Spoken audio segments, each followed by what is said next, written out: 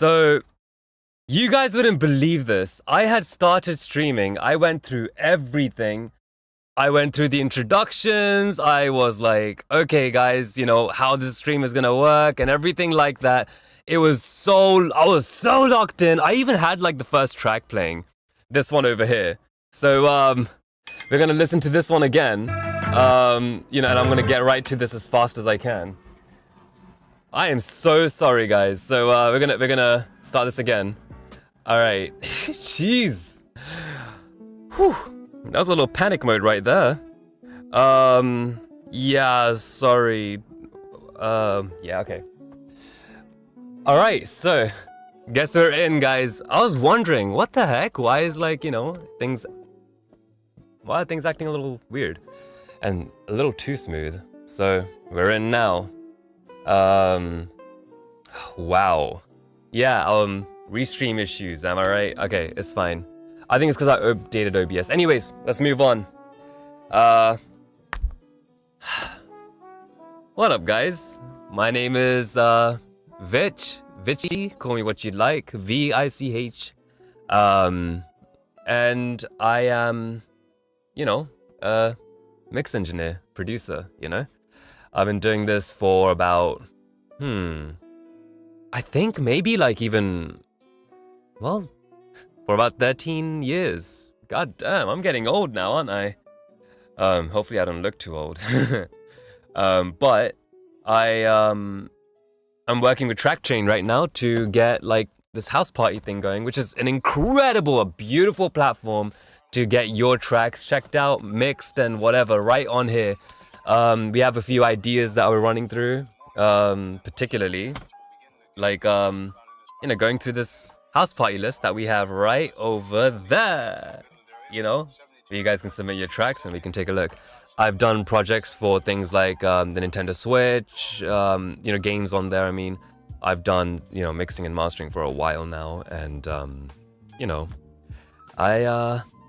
I enjoy it. It's pretty fun. And one thing that we can, so I've also done things like, done events with, CloudKid, if you guys know them. I'm partnered with those people, affiliated with Waves and all that, so I know my way around a little bit, mostly a singer-songwriter.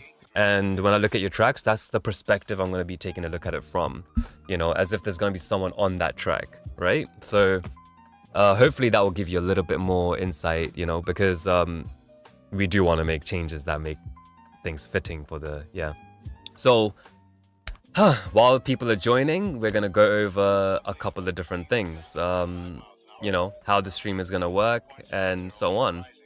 I am so sorry for the delayed start. I hit start streaming, I was already in a song.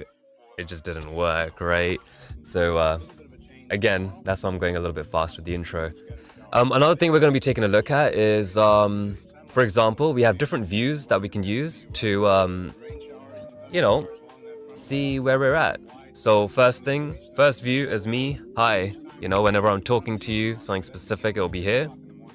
Now, we also have this view over here where, we'll be able to listen to your tracks right from this browser or whatever. Or if you want to do some research together, open something up, it's going to be right over here. We also have another view, which is going to be the Ableton view. I use this door because it's a lot more real time and quick and fast to demonstrate certain points. But I'm also happy with things like, Cubase, Reaper. I'm also good with FL. Any DAW Logic. I've been using DAWs for a really long time now, so I'm completely comfortable. But I use this one particularly because you're able to demonstrate parallel effects a little bit easier, routing a little bit interestingly, and without having to open up so many tracks and channels, and just keeps it simple. And I've also got another view for you guys, which you guys might really appreciate, which is basically this paint view over here. Now, what's the point of this, right? Well, this allows me to, more conceptually, you can see I've already done the drawings. I'm just gonna redo what I just did before. Over here allows me to conceptually demonstrate ideas to you, whether that's gonna be something along the lines of okay, well, if you have a vocal, how do you want to apply reverb to it?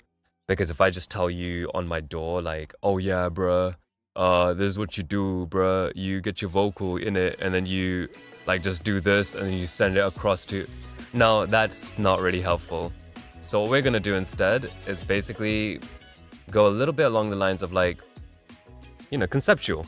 So I'll be like, okay, so you have if you're using FL Studio and this is your insert, for example, and you have your fader track over here, we can be like, okay, well, that's beautiful, really cute, but you don't want to put the reverb, over here at like, 60% or whatever, something like that. It'll be more like, hey, you want to link your reverb to a separate insert, like so, or like have the reverb go parallel.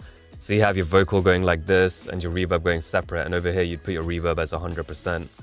Things like that. Or if we're going over like how to layer vocals, and you have harmonies and things like that, over here I'll be demonstrating things like your centers, your gain reduction, using these lines, instead of being like, oh, you want to reduce it by like 6 decibels, I think we're all gonna have a better time if I just demonstrate it through visuals. So we have this view over here to go over, like, things like that.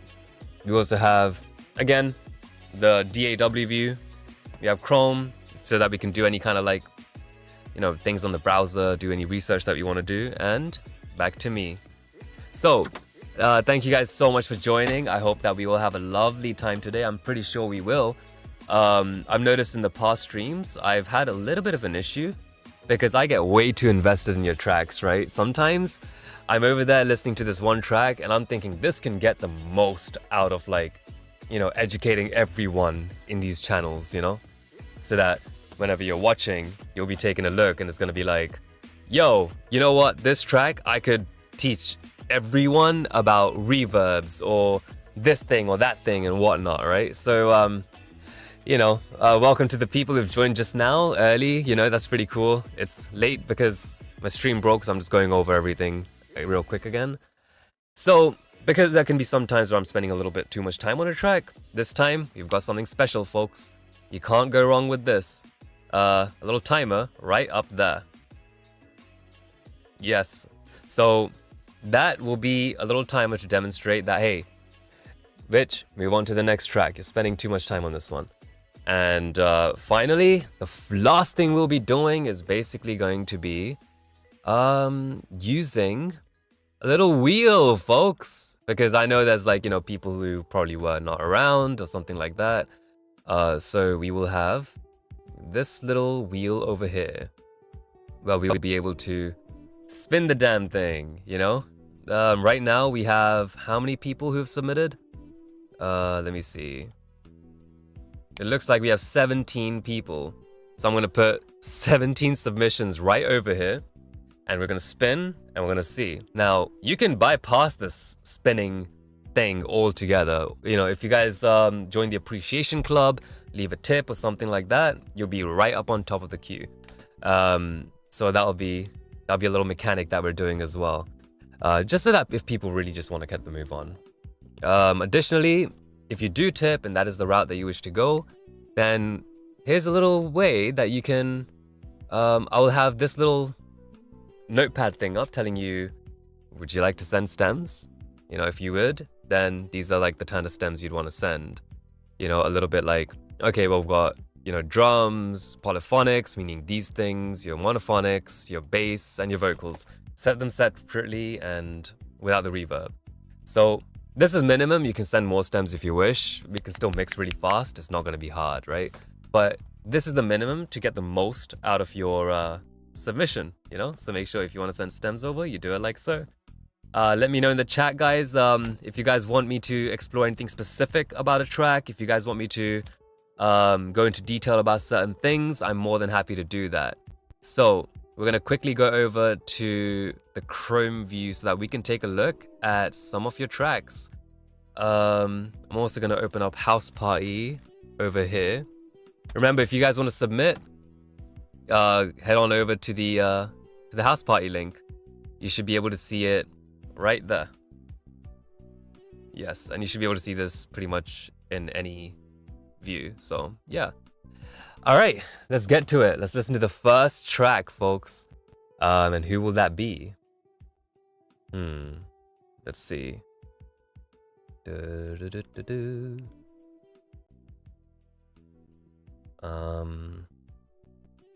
Actually, let's go with In the Air. I believe that was number... I don't even remember what number that was. I think that was Grey Skies. So Grey Skies, you are... No. Number 4. We had number 4. All right. So I'm just going to put a little X next to number 4. That we've done one of those tracks. So that, yeah.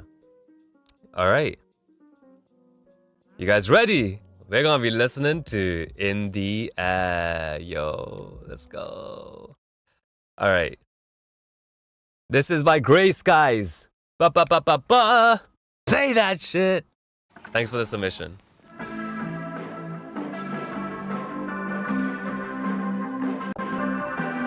Cheers, by the way. Hope everyone's having a lovely afternoon.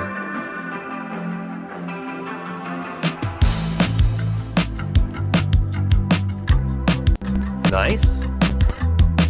The snares are beautiful. That little ride, it just kind of cut, I feel. Yeah, find a way to have some reverb on that ride as well. So that fades out more gradually.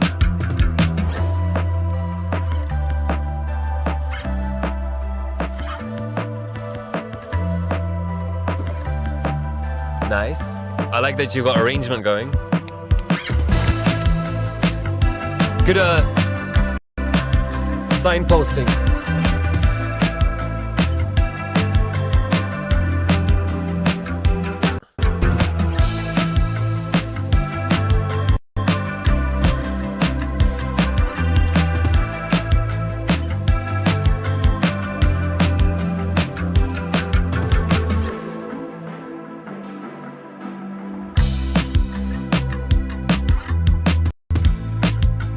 Yeah, nice. I like that you're having some, like quite a bit of arrangement. You're moving it and you're adding elements every 8 something bars. I'm really appreciating that. Okay, back to that little break. Lovely. Good job. That's it. Okay. And then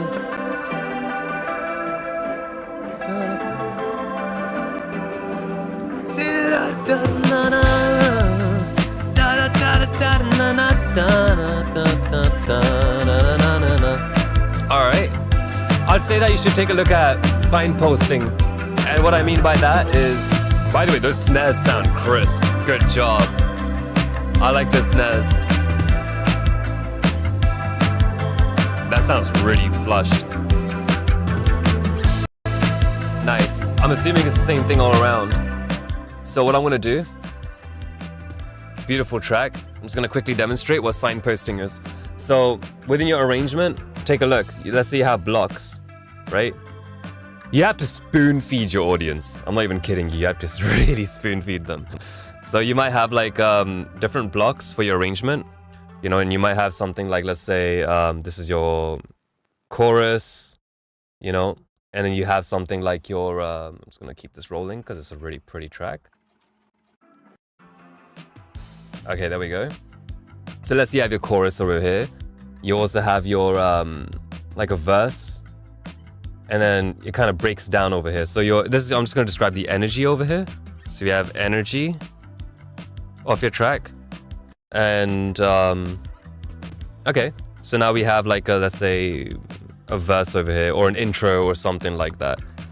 Let's say intro verse, right? So your energy is gonna be a little bit down here, right? But then over now your chorus is gonna be like, okay, yeah, let's go all out.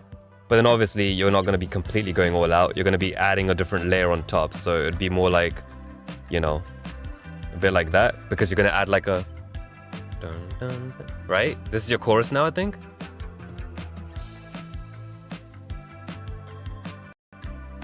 Now you've got some plucks or pads up in the ceiling somewhere, maybe. That's just adding a bit of energy, even if it's like a little bit, that's fine. But then you drop back to your verse and you're gonna be somewhere down there, right? So you can see like this energy that you have, this difference between nothing to something. Now, when you're doing signposting, what you're doing is, as you're, let's say you're in the verse area now, right? And you're about to go into a chorus, let's say, which is going to go back up to here. Right? So you're going to be, I'm coming, I'm getting that. And then you're going to be like, yeah, I'm getting that. We're going to get to a chorus right now. But you have to like really tell your audience where you're exactly going, you know, and there's some ways you can do that. For example, okay, you got to cut for tension. That's okay. Now you're going to go right into, let's see. Like a little bit more emphasis that something else is coming, you know? You had like a little bit of a sweep right before it. You had that little sweep. You guys hear that? Yeah. Make it a little bit more clear. I like that you kept it in the feel realm instead of the hearing and the listening realm. But that's something that could really help with your, yeah. All right. Okay, cool. Let's take a look at the next one. We're gonna do a little bit of a spin. Thank you so much for your submission. Let's take a look. We're gonna spin another wheel. And by the way, in the future, like I said, I'm gonna try to put a timer, which is gonna be right up there, right? That's where it's gonna be. So that way I don't spend too much time on one track. All right, let's head to this. Who's going next?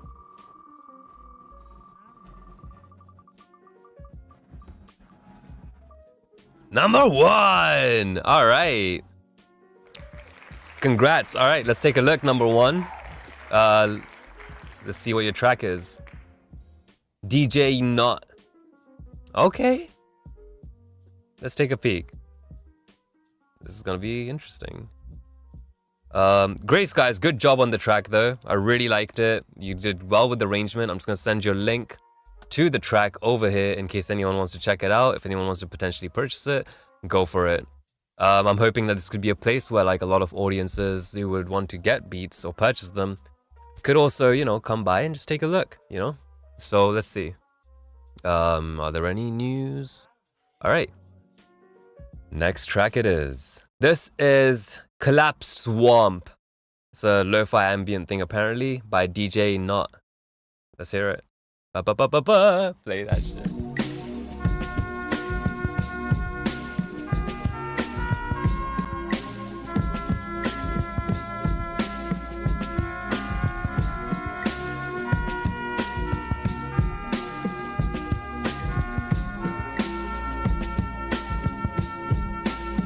Purchase your tracks today. Your panning's a little interesting. You have like these low pad synths, but they're leaning on the left. You know what I'm saying? They could fill up that space around the lefts and the rights. They could have some wood. You know what I mean? And those layered synths, I think that'd be beautiful if that was in the middle, but really far back. As if it's loud, you know? Put some reverb on it, but then like increase the wet of it, but then make the dry also pretty loud. That way it's a bit like, it's far away, like really far away, but loud. Almost like someone is calling you. Today.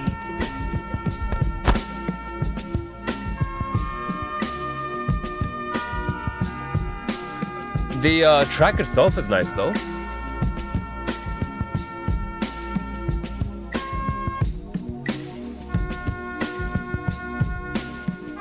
Okay, I get it. Is this supposed to say boom bap? Can't really see. But yeah.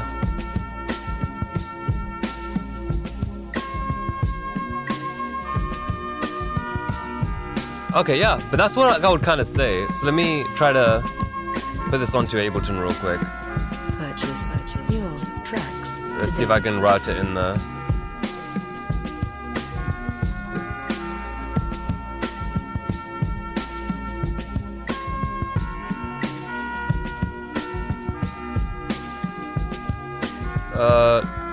I think that's pretty much your track.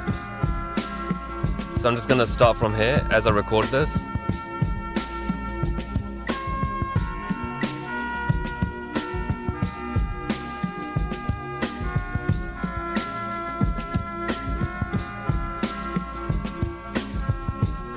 Alright, we've got a little bit of something going on.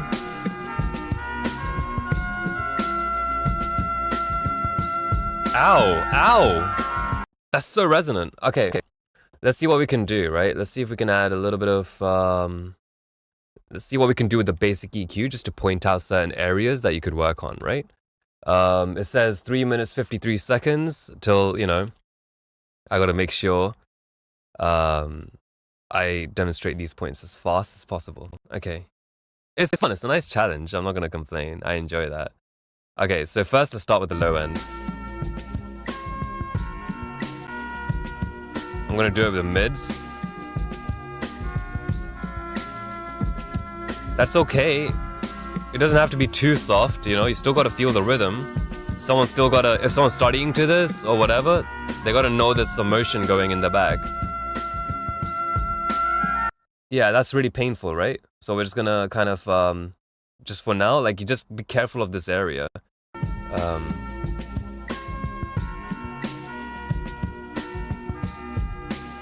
You see?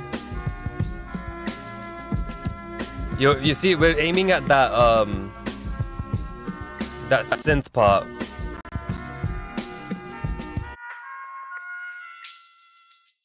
Yeah, you also have some stuff over here. We'll tame that soon. This isn't too bad actually over here. But I'd say a little bit here. See that robotic thing? That saturation almost? A little bit more pleasant, but look how much of a dip that's had. So be careful of that. What else can we see? Yeah, look at that, bro. Look at that. That is such a wonderful pad. But it's like mono, you know? So that area needs a little bit of width. Let me see if I can just do something about that real quick. If I just add like a little width to that low area. Okay, let's see. There's different ways to add width, by the way. There's, you know, you can use reverb to add width to that lower area. You can use, you know, stereo delay. You can use all sorts of things. I'm just gonna use this for now.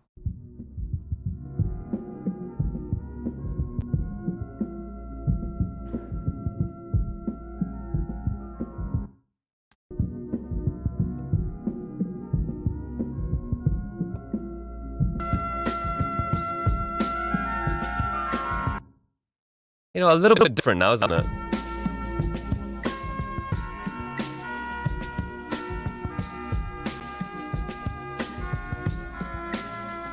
Yeah, you want to do this in your DAW. I think I'm struggling to make this really apparent, so I'm gonna do this a bit exaggerated, right? Just to kind of make a point. I'm just gonna add this thing, and basically do that, and put this on.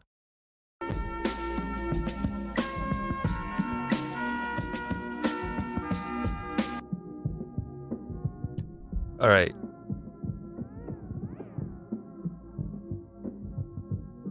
Yeah, I'm just giving a little bit of that ooh thing a bit of width, right? All right. So you can kind of see where we're going with that, right? So now.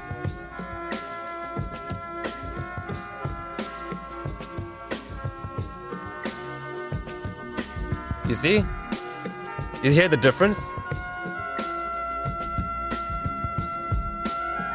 I'm adding a little bit of brightness for this area for some reason because of the way that I'm doing the filter, but just listen to the pads that we had, you know? Just listen to those areas and trust me, like if you give that stuff that rich, low-end warmth, oh, that will make your entire thing feel a lot more ambient. Ambience is your ambient area, right? It's your area, it's your region, it's the space that you're in. And those whirlies and those pads and all that stuff, those low ends, they're supposed to be lush so that it fills up that area. They're giving some stereo width, yeah? All right, I think time to move on to the next track according to the thing over here. Let's go. All right, so next one is, let's see. Thank you for your submission, by the way. I greatly appreciate it. I love listening to your, stuff, the stuff that you guys do. You guys are beautiful musicians. All right, let's take a look at the next one. So, guys, the list of people are currently over there, This thing does refresh a bit slow, so don't worry about it. Like if your name's not on there immediately after you submit, it just takes a little bit of refreshing sometimes, like so. All right, let's take a look at the next one. Time to spin that wheel! Who's going next? Cheers to the new people. Welcome to the stream, guys. Thank you so much for joining.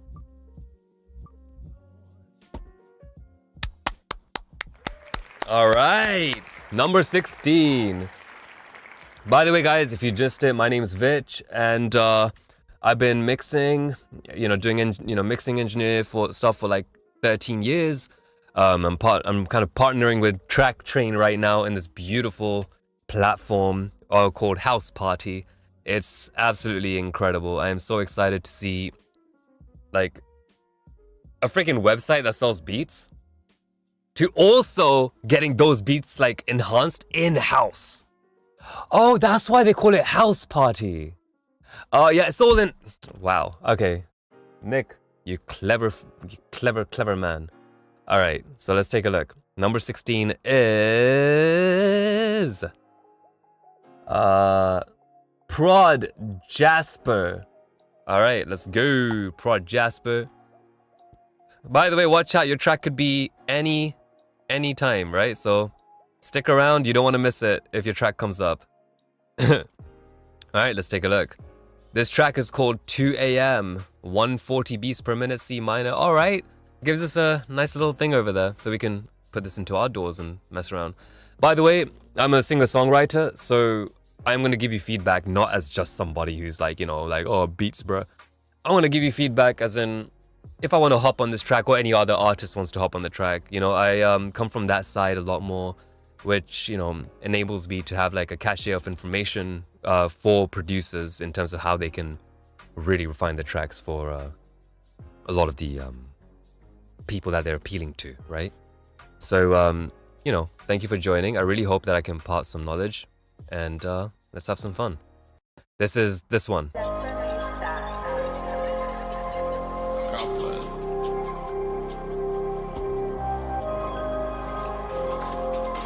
You're already getting me moving?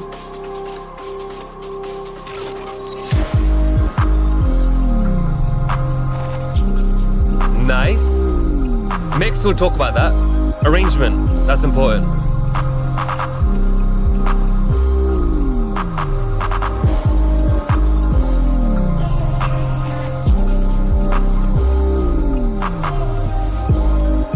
The first thing I see when I'm looking at a track is, can I move to it? If I can't move to it, we're looking at something else. Have toms over there.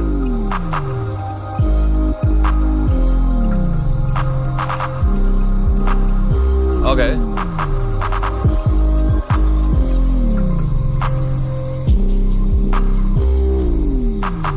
Just recording into my DAW real quick. Okay.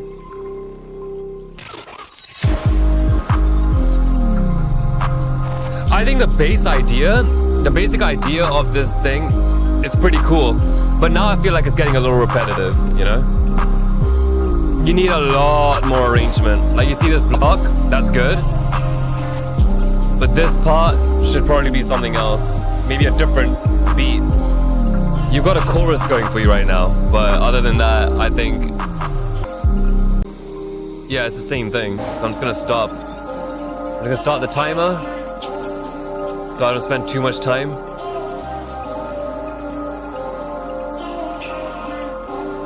So you had something over here, and you go into the same thing again. All right, so arrangement is something you should definitely take a look at. Your chorus, the main premise, I think is spicy. I like it, it's cool. I think it's got something to it. You can imagine like some vocals primarily residing on the sides, I don't know, something cool. But let's see. What can we do with what we have here, right? Just gonna delete all of this. By the way, if I'm doing things on the EQ, just a disclaimer, it is just a demonstration to point out certain areas. Okay?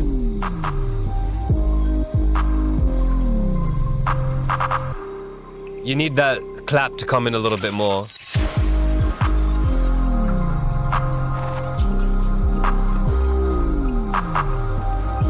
You see? Clap's really quiet, homie. In fact, I would say that if there's any like weird ringing or resonance in your clap, watch out for that. Like you don't want that to be like something that's sticking out too much, like kee or whatever, like weird noises that are there. Just don't you don't want that too much. All right. So keep an eye out for that, and let's see what else.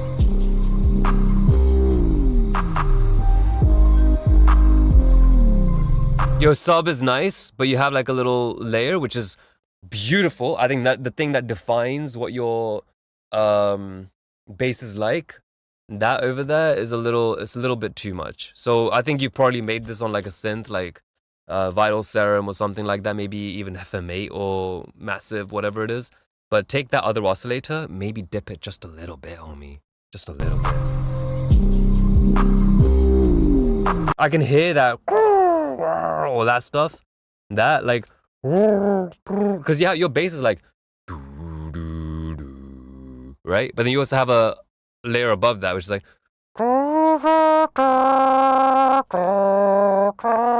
you know, you have that. So that thing, you just want to tame that little oscillator just a little bit.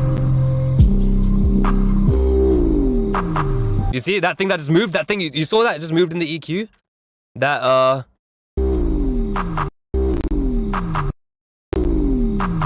so we know that's a separate, you know, that's a separate instrument almost, right?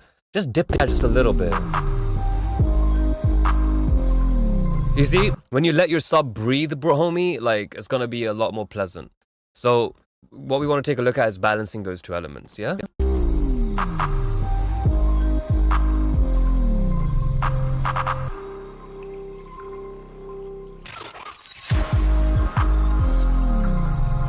You see? But if we don't have that as loud, I love that we had that going down. But then this sub like started to catch up to it, like go up towards it, and that was really cool. And then you dropped your downbeat. Real nice. That was really pretty. So yeah, that's the 2 bits of feedback. I forgot to start the timer a bit early. I mean, I started the timer a bit late, so I'm gonna probably stop this one now and let's take a look at the next track. Alrighty, folks. Who is next? Let's go! Alright. That was number... Who was that? That was number 16. Alright, great. Let's spin it. Who do we get, folks?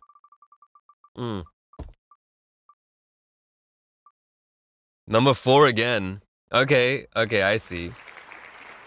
Alright, let's go with number 4's second track. Alright. I'll start the timer real quick. That way, this time we, you know, let's see, number 4.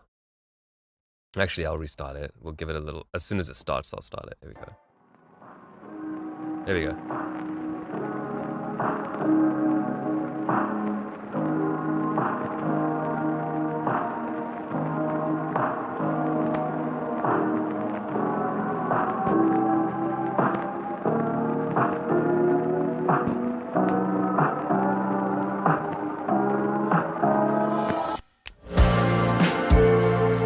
Oh, that's a different feel from what I was expecting.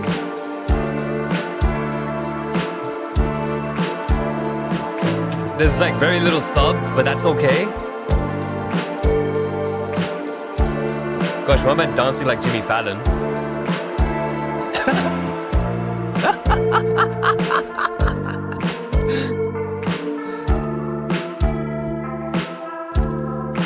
Really beautiful.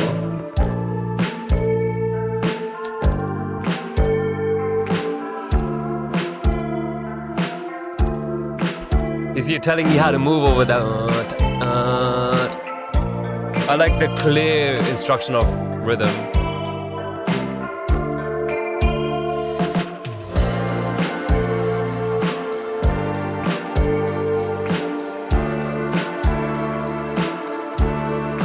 I hear the little bit of lack of quantizing.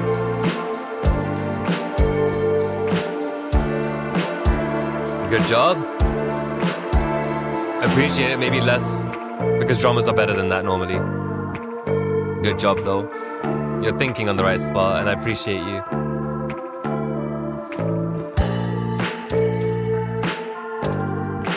You know, Grace, guys, bro, here's the thing. There's so many people that struggle with arrangement. Like the last track we just saw. It was the same thing each time, right? I mean, it was a great freaking loop, but you seem to make it a progression, and I really appreciate that about your music, man. But I think that you could consolidate this a little bit more. This could be a 2-minute track based on like the arrangement you've done. But you add a little bridge in there, back to 3 minutes. A bridge where something completely different comes in. Okay, what I'm gonna do, record this into it. By the way, I understand these like low fidelity type of music that people are trying to make, and that's really beautiful, even like some nostalgic whatever. But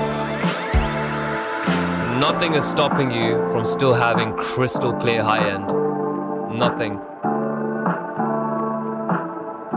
Let's see what's going on. We'll take a look at this part. I'm gonna stop your track over here. Oh wait, what the frick? Hold on. Wait, that's a different track. Whoops. Alright, yeah, okay, my bad. I was like, whoa, your track changed completely. It was one of the previous people. Okay, cool. Let's see what we got going on here real quick. So your track so far, I'm freaking loving it. Grace, guys, you're a good prod, bro.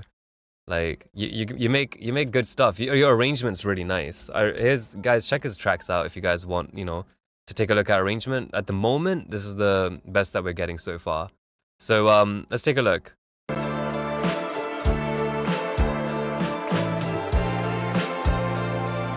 Nothing's stopping this, apart from. No, you shouldn't do a shelf.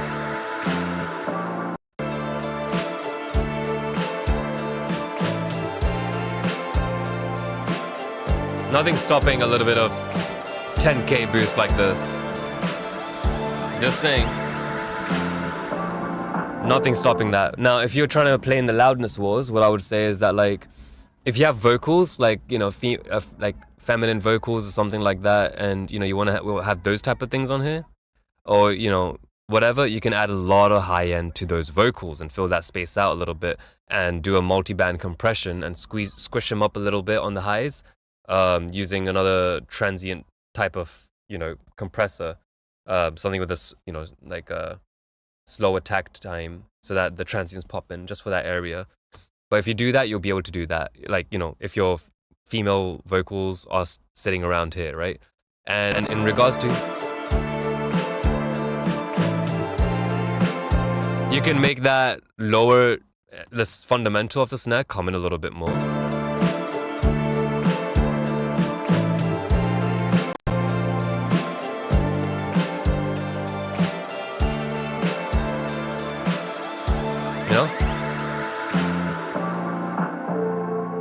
And I see that you're doing, okay, I gotta move to the next track. But hopefully that helps. But yeah, man, good job. I love your music so far, especially the type of music that you do. Please, dude, send some stems over, because this is the type of music I really enjoy as well, like, on my own as well, So I really appreciate it. All right, guys, we're heading back to that wheel thing, folks. All right, let's see who's next. Good job. Good job. Thank you for your submission. Guys, keep submitting. I'm always excited to see more tracks. All right.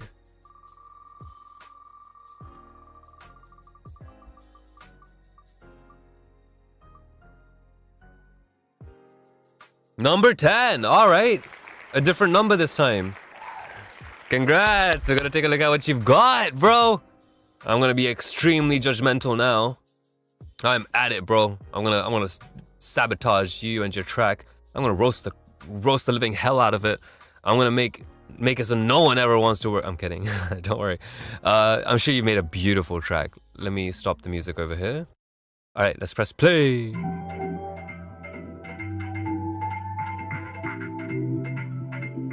It's a little broken. Fine, that's cool. I don't know why, but it's there.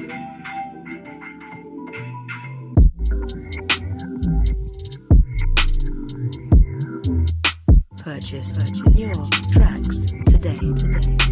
Sorry.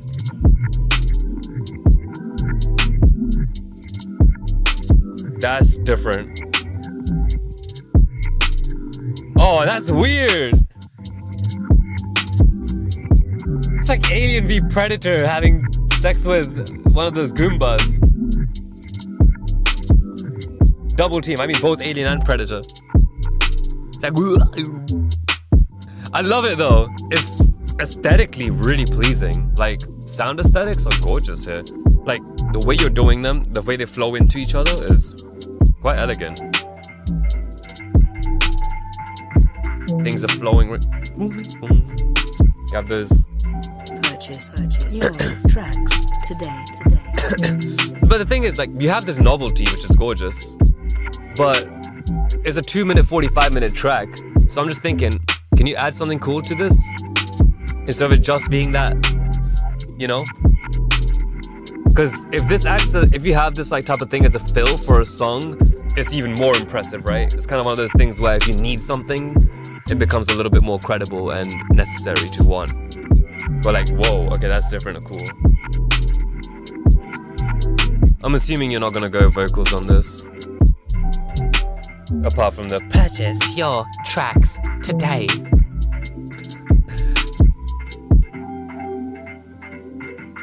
That's pretty cool. I'm not gonna lie. Your tracks today. I like this. It's pretty cool. Aesthetically, what you're doing is really sweet. I wonder if we can do something with that. I actually want to see myself just experiment with that, just for like maybe a few, like a little minute or two. Just maybe. After that, I'm just gonna open my window because it's getting real hot.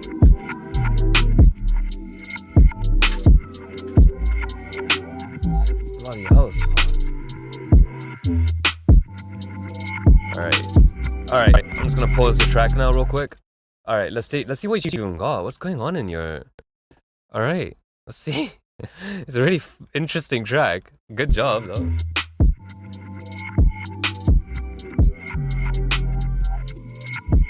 What the hell is going on?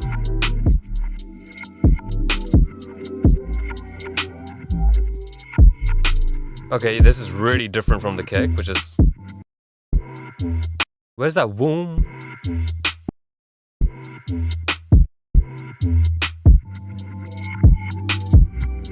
What is your track without those highs? Let me see.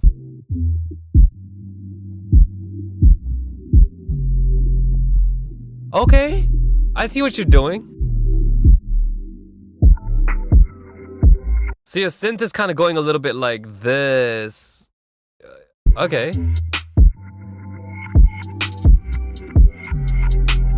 Yeah, I think it's a really interesting track. I don't know what to say. I would just say that like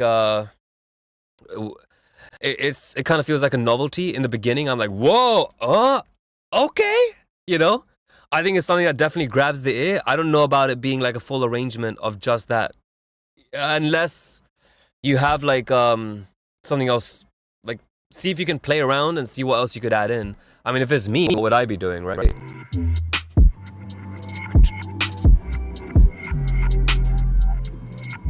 I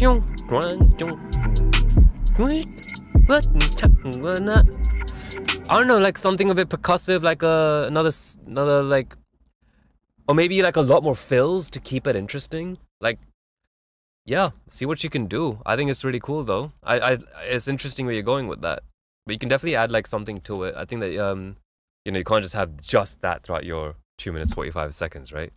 Unless that's what you're going for, but I don't know this style, so I'm just gonna say it sounds like glitch, right? Like the genre, I would say it's a bit similar to glitch. It's a little bit like for glitch, you would want a little bit of like more. Oh, I know what you can add to this. You can add like think about it like this. First of all, your snare. That snare. Try doing something for that snare. because I think you can give it some real ear candy. And you know how to do the ear candy snare? Let's just add a basic reverb to this, right? And I'll show you how to do it, ear candy snare. It's so easy. You just like put the room size all the way down.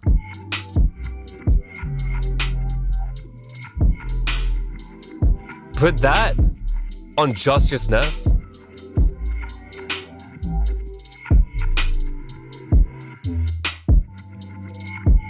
See, now it becomes a little bit more of like, you know, yeah, play with some low reverb sizes and also see if you can add a little bit of like, not like pixely sounds, but more like there's like a little fill that happens in that song Plague by Graves. Like, oh,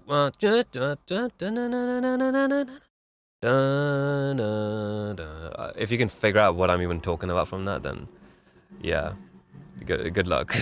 Next track, folks. Let's see. Good job, though. Good job. Number 13. Yo, we're going number 13. All right. Let's see who is on number 13. We have Flight Lounge. Oh, this sounds pretty. Number 13. All right. Let's see. Let's close all the other tabs which aren't really necessary. All right, cool. All right, this is called Unlimited Grunge Indie Rock. All right, this looks like, wow, this waveform is just brick after brick.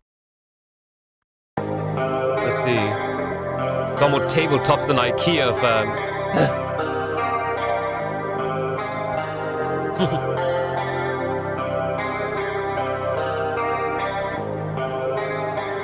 There should be a way to check LUFS on the playback. I'm gonna do that next time. Purchase your tracks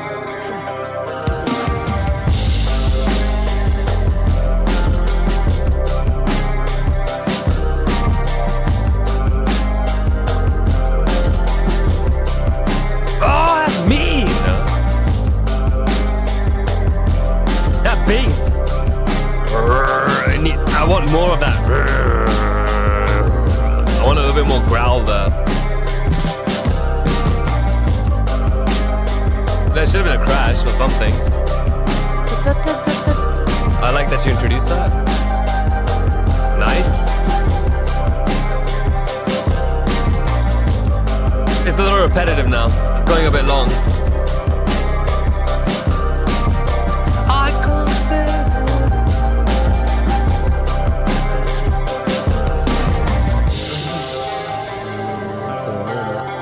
Okay, you got a little bit of a break, but all your arrangement is just that hard-ass thing, little break, and I'm sure you're gonna go right back into it.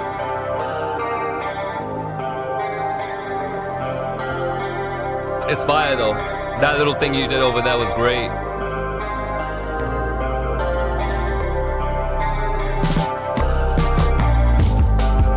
You need those fills to be harder, bro.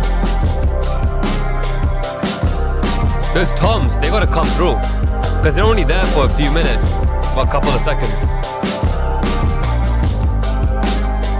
Dude, I love this. This is something I'll do something on top of. I love it. But those plucks, they happen a lot, bro. They're all over the entire track. Again, arrangement. There needs to be times where they're not there, but something else is there.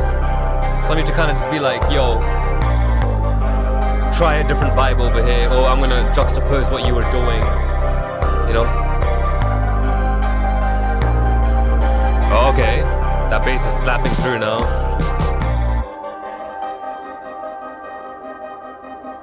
Alright. I've got about 2 minutes to go over this track real quick. So what I'm gonna do is I'm just gonna play it really quietly while I go into paint view and show you guys what you should consider when you're doing your processing, because it looks like you made a mix and you just drowned everything in compression, like on the master chain, right? But here's the thing: if you have your compression done on, like, you do buses, for example, you have your drums, right? And then you have your bass, Oh wait, no. Bass. You have your other thing, which is gonna be your, you know, things like, oh, what's it called? Like your monophonics. You know, things like this pluck is just a monophonic thing.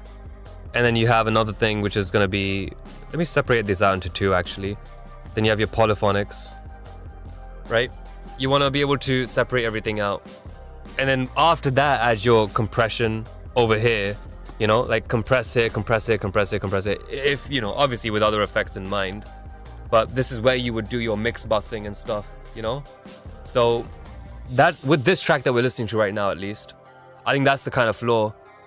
It's really squashed, homie. So whatever you have in your master or your main or whatever it is, turn that off. For now. Get a nice, lovely mix, which is saturated with a good clipper and everything like that. Get that stuff popping. And then after that, run it through the master. Try to get most of your, like 80, 90% of your master done in this bussing region, right?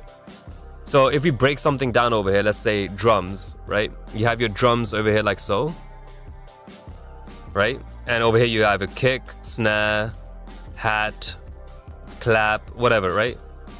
On top of this, you would be adding things a bit like, you know, like let's say an EQ, which kind of blends it together a little bit. A mild EQ, nothing crazy. If you need to EQ your, you know, your snare, then EQ your snare, like over here, you know, do all your processing as such, you know. But then after that, your mild EQing, maybe some gating if it's necessary, maybe, you know, a compressor, but mild compressor, not everything, only to tame peaks, you know.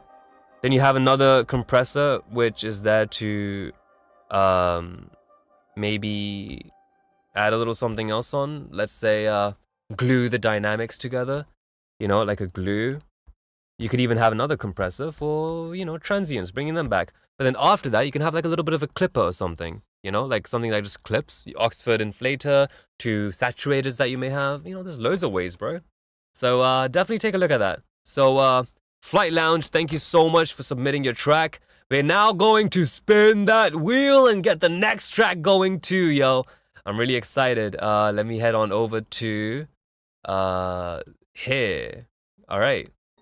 Welcome to the people that have just joined. Hey, say hi to me in chat. I'd love to see, you know, if there's anything you want me to go over, I'd be happy to take a look at it. And anything specific. Yeah, and if you're watching this and you're still waiting for your track, let me know. Because if you're in the chat, then I might skip a few people and just get to your one right away. If you're here, just let me know. All right. Let's see. That was a good track, though. Good job. All right.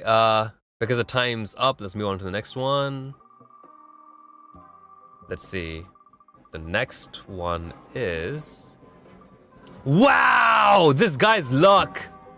Absolutely insane, bro. Number 4. And with that being said, number 4 has met all of them, so let's just remove them now. That's all the number 4 ones. Grey Sky. That's incredible. Out of luck. Shut up, bro. You're lucky as balls.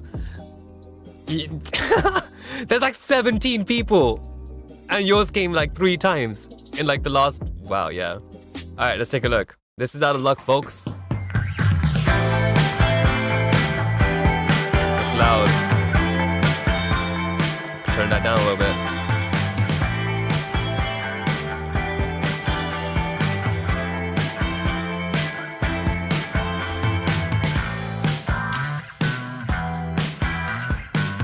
I see what you're doing.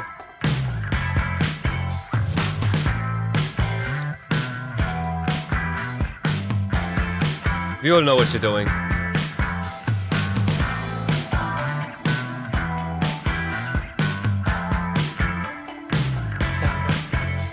Your chords, your instruments, everything is gorgeous.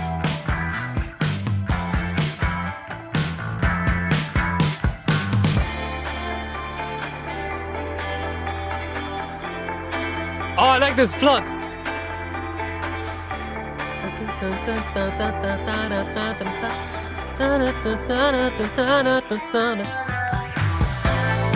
You see what I mean by signposting? Make the guitar do what I just did.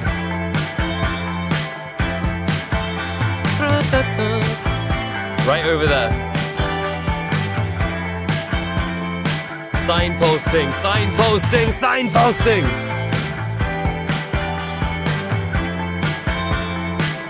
Okay.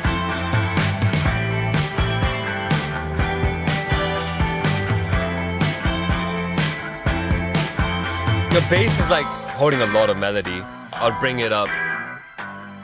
At least the timbre of the bass, not the subs necessarily if you don't want to, but like maybe like a little bit of air, maybe like 6.7 kilohertz or air. Measure it out in those areas. Okay, another thing about the bass. You gotta be a little careful with that. I'll tell you why. Not just bass, but anywhere.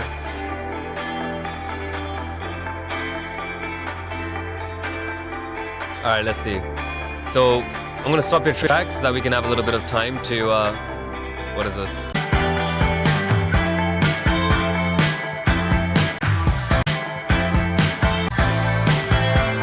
Okay, you're getting a bit louder right at the end. Now, I appreciate you doing that, but the thing is that I'd be careful because it does drop the LUFS off your entire track. And it doesn't really serve that much of a purpose to blow it up over here when if you're having vocals, you probably just want to let the vocals do that, you know? So, yeah, just be careful of that. When you drop your LUFS right at when you increase it all the way up there, the average, it dims a little bit. So just keep a little bit of an eye out. That's all. You can do that if you like. But let's see what your bass is doing, right? Let's take a look. Here's the thing, you can shape the tone of your bass, right? If you have like your bass is currently around 836. It's kind of giving it a little bit of a darkness. 860-ish, 63 I mean. It's a really awkward region to be around, right? But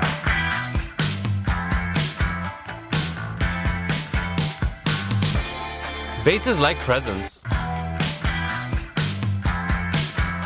Think about it just on your bass, what we're doing, right?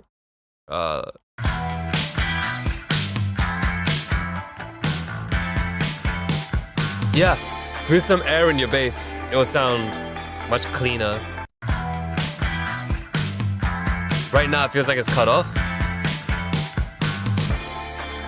You see where I'm going with this, right? So yeah. I like how creative you are, Grey Skies. I appreciate you submitting. It means a lot. I like hearing your music. It's a shame that, these are the only ones that you've submitted. I'd love to listen to more. But yeah, thank you very much, man. Really appreciate it. I'm just gonna go fire, but mostly beautiful. All right. Okay, let's, if I do next artist, then I should probably add back number 4 because I think it's going to break. So I'm just going to keep that like so. Oh no, I should probably use this properly.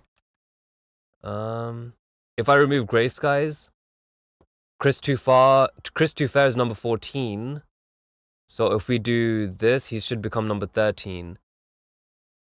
And if he's become number 13, that means all of these should move up by 1, I believe. Right? Or is my maths really bad right now? If number 1's done, then 2 becomes the new number 1. 8 becomes the new number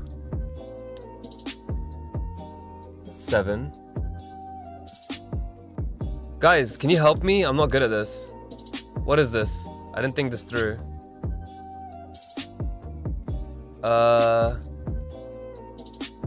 Okay, so this is where it was at. If we added number 4 back, right? Chat, I need your help. Bloody hell. Okay, let's see. Yo, what's up? You remember me? I'm Grow a Garden. I made 2 cool beats from that. Hey, welcome, War. Good to see you, Grow a Garden. I'm excited to listen to your music. Because you've, spoken in chat. How about you tell me which one you are? And I'll listen to yours now. All right. Let's see. If I remove number 4, then 10 becomes 9. That means that X should move to number 9. Yes, okay, I think that's how we do it. Control X. There we go. 13 should become 12. And 16 should become 15. I gotta find a way to make this work better next time. Alright. I'm doing okay. Bro, I just finished like work with a massive, I just finished some massive works with a client. We had like an EP that we had to get sorted, but the thing is that for some reason it took 3 weeks to do because it took a while to do because because we're not just doing it for the EP, we're gonna be doing albums upon albums, right? So and it's not just a regular beat or a track or whatever, it's like a certain type of group, you know, that requires a really specific type of mix. So I had to, my notebook is filled up with so many notes and secrets and stuff, bro, like for this certain type of thing. Let me know which one you are, bro, on the track train list. Like, which number are you? I am really happy to just... Hold on. Date. Dream. Quiet Bow. Alright, well... Let me know and I'll play yours after that, alright? In the meantime... Let's see, what is the next track? I sent 2 songs named 6 and 7. Bro, I wouldn't know what the names of the songs are. Oh, you're Living Puff.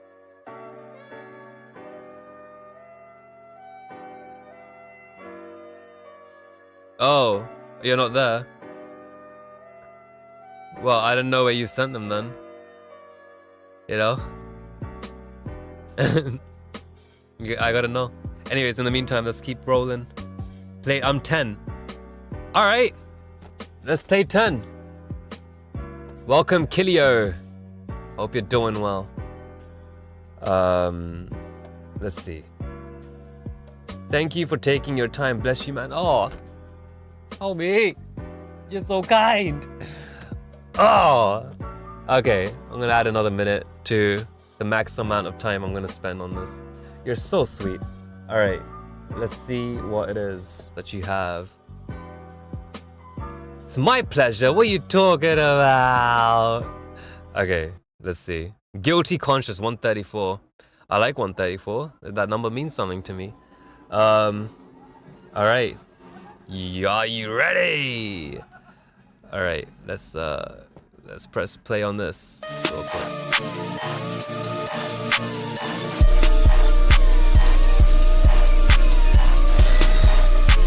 It's weird. It sounds...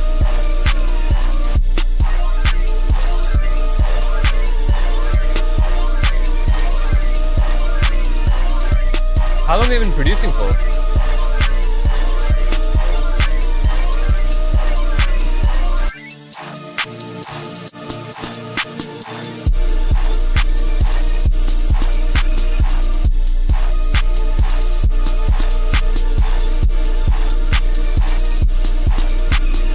Yeah, Kilio, how long have you been producing for?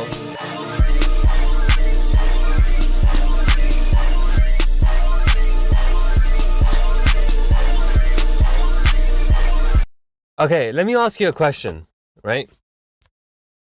Those little Lego block freaking arpeggiation, you know, artigence type of freaking... that weird arpeggiation that is not even in the key. Why did you pick that sample? Why? Just curious. Or why did you make it like that? Or why did you create it like that? You know, what was the decision behind it? 8 months. Okay.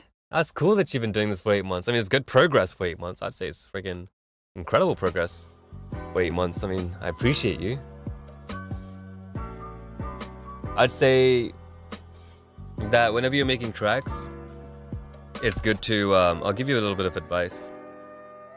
I feel like you might have trouble answering the question as to why you chose that sound or whatever that you put in there, that little arpeggiation thing, that like Pac-Man vomit. But I'm gonna give you a little bit of love. So basically, whenever you're making music and things like that, you have different roles. The producer role, I'm just gonna make this in green because it makes it a little bit easier. Producer role. And you say you're feeling it, but I'm gonna quickly go over something about when you're feeling something. Think about why you're feeling it. You gotta be a little bit critical. What is it that you're feeling about that little sound, right? Like, I listen to all the tracks. Can you, bro? I gotta go in a minute. Well, I tell you what, if you gotta go, I'll just listen to this one that you just sent now and just listen to that. But I'll give you a little bit of valuable advice. So in the future, you have something that you can leave the stream with something as opposed to some like, oh yeah, you listen to my beat. No, I want to give you something. I want to give you some love. So when you have the when you're feeling something, think about why you're feeling it. What is it about that arpeggiation that you're feeling? After that, what you want to do is think about, is there anything? So let's see. Let's do it like this, right? You give feedback to your own tracks. What went well, and what even better if, or in this case, if you're being really much of an asshole like I am sometimes, it's what's wrong. Okay, so what went well? So we know that what went well, you were feeling it. The arpeggiations built a certain upswing, right? That was really good. I like that you did that. It built like a, it kind of built that upswing and you felt it. And I appreciate that a lot. Now, even better if, what is it about it that feels really weird though? It was the key. Notes didn't feel like they were fitting, right? But then what was really good about it? What was good about it? That digital feeling of it. Digital / retro break kind of thing. Retro break. You enjoyed that. Now you just got to figure out how to do that properly, right? You see how we're kind of breaking it down like this a little bit? So whenever I'm thinking of like little bits of like, okay, why did I pick this thing? Why was I feeling it? Why was it good? Why did I really just want to move to it? I don't know what it is, but it feels good. I'm also thinking, what is a part of it that might be alienating? What is it that makes it feel a little off place, but not in a pleasant way? What could we do to make it more pleasant and suit the whole narrative? Like soothe it out, So yeah, definitely take a look at that. Let's see, for example, we have, let's listen to this thing again.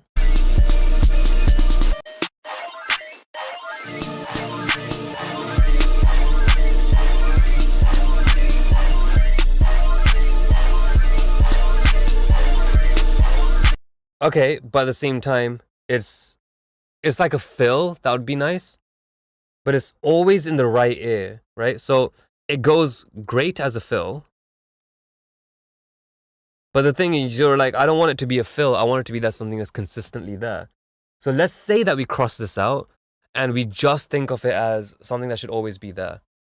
So what you do is be like, okay, well, if we need it to always be there, what if we didn't pan it to the far right? Right? What if it was a bit more in the center and we made it a center space? I don't know, how do I train my ears like you? I can't tell it that it's not in the key. I mean, like, it might be in key, it might not be, but I know it feels out of key. I know it feels a bit like there's certain notes that are, because I'm listening to the bass and I'm listening to that and something feels a little dissonant, but not in a pleasant way. So I'm going to check if it's in the key, So I'm going to investigate that, right? I'm going to feel it out. And in terms of training my ears, I think that we all have the same hearing. I think that everyone hears everything pretty much the same, in really similarly. Actually, technically, like psychoacoustically speaking, we don't hear the same because of the head-related transfer function, but we'll come to that another point. But we have somewhat the same hearing, but it's about being critical. Like, critical listening is a little bit different, where you're thinking about the pros and cons. You just need to organize how you address those. Okay, it might be in key, but still, why does it feel off? Is your bass off? because something feels a little bit off. I don't know if it's your bass. I don't know if it's that. I don't know what it is, but take a look. And if it isn't that, then maybe it's like, you know, okay, well, if it's in key, then maybe it's one of those situations where it's like, okay, well, it's ending at a weird resolution, you know? Where is this?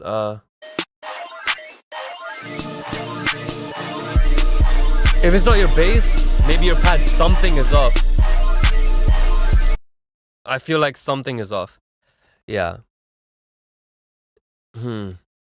Yeah, just feel it out. And even if it is in the key, even if, like, you know, you've looked at everything, see if you can start on a different interval maybe. And that's for that little link. At the moment, all I know is that the link thing is the most obvious because it's directly in my right ear. So, I mean, good job. 8 months. You got, like, you know, project finished. You've, you know, managed to put something like on the master. That's pretty cool. We'll take a look at another one though. Let's give you another chance before we go and take a look at Warm. Because let's see, Kilio. Let's take a look at one more of yours, and then, yeah. Innocence 160. Welcome to the stream, bro. Hopefully you're having a good time. Let's see what's going on. That's cool. I like that.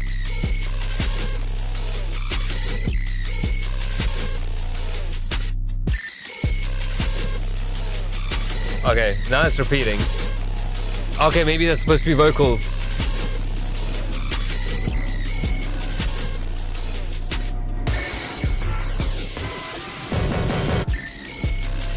Okay. If it was me over here, I would have done something a little bit different. This was cool, fair enough. If you have vocals, then yeah, you can keep it that long. But over here, you did an incredible fill. I freaking love this. So far, like, amazing. Over here, you could have like some brass things coming in here, like bam, bam, bam, bam, bam, bam. I don't know. Let me see what it was actually. Dun dun dun dun dun dun dun. Something. You see how when I did that thing describing the brass, it kind of built a little something to the arrangement, and you could cut the screaming things that you added in there, which is cool, but maybe for this little bit it would like switch the arrangement a little bit, and you could even add like some snares with like that kind of snare instead of it you know, yeah, and you can go into a proper rhythm at this point, you know what I mean? So yeah, man. But yeah. All right. Otherwise, I like where you're going with this. 8 months. I think that this is something that I'd see someone do after like a couple of years. So good job. Arrangement-wise, you can work on it though, and add some more finesse to the mix. You know. All right. Let's take a look. If you guys remember, if you guys want to do a submission, it's really not that hard. You just you know, put your you know, submission on for that link right up here. And yeah, once you do that, you know, yeah, and if you know, speak in chat, let me know you're here. I'm happy to listen to your track next or first or whatever. I think the guy's gone, so we're gonna stop this one and move on to the next track. In the meantime, I'm just doing spinning, but I think that Warm has said, let's see, for me, mixing and mastering is the hardest thing to do. My 808 and kicks were distorted. I wasted like 2.5 hours in fixing that in my track 6 I sent you. 808 and kick were distorted. What is it going through? Homie, if you have distortion, you gotta see, is the sample itself distorted? If not, then forget about that. What is it going through? You're adding the effects, no one else, right? What is the first thing it's going through? Let's take a look. Let's see what we have. Let's Dr. Vich magic take a look. Okay, so you're talking about track 6, so this is track 7. You want to take a look at track 6 first. All right. Mohit Kunwar. Here we go. Just gonna add a little timer.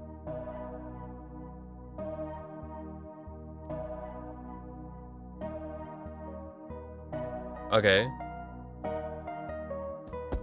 Adding a range. Okay. Melody's not that nice. It's okay. But what does it mean? Nah, it's a bit repetitive. It's looping way too long. Yeah, bro, 34 seconds and that's what you had? I'm just saying. No. Like, you can cut that down to, like, maybe... Let me see, how many seconds could you cut that down to? Let me see. Bro, I can't move all the way back. Okay, let's count again.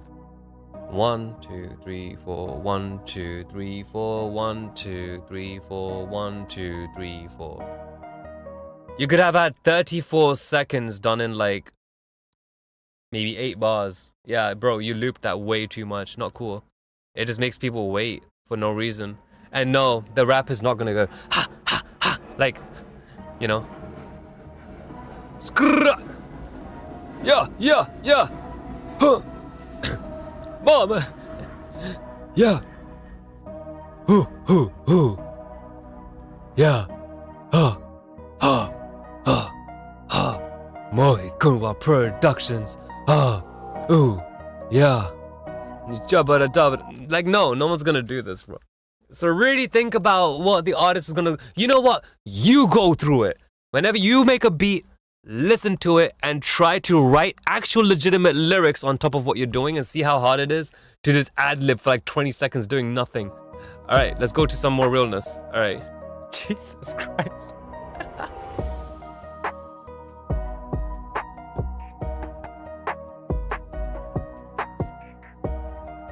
Why is it so fucking quiet, bro? Like, I can like, it's on max volume. I can't even hear it. Let me see.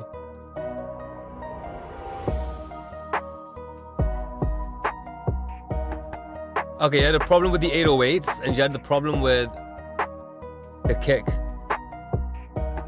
What's in your effect chain? You know? Also, maybe your 808 needs to be an octave lower. Or maybe pick a different sample. I actually don't even know what the original was. Okay, I'm gonna stop this track because I think it's the same thing all the way through and it's the same melody. What is this? Yeah, do it. You can definitely improve it. Oh, homies. My kicks and 808s are sounding distorted. I don't know why. I added a saturator to it.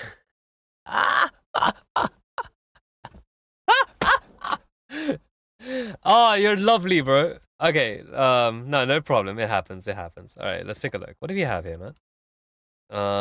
Let's take a look. You know, I'm gonna try to investigate what's even going on because I know you're struggling with this. So let's see. Let's turn this up because it's really quiet, right?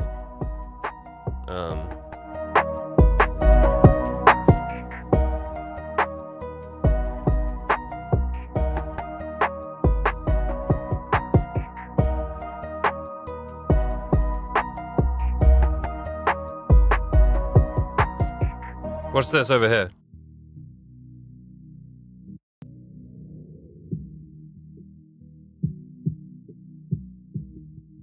Okay, you got your kick over here. I don't know why your kick is so, like, you know, down here, like up here. Like, why is that 145?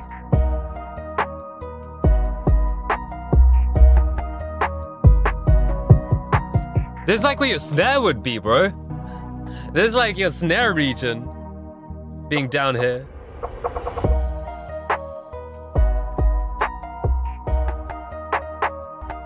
You know?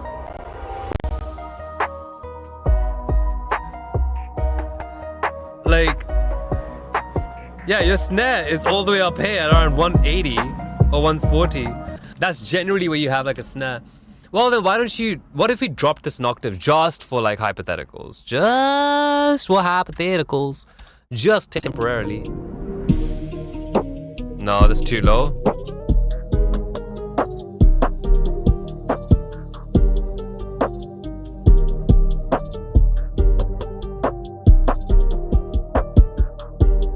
I'm gonna try to getting this, this bass to, like, a D. which should be here.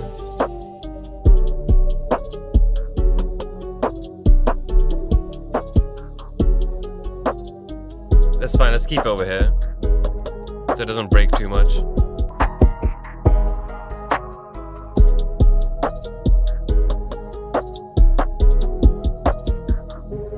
Yeah, I think that your reason why your stuff is clapping is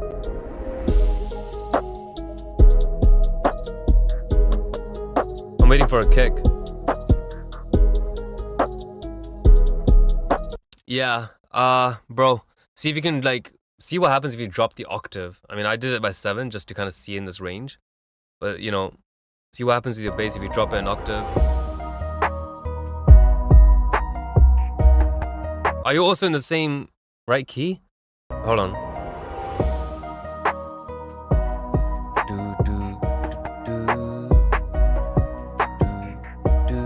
C, G. So you have a C and a G. Okay. Yeah, just no, just the 808, and then also your kick. Maybe see what happens. I mean, that's how I'd experiment. And if honestly, if your kicks clash with the 808, don't worry about it too much. Like, just put a sidechain on your 808 if it's that freaking bad. Like, get like a compressor, right? Let's say I don't know what compressor you use. Let's say there's like a really simple compressor. What's the compressor that everyone uses? Let's see. You don't want the 808 to clash. Why not just sidechain? Yeah, exactly. Why not just sidechain? Yeah, like what TMM says. Yeah, there we go.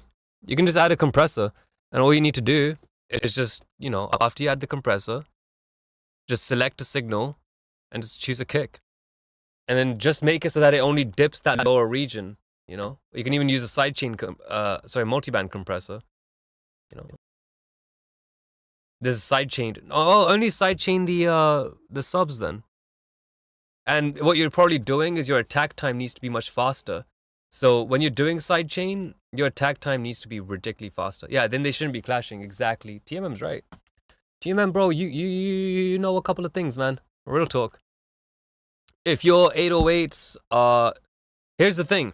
You gotta know how a compressor works, right? If you're just throwing a compressor on, but you're not adjusting the attack times or release times, you're gonna have a little bit of an issue. If you're doing a sidechain thing and your attack time of your compressor, that's gonna be feeding into... Why am I doing hand gestures? One sec. Let's see.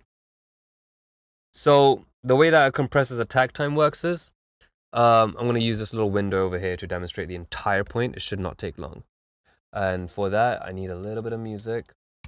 Okay. So let's say, for example, you have a really low attack time, right? Your attack is, let's say somewhere over here, and it's pointing this way in your knob. It's the attack knob, right? And then this is like, let's say, 110 milliseconds, right? So now what's happening is that if this is your kick signal, right? Your attack is gonna take about 110 milliseconds for it to even start taking place. So your gain reduction, or the way that your compressor is working, is not doing this the way that, you know, like this is reduction area, right? Compared to like this much, whatever. It's not doing that. What it's doing is this.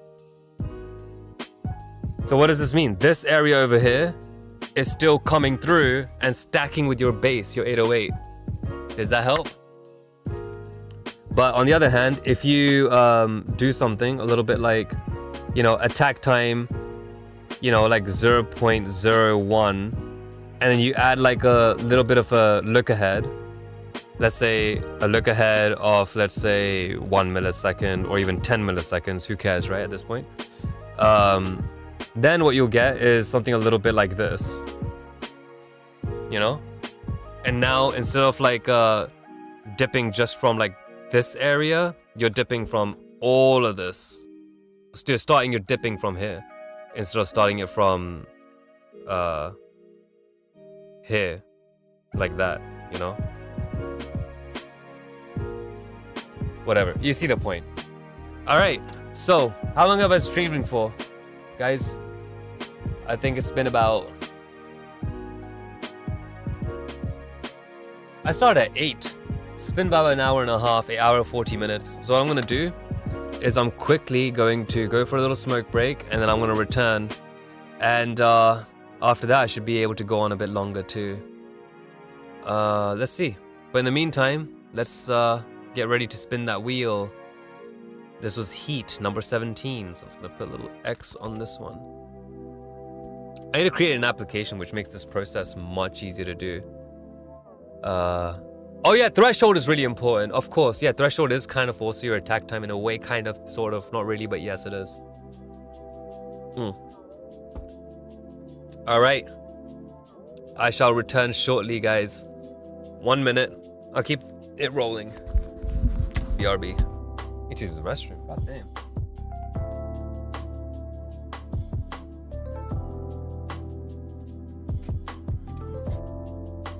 Where's my phone?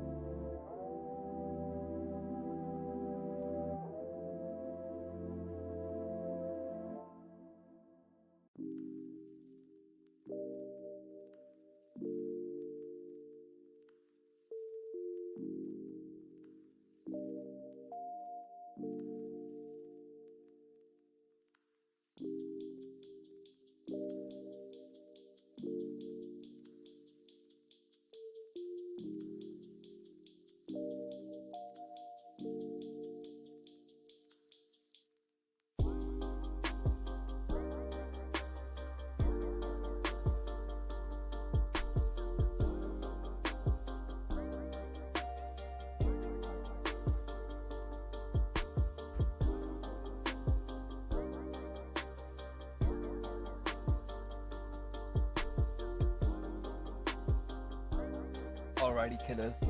There's something we need to go over, right? I just realized something, that doing this wheel thing will take friggin' forever, and we're not gonna be able to go over every single person. So what I'm gonna do right now is actually go over everyone's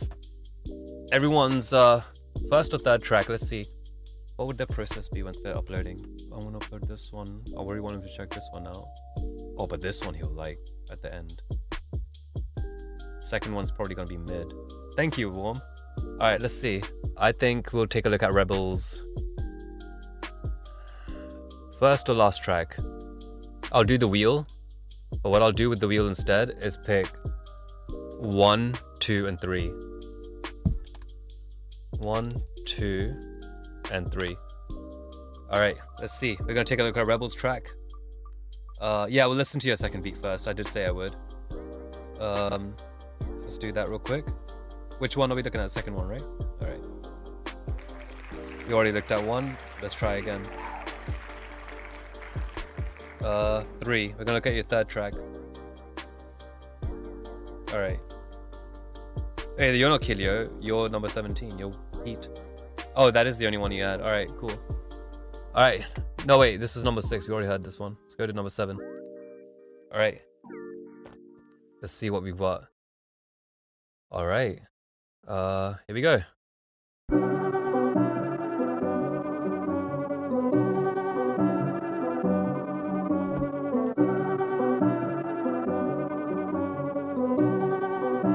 Is there any way to like not have those dong dong dong dong, those staccato things like filtered?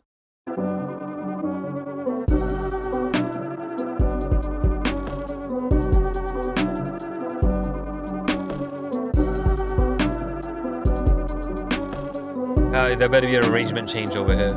It can't be the same. Break it down. Nope, you looped it. Alright. So, hopefully you're getting the point what I mean by arrangement changes.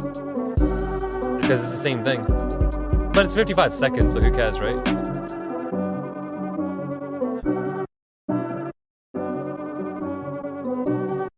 It's the same loop. Try adding some counter melodies like a or whatever, you know, like sort of like a string. And whenever you're doing these type of strings, you gotta try making them sound a little bit more real. You know, it sounds like you're going for a tremolo effect, but get the original sample right first, like you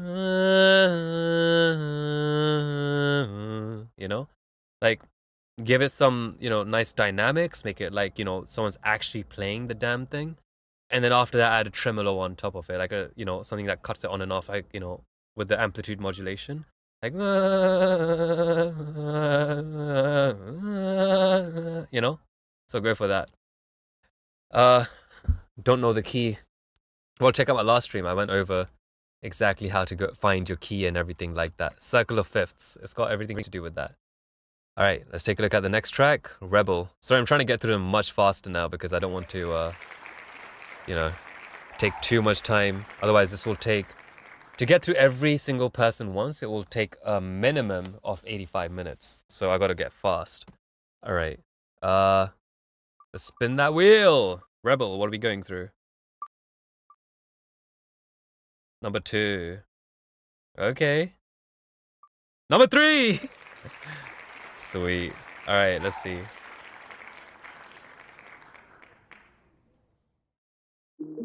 Synth pop, energetic. What do we have here?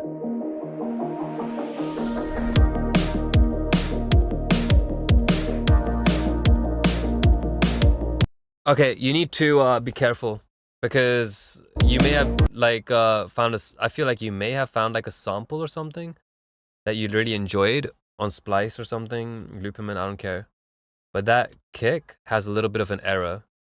So let's go to that now.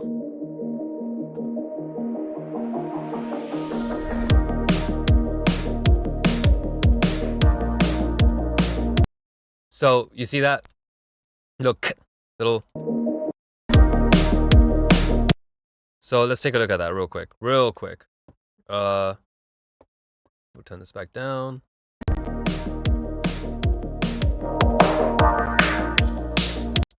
Can you hear that? Dunk, That little k that's happening there.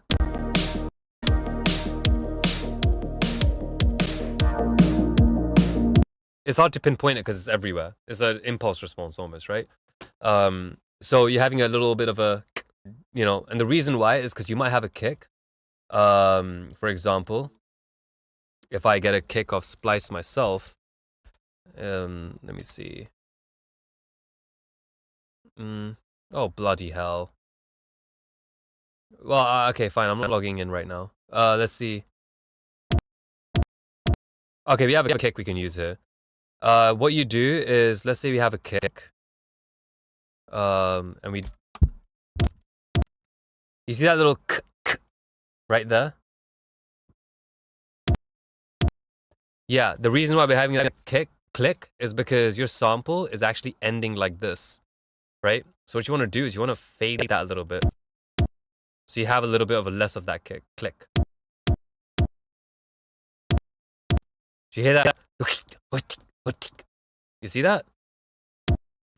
But now it's not there anymore.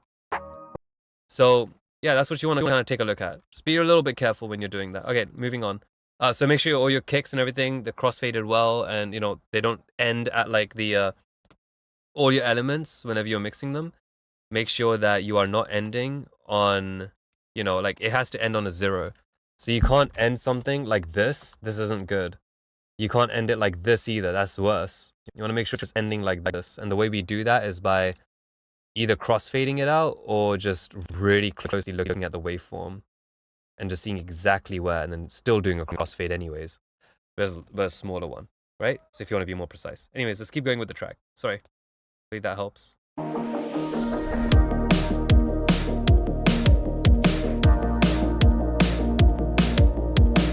It's hard to ignore it, isn't it? I'm trying to ignore it. Okay.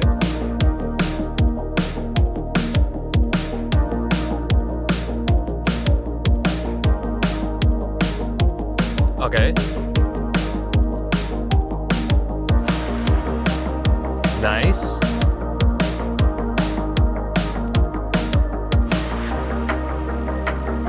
Claps are there. Good arrangement. Better claps would be nice.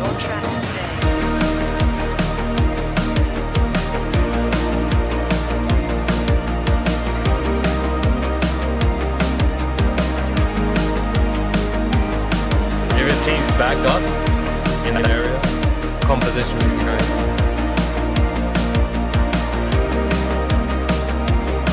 You have some elements that you're ignoring. Okay.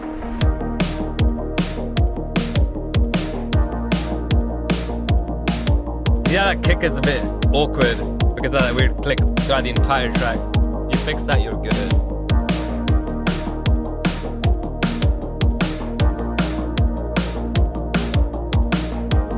That's a really thin hat.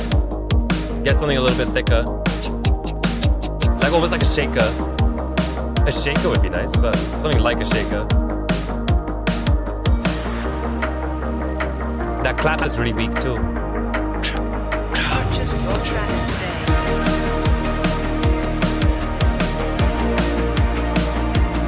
Otherwise, it's good.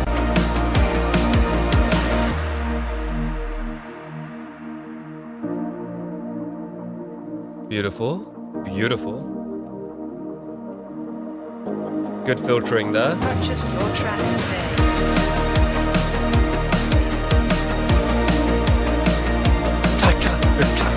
Get some more drum fills, otherwise it gets repetitive.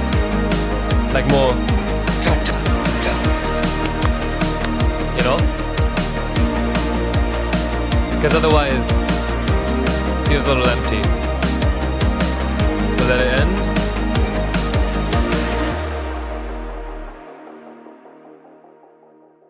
All right, cool, good job. No, it's good. I don't think there's nothing wrong with it. Let's see. What do we have?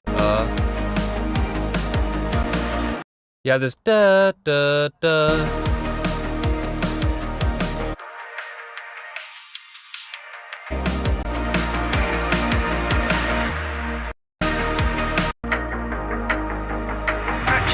You need to bring that up, bro. That dun dun dun dun dun. That little thing that you have over there. It's really pleasant. Just need to bring it up. Purchase your tracks today. Yeah, I can't do it over here because, you know, but you're gonna have to do it on your end. Just that little thing, bring that up. Purchase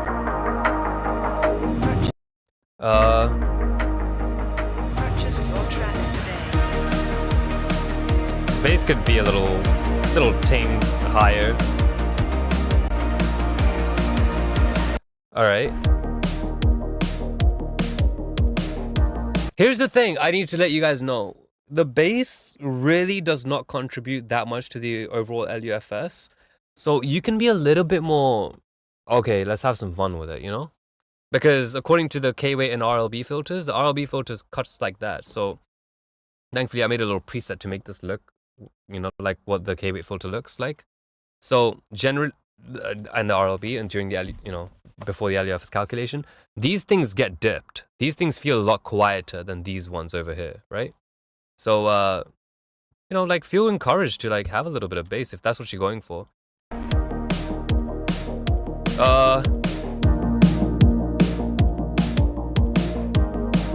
Get a little bit of that fundamental of that snare back in. I think you'd have a good time with that.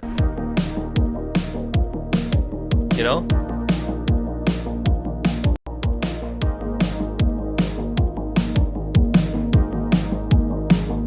You see that? Boom, boom, boom, boom. You know, boom, like that thing. Get that back in. You're gonna get a bit of that beautiful knock.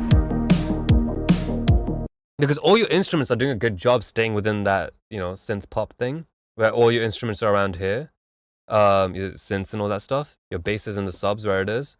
Your kick is nice and deep. Nice and deep. But an octave above that, 83, what is an octave? It's double the frequency, right? So you have 74, but a higher octave from that is around 140. Around, right?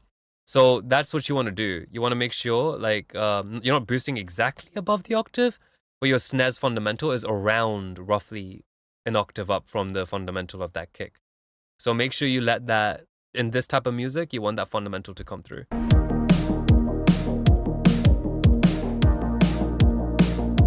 You see? Just a little bit. I'm boosting this here and it's boosting everything, but you only want to do that with this snare. Anyways, let's move on. Hope you have a good time. All right, let's take a look at the next track. White Space. Are you doing 1, 2, or 3? Let's see. Hopefully this information is helpful to you guys. I really hope that I can, you know, number 3. All right. We're going to look at the third track. All right, so this is going to be this one here. All right, this time I'm going to start the timer so I don't spend too much time on it. All right. Oh, I love guitars. Whatever you like, say that you can do whatever you like, yeah. White space.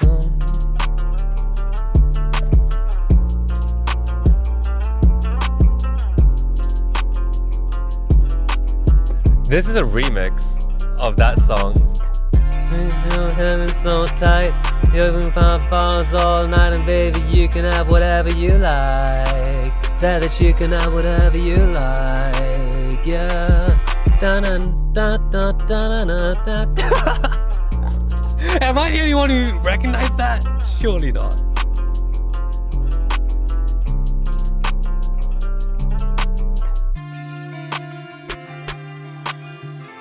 This is really similar to that. Oh, I can't get it out of my head. Okay.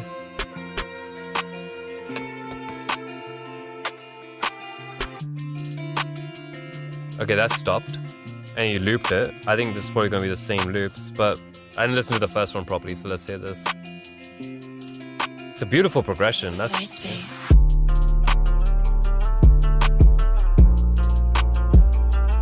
To consider how you use your reverbs, because your guitars, right now they sound really pleasant. Let your snare send a little bit of a signal to the reverb return, but just a little bit. Just a little bit. Beautiful. The bass is nice and tight. And it cuts. That's gonna be a little off-putting. Find a way to transition better here.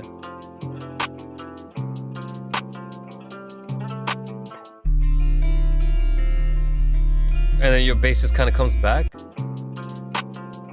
Yeah.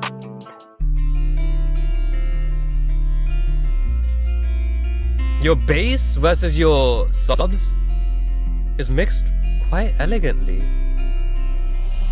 Not gonna lie. And then it just kind of loops, right? Okay. Okay, that's pretty.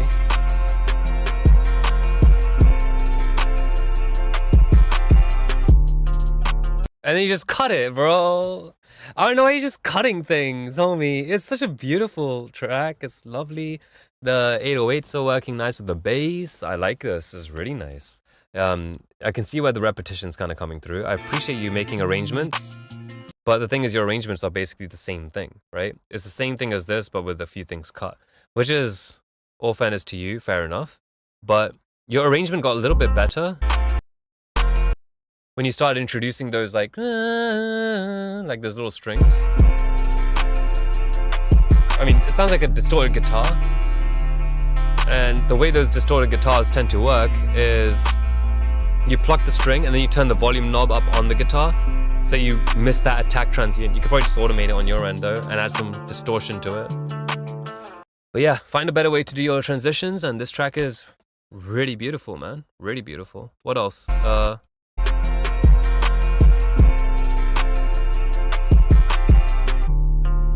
Yeah, see, just cuts. Like, at least tentpole the idea. If you don't want to do a proper transition, at least tentpole it. Like, and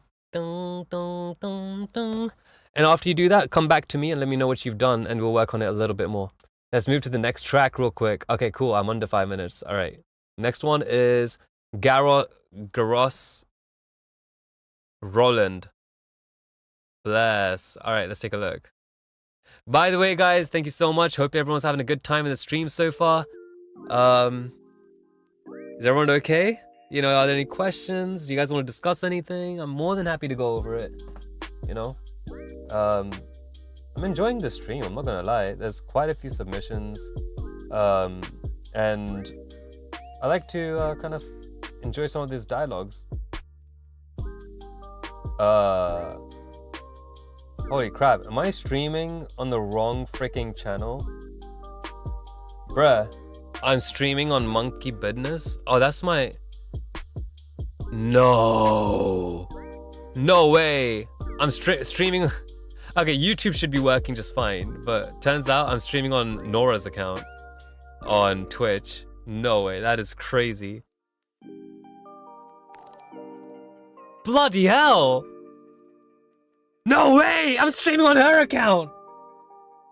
What? Nora Monkey! That's not my... Oh, oh no. Alright, well, it's okay. It's okay. She's my team, it's okay. Alright. Let's see what's going on. Yeah, she's my crew. I don't mind. Alright. Let's see. Let's head over to indie R&B beat. Now this, I'm gonna be a little bit more critical on because I like indie, I like R&B.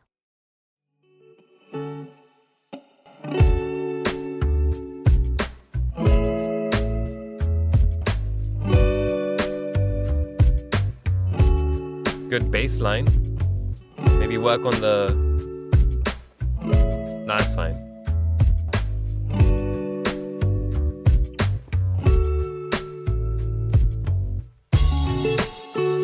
Oh! People have something to learn from R&B producers, yo. Dun, dun, dun. Would have been a nice little... But it's okay. Vocal will probably fill that up.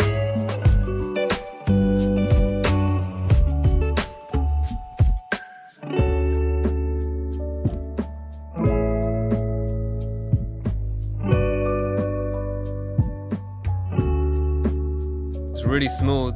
I'd say the thing that's stopping it from being more R&B, those basses need to have a point where they cut a little bit.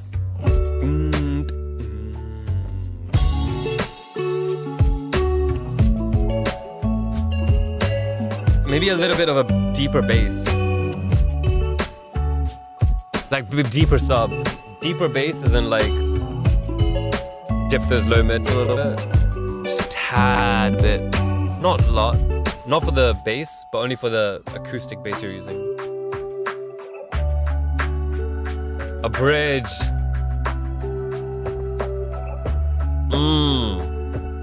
Good job. You let it move to a different location. Good job. Okay. Add some chords.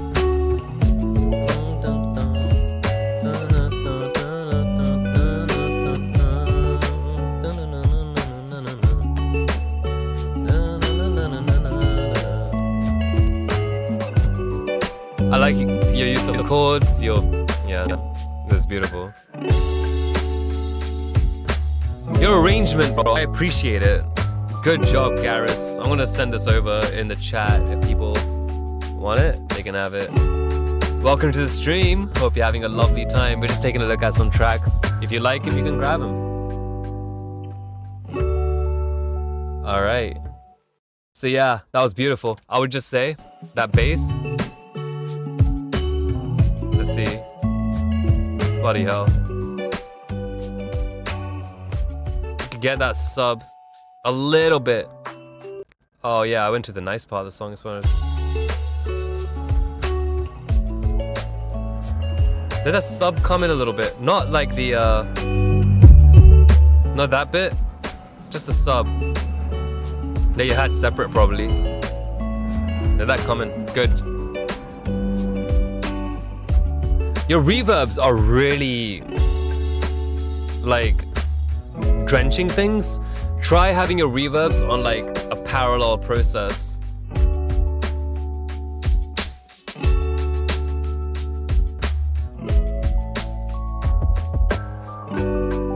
What do we have?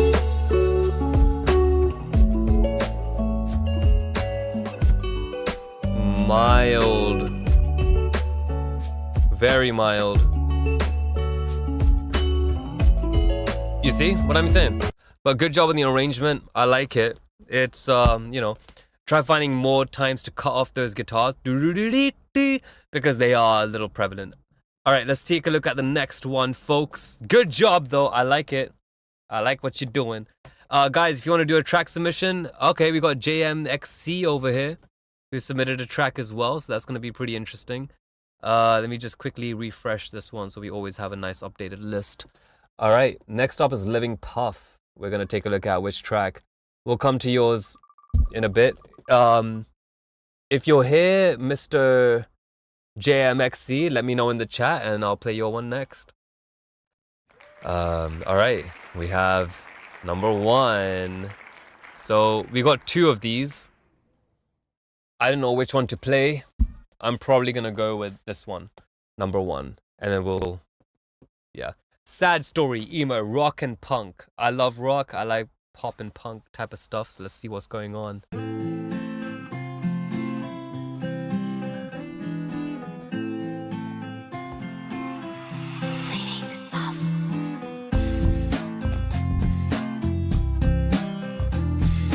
There's like, the kicks are like non-existent. I'll play your track next, JM. Oh!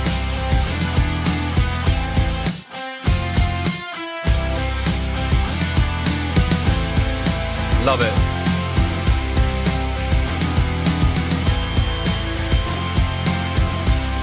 Oh, you know what it is. You know what it is. Still sounds like a very loopy over here. See if you can get like a guitarist on Fiverr. You'll have a much better time. Get a Fiverr on guitarist or guitarist on Fiverr or something. Or get a friend to do it. Since they already know what they're trying to aim for, it should be much easier.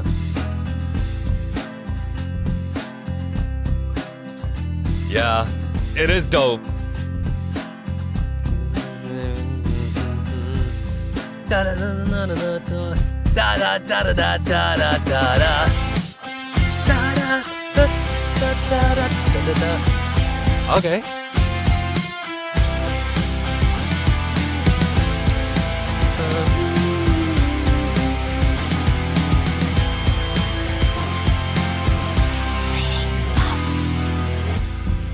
You can get those guitars a little bit more flushed on the sides. What I'm gonna do, because I know it's gonna come up again, I'm gonna quickly record it down here.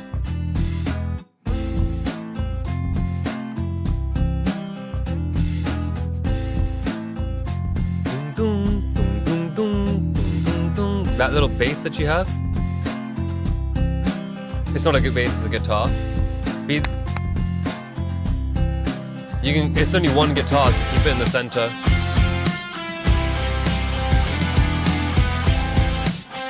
Because if you try widening, you should never widen guitars. No, sir, no. You want to double track them. Alright? If you need to widen the guitar, double track it. And the reason why is because guitars are very resonant instruments, so don't widen them. Double track, always.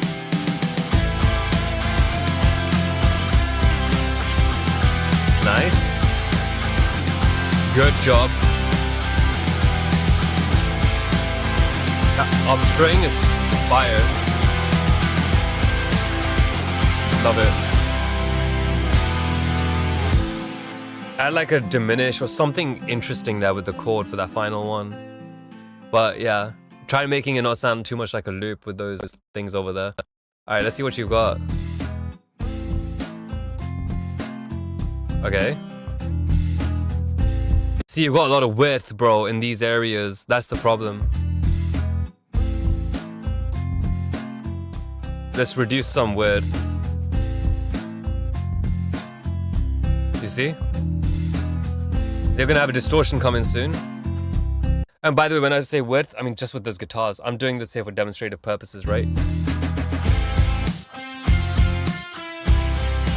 Now, in regards to this area,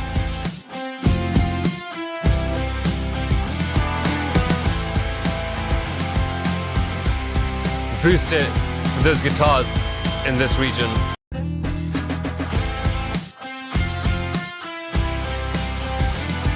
Just the guitars, not everything.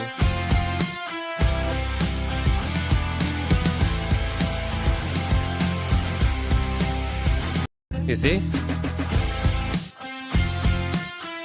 Not all that much, just a tad bit.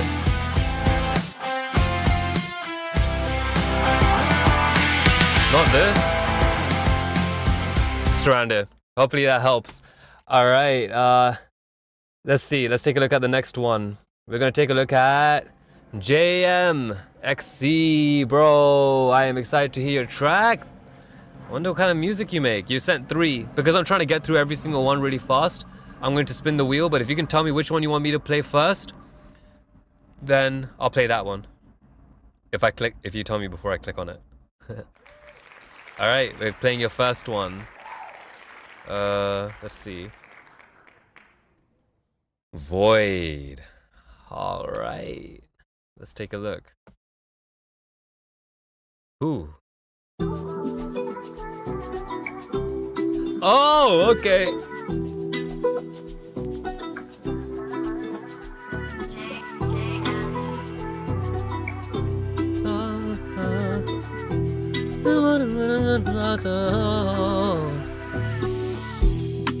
She coming with the mister.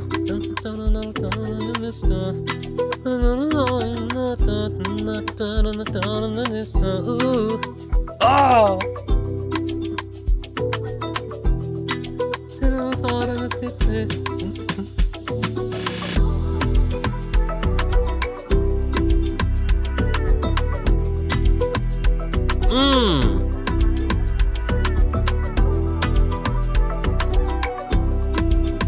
Nice. It's just a rim hit. Over here, you reduce some of the highs on that rim hit. Maybe keep both for the choruses, the lows as well.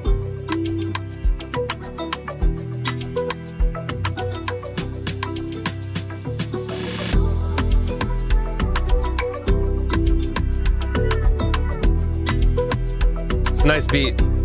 It's a nice beat.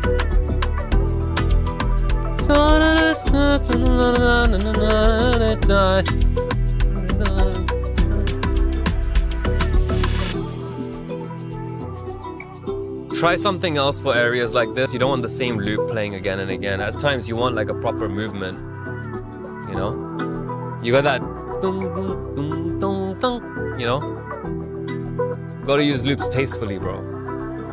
Tastefully. Wait, hold on. Okay. I would normally be very against snares on top of kicks, but you didn't do it like that. You did it in a different way. You actually pitched the snare, and for this type of music, it's a rim hit, so it's a bit different. But I like the way you did that over there. Like, you pitched it down for those kicks.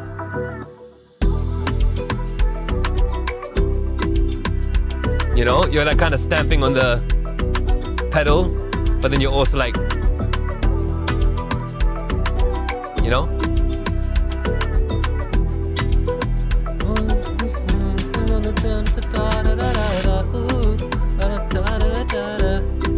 Nice.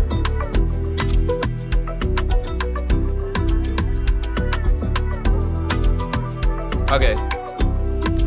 I get the gist. Alright, mixing. Let's see what we gotta take a look at regarding mix. Alright, I'm just gonna loop this and just... Alright. Just so I have something to like roll with.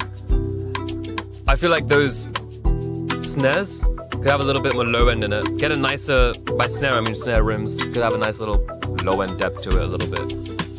You know? A little higher end for that. Alright, I'm gonna pause it because we have enough of a sample to play with, and let's see.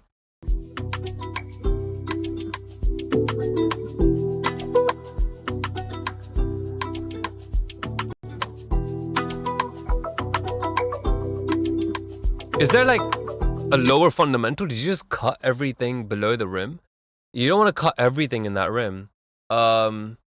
So what is this? Some moderation thing just happened. Let me see what it says. Best viewers on stream, remove the space. Oh, it's a spam. All right. So regards to, you're not doing something like this to your rim hits, are you? Don't do that. If you're gonna do that, at least use a shelf and tame it as opposed to, you know. But you want some of those low mids, bro, for that rim hit. Yeah. Yeah, you did. I can tell because I can tell the sample had a lot of potential and I can feel it. And if you really want to, normally I don't say this to people, but it's okay to do a mild left panning on this frequency. You can see I'm using an EQ. I can decide, do I want to boost the left or the right or the mids or the sides? I can boost a little bit of the left. Like that. Just a little bit. Only reason we do this is so that it, you know, if it ever plays in a club, it pops just a little bit more, you know what I mean? You know, and it kind of like low-key steps out of the vocals space, but you do it so subtly. Maybe like 1.4, maybe 1. Just about until you hear it, yeah? So that's the only thing I would say. I think a mix, otherwise, let's hear the mix. Let's hear the mix properly.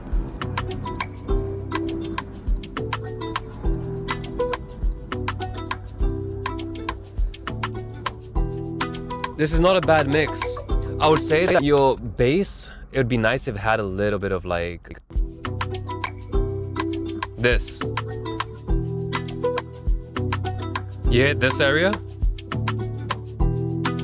That's beautiful, dude. I don't know why it's so low. Don't want it too high, but blend it in a little. Just for the bass.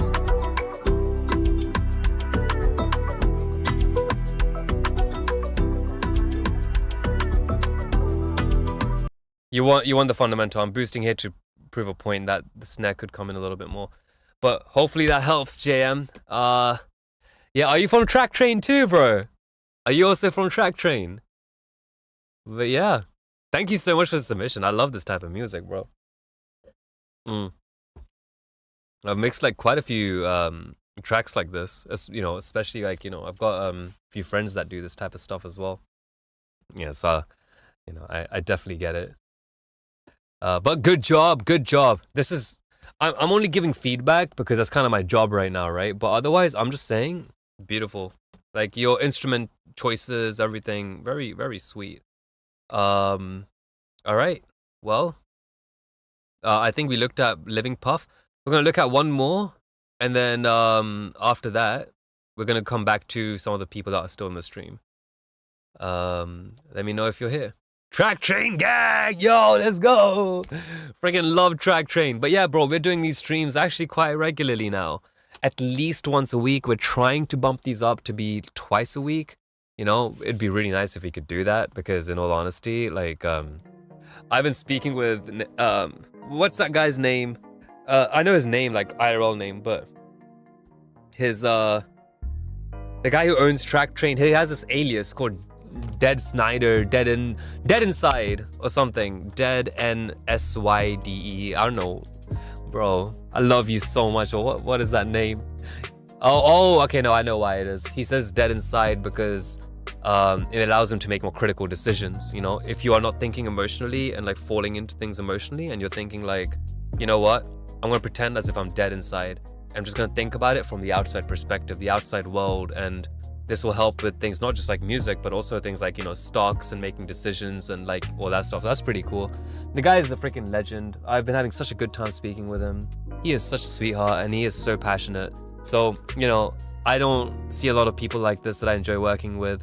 I mean, I don't see a lot of people like this, but when I do see them, I enjoy working with them. And so there's not a lot of people that, you know, actually, so I'm just saying, yeah, we're hoping to do more of these. I really hope House Party goes big because, yo, a freaking streaming beat review thing on a platform that's like bloody, oh my days. Like, you guys are making your tracks on Track Train. You'll be able to upload stems at some point. Yo, JM, do you want me to speculate something for you regarding what's gonna happen with Track Train? My speculation, this is not everything, right? But tell me, what do you think about this idea, right? You're posting your tracks up on Track Train, right? I mean, if I go into your thing over here, right?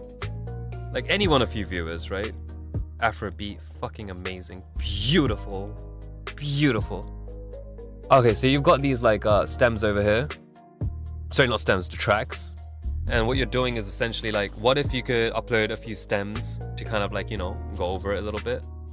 After that is you kind of go into a situation where it's like, hey, you know what I want to do? I want to go to a house party.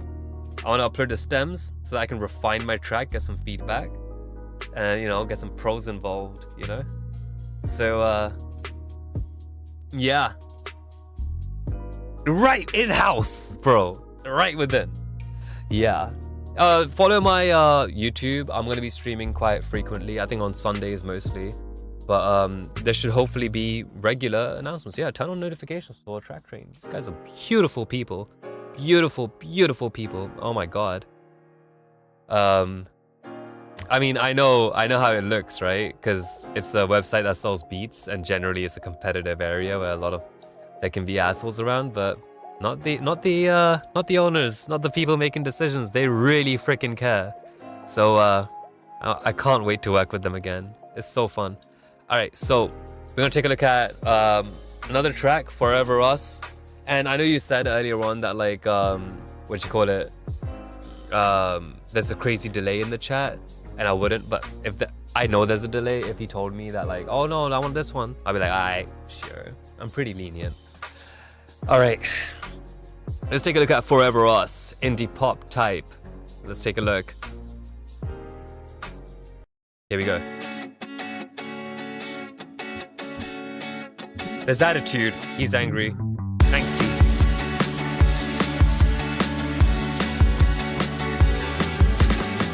Everything got ducked down when those drums came in.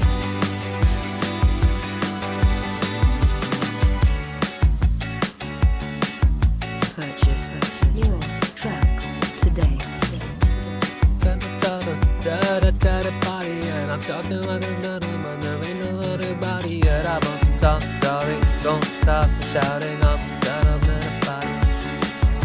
You could do vocals on this easily.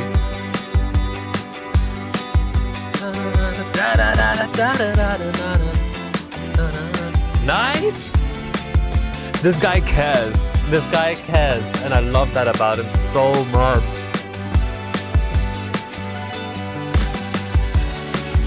Oh my god. Yo, I'm sorry, I'm gonna pause. DHMP, you're an amazing person because you care. You genuinely care, bro. Thank you so much for making music and caring. This is beautiful. Like, even if the mix isn't perfect, even if everything's not like perfectly tight or whatever, I don't freaking care at that point. I'm just thinking that like he cares about arrangement. He cares about like changing the narrative, letting things flow a little bit. And you know, yeah, I appreciate it. Let's keep going.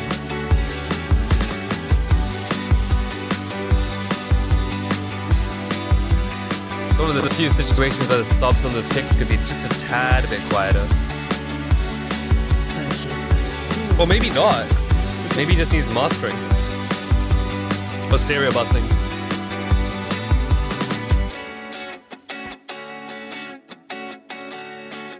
Nice. Nice attitude.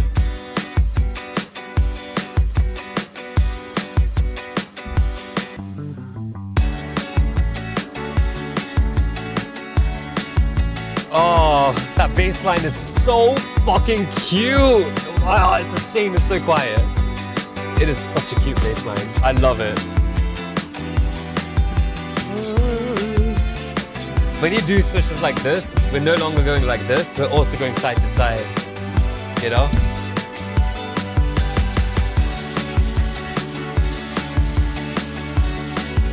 Love it. Good job. It's a little long at times.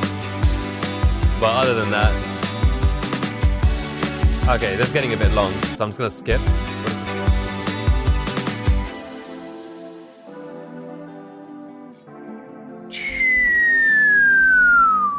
You know, like something a little bit letting us know it's okay, you know? And you go back into it just fine. But that kick sounds really boomy, too boomy. Okay, let's go over a couple of things, right? The kick sounds really boomy, right? And what do we mean by boomy? The low mids. First, let's take a look at your bass, actually. No, let's take a look at the kicks. Let's go to this part.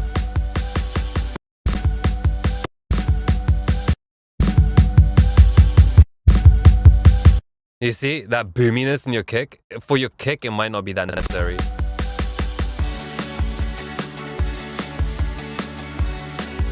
You know what I mean? So for your kick, that boominess should not necessarily been. I feel like this guy probably spent maybe... How long did he spend on this beat? I think he may have spent about like maybe 4.5 to 7 hours dedicated. I think that's what he's done. I'm just guessing. 4.5 hours, maybe even less. I think if he had a diffusion moment in his mind, I think refining it, he probably took it up to like 4.5 to 7 hours maybe. But I have a feeling he just plays the guitars himself, which makes it so much more credible and enjoyable. There's like a tail on your kick. Like, doo, doo. It's almost like an 808 type of kick. You don't need to do that boomy kick, bro. Just have a nice little boom, ta, boom, ta. Just have a regular kick and snare. It's okay. Because I want your bass line to pop through, bro. And when you have that boom type of kick, it kind of drowns that bass a little bit. Like, it's a beautiful dum, dum, dum, dum, dum, dum, dum. What is he doing with his bass? Let me see. He's going.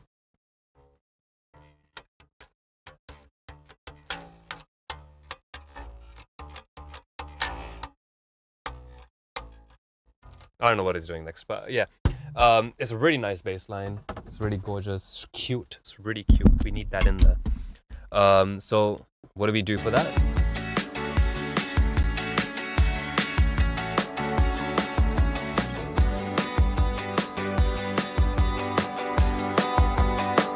Not this. Not this.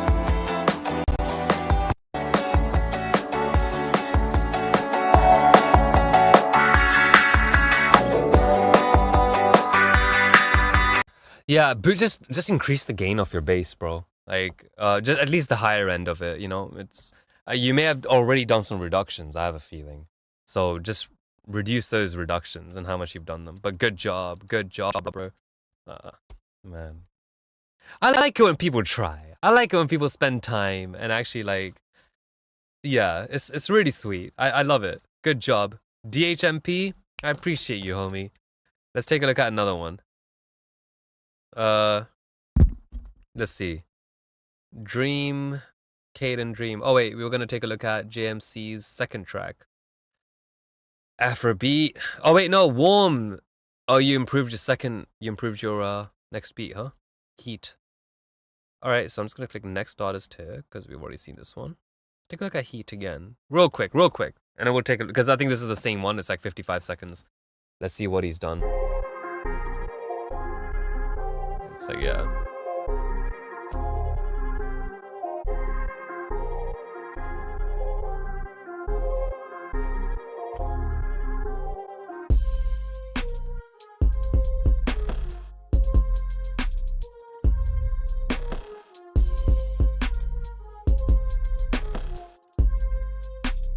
I don't know what to think. Here's the thing, you've already got a bass in the beginning, so when your bass comes in again, it doesn't really feel like anything.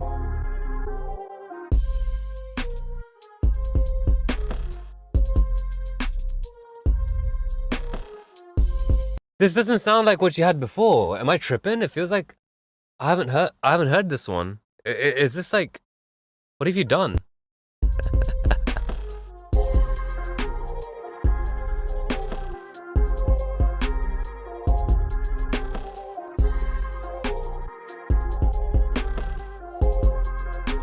Again, you gotta do something about those strings, you know? It's a lot better what you've done with the strings. It's a lot more understandable, tolerable.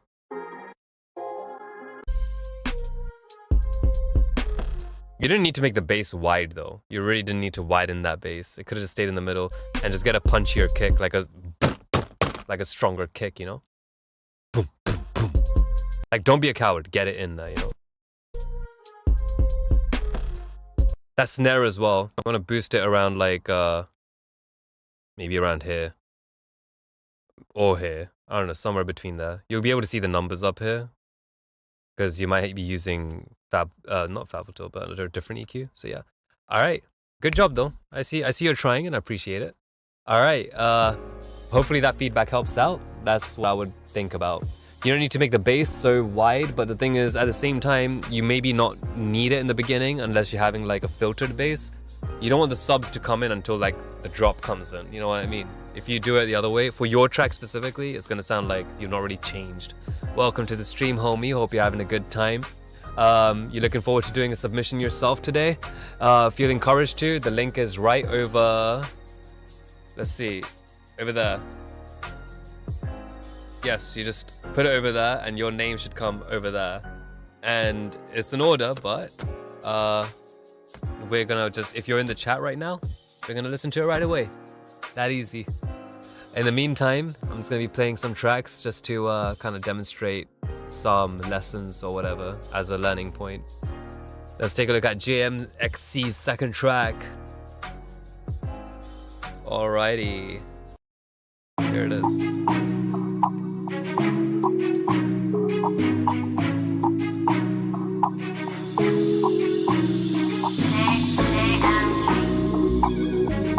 Tag's really loud.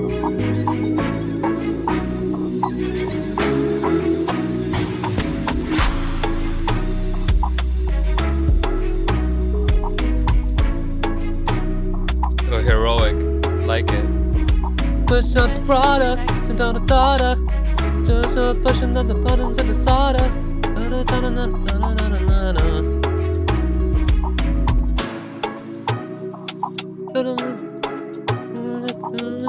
Me, busting me. Okay. Arrangement, you're adding that stuff in. Those toms are nice. Boom. It's not toms, but you know. But are you supposed to be building into something over there? Or is it supposed to be still like a rise? Let's see. It's been laying low for a really long time, ever since this minute.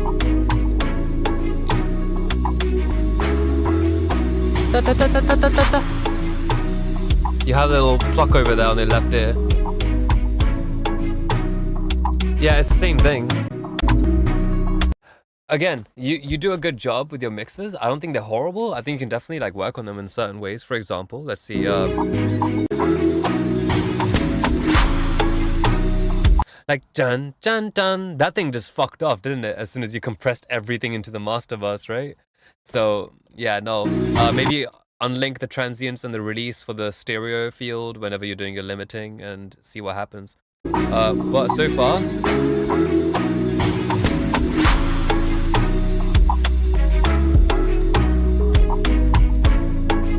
Okay, we need to tell you what the hell you've done right, first of all. Number one, your arrangements are good. All right? I think your arrangements are fine, sort of, right? I mean, they're a little repetitive at times, but forget that. Your loops are good. You know, the kind of vibe you're going with and the stuff you're putting in there is a bit nasty. I love it. You know, you just kind of want to like, yeah, you want to move to that shit, you know. Yeah, there's lyrics you can come up with it. The rhythms, the chords, everything's beautiful. The mix, I would say that like in terms of the loops that you create, you're about 8.3 out of 10. I think they're pretty decent. They're pretty damn good loops, to be honest, that you're making. But your arrangement is maybe at like a 5.5 out of 10. You can mix things up a little bit, make things so that they're not feeling as repetitive. I know there's going to be lyrics and stuff on, like you might have someone like Stefflon Don on it, or, you know, Dappy, or, you know, like any type of like, you know, London artist that, you know, is down for that type of stuff, you know. So you can definitely add that stuff here too. But if you cut up the arrangement a little bit and then let the artist have it, don't make it too long, you know what I mean? Because you want there to be some arrangement. I know if you're taking like you know, beat, like track train and stuff, where you're selling your beats and stuff, then yeah, it's nice to have like a loop section, but you already have like a fold out loop section for them to download the song and then like start looping, right? So if we take a look over this part over here, this is the area where a lot of your singer-songwriters or whatever will be looping. You already got that. You don't need to do that for the rest of it. You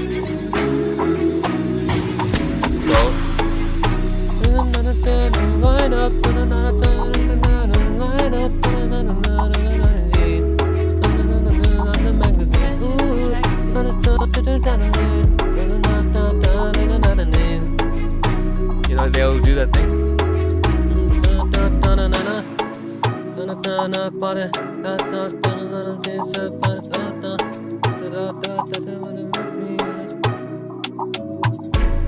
See, over here, it would have been nice to have a little bit of a and going into something a little bit different. You see what I mean? So that's where you're kind of struggling, homie. Think about it like this. I know you're only a producer and you don't rap or sing or whatever, but try to step into their shoes. Write some shitty raps and just like put it on top. And like, no, don't put it on top. Start like rapping along it and see where someone might want to change, and be really critical as an artist. Hey, Trident, hello, good to see you, bro. Oh my God. Trident, it is a massive pleasure. Transients when mastering. Okay, so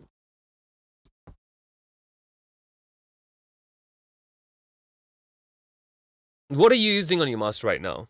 If you're using a limiter, you've come into a situation now, haven't you? A little bit. If you're just shoving things through a limiter or whatever, generally there's kind of going to be like an option. What do you want to do with your mids and sides or whatever? Let's say we have Pro L2, for example, right? This is a limiter. And you're going to shove things through a limiter, I'm assuming. So sure, you can get your track and you can boost whatever before it goes into the limiter. But then you have a channel linking section in a lot of limiters, right? Do you want it to link the transients? You know, if you do something like this, then the transients from your side areas will remain, as much as they can. They'll be more independently operating. Whereas if you have it all the way up here, if there's a transient on your left channel but not on your right channel, then it will dip out everything instead of just, So you want something that is maximizing your track in the most eloquent way possible. What does eloquent mean? It means that it's able to deliver exactly what you had in mind transparently. Now, what the hell does that mean? It means that when you were mixing, you decided things upon your stereo space. You decided what's on your left channel, what's on your right channel. So when you are doing your limiting, clipping, whatever, you got to be a little bit careful. Because if I have a little snare on my left ear, let's say, for example, right? That means that dip on my left ear will also happen on the right ear, even if this transient happened a little bit later. It will just completely muddle things up, homie. So what I'm trying to say is that if you don't know how to use basic limiting and maximization and stuff, first things first, make sure you bust your tracks together, right? You bust them all together. You make them all sound good, loud, without anything on the master, or maybe minimal. Okay, make those sound good. After that, push those into something in your master. But once you make these things sound good, hold on, why am I using hand gestures? We can do this right over here. So I actually demonstrated this point not even that long ago. So for example, over here we have a drum bus. So in this drum bus, we're gonna have some compression, a bass, your poly, meaning your like chords, dun, dun, dun, and some chords and whatever that you have. And your monophonics, meaning your like melodies and stuff like that. They all have compressors on them, right?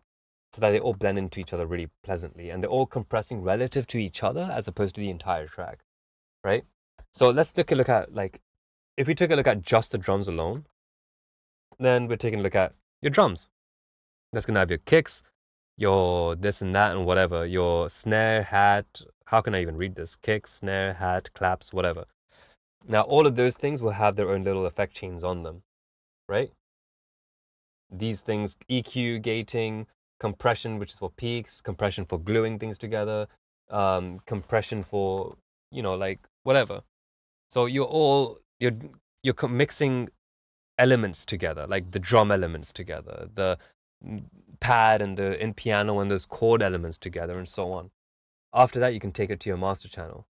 So let's see, have I got that down? No, I haven't, but that's okay.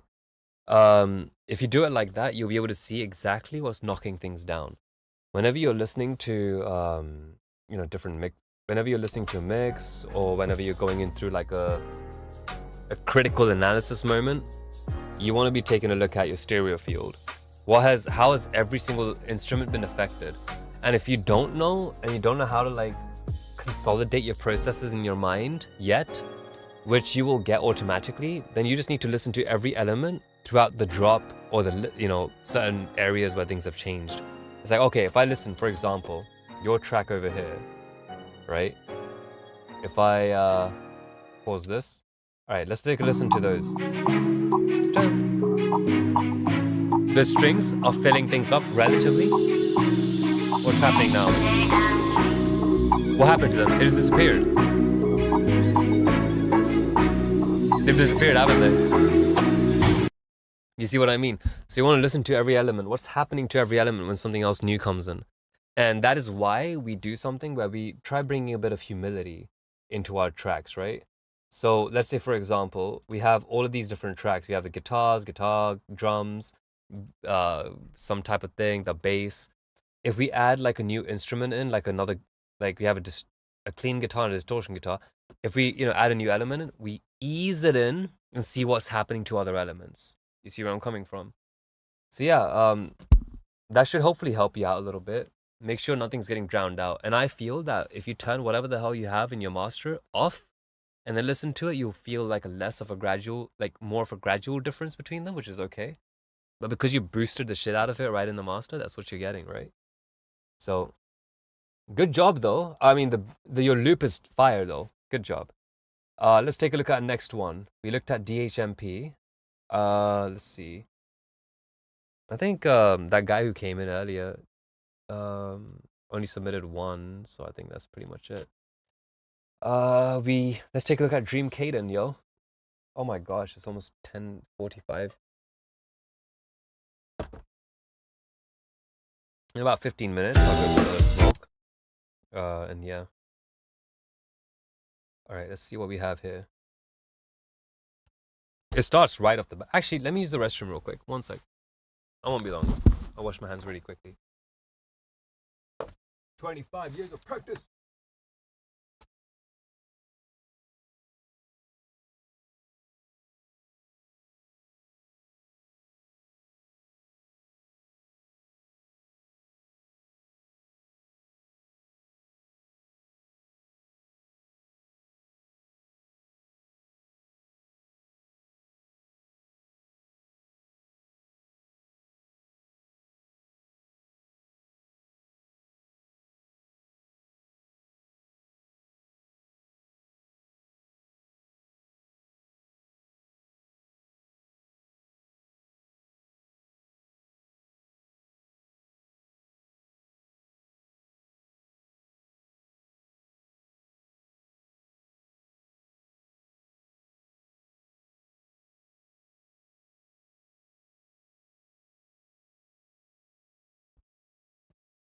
All right, let's take a look, folks. We might have a little bit of a freaking fantastic time. T-Rex Clipper. What the hell's T-Rex Clipper? T-Rex Clipper. I don't know what that is. It's probably just a clipper, right? It looks like it has the same color scheme as a VSM. What was that? VSM saturator. VSM3. Yeah, has a really similar color scheme to this. So I'm assuming that's what this is, like low-key kind of emulating. Is a plug-in boutique emulation of probably the VSM. But yeah, let's take a look. Hey man, I really appreciate you. I've been experiencing this whenever I'm mixing. That is okay. Just, you know, and I appreciate you as well, homie. I totally get where you're coming from. This happens to the best of us. And in all reality, I'm not gonna lie to you. I'm just gonna be totally blunt. 13 years of mixing and stuff, I still run into the same freaking issues. And I'm okay with that. In all honesty, it's okay. Because a lot of the times, like, I'm glad I didn't do this academically and I do it off feels, you know what I mean? So, I mean, I do participate in some academic stuff, but not like with educational institutions. More like, you know, United Nations institutions and stuff, you know? Like if we're taking a look at the ITU documentations with the International Telecommunications Union, with the broadcasting service, you know, 1770, and the, you know, there's other, you know, broadcasting service, radio telecommunication documentation that we can take a look at. So there's a lot of like real documentation that we can read, which goes over a lot of the digital signal processing and stuff. So I do take a deep look at that stuff, but it's still an art form. Like even if you're playing guitar for the first time and we just go back down to the basics, it kind of becomes one of those situations where you don't think about the chords anymore, when in reality it is a pretty technical thing. Kind of, you know? But when you're playing those chords, you don't think about it. You want it to be a tool that you have. Eventually you look at some, you know, artists like Jimmy Page or whatever, and you're like, oh, I want to do what this guy's doing, you know, he does beautiful licks and whatever, I want that. You'll learn it technically, but you don't give a shit about the technical stuff. It just comes to you like intuitively and naturally and emotionally. You know, when you truly care about it, it doesn't feel like it's a technical thing. You feel like you're just like hacking into this part of your mind that has already been there, but you're just opening that box up. So it's really nice to be able to do these things spontaneously. It makes me happy, at least, not knowing everything all the time. It makes me happy, because if I knew everything all the time, I think this wouldn't feel like an art to me as much. Like, even if I was blocked from like learning anything more from this point onwards, I think that like if I had all of my knowledge at the front at all times, I wouldn't be as happy. I like listening. I enjoy music, and that's all I care about. I don't need to mix, master, whatever. I still want to be able to listen to music and enjoy it for what it is. So, anyways, so what we're gonna do is, yeah, so it happens. Don't worry about it. Enjoy your music, but also sometimes, you know what? Let me just mention something. in the past, like I used to be good enough to listen to about 1 or 2 tracks. Like if you had, let's say we have a massive track of like, you know, we have like 100 and what's going on? Let's see. This area seems empty. Let's say we have like 173 tracks that we need to mix, right? You have a track like this, track like this, track like this, track like this, track like this, track like this, whatever. So let's say there's a guitar, vox, whatever, who cares, right? Drums, I don't care. There's so many tracks that we're trying to mix. So here's the thing. Before, I used to be able to listen to this thing relative to all of this, right? Which is fine, but all of this becomes one thing relative to this one guitar, and I would mix accordingly. Eventually, it came to the point where I'm able to, you know, look at maybe 3 tracks or whatever, or maybe even 4 together relative to everything else. And then, but that requires a lot of critical thinking and listening and whatever. But guess what, guys? The more you do this, eventually you'll be able to look at and listen to, yes, every other element, whatever it is, all at once, and you'll be able to listen to every single one in detail. About now, right at the moment, I can listen to maybe about 40 to 60 tracks in detail at the same time. I can listen to 160 tracks at the same time and be able to keep track of all of them, because you've been doing this for a while. You can eventually spread it out. But can I be honest with you? If you want to consolidate all my knowledge into just one thing, or my skill of being able to listen and whatever, I'll say this, because I've never had teachers for this shit. So I'm gonna say this one thing. When you do this and you expand the skill from, like, you know, being able to listen to one thing at once to 2 things at once, critically, really sharply focusing, then you're listening to this all at once. When you're listening to it like that, eventually you all come down to the same one point, bro. All of this, what does this teach you when you're listening to it? All of this, being able to do this, lets you know, okay, cracks and pops and whatever, like crackling, popping and all that stuff. Eventually you're able to listen out for plosives. Eventually other things like off-keyness. Eventually what you're doing is, guess what? You're not listening to all these things at once, bro. You take all of this and you turn it into a really beautiful, like, one product. And eventually all of this bullshit that we were taking a look at, like all of this stuff, it doesn't matter. You're just listening to this. And you're only over there along for the ride. But the thing is, you have this one little product, this one little part of you that knows all the little things that could go wrong. And all this guy does, he just wants to kick back, listen to the track, and enjoy it. That's it. But the minute there's like a little bump down here, meaning any of these pop up, you're gonna stop the track and you're gonna be like, something made me uncomfortable. Something made me a little bit not right. I was just trying to ride the journey, but then a speed bump came along the way. I was just floating through. Everything was fine, everything was great. I had a crackle though, speed bump, you know? So eventually what happens, after you train this, your final level up, your final unlock in this skill is, you know, over time, like, you know, your stress levels might go up. Like you're listening to one track, your stress might be here. Then eventually now you're trying to listen to 2 tracks, your stress might be here. But as you keep doing that, you go back to just having this much stress for listening to 2 tracks. You now listen to 4 tracks, you have this much stress. But eventually over time, your 4 tracks will only require this much stress. I'm saying stress, but I mean mental focus and capacity, right? But eventually what happens is, you get to this many tracks and it's so hard to keep up with no matter what, and you're dealing with this much stress. And when you get to this level over here, all it does is it takes all of this stress and just turns it into this.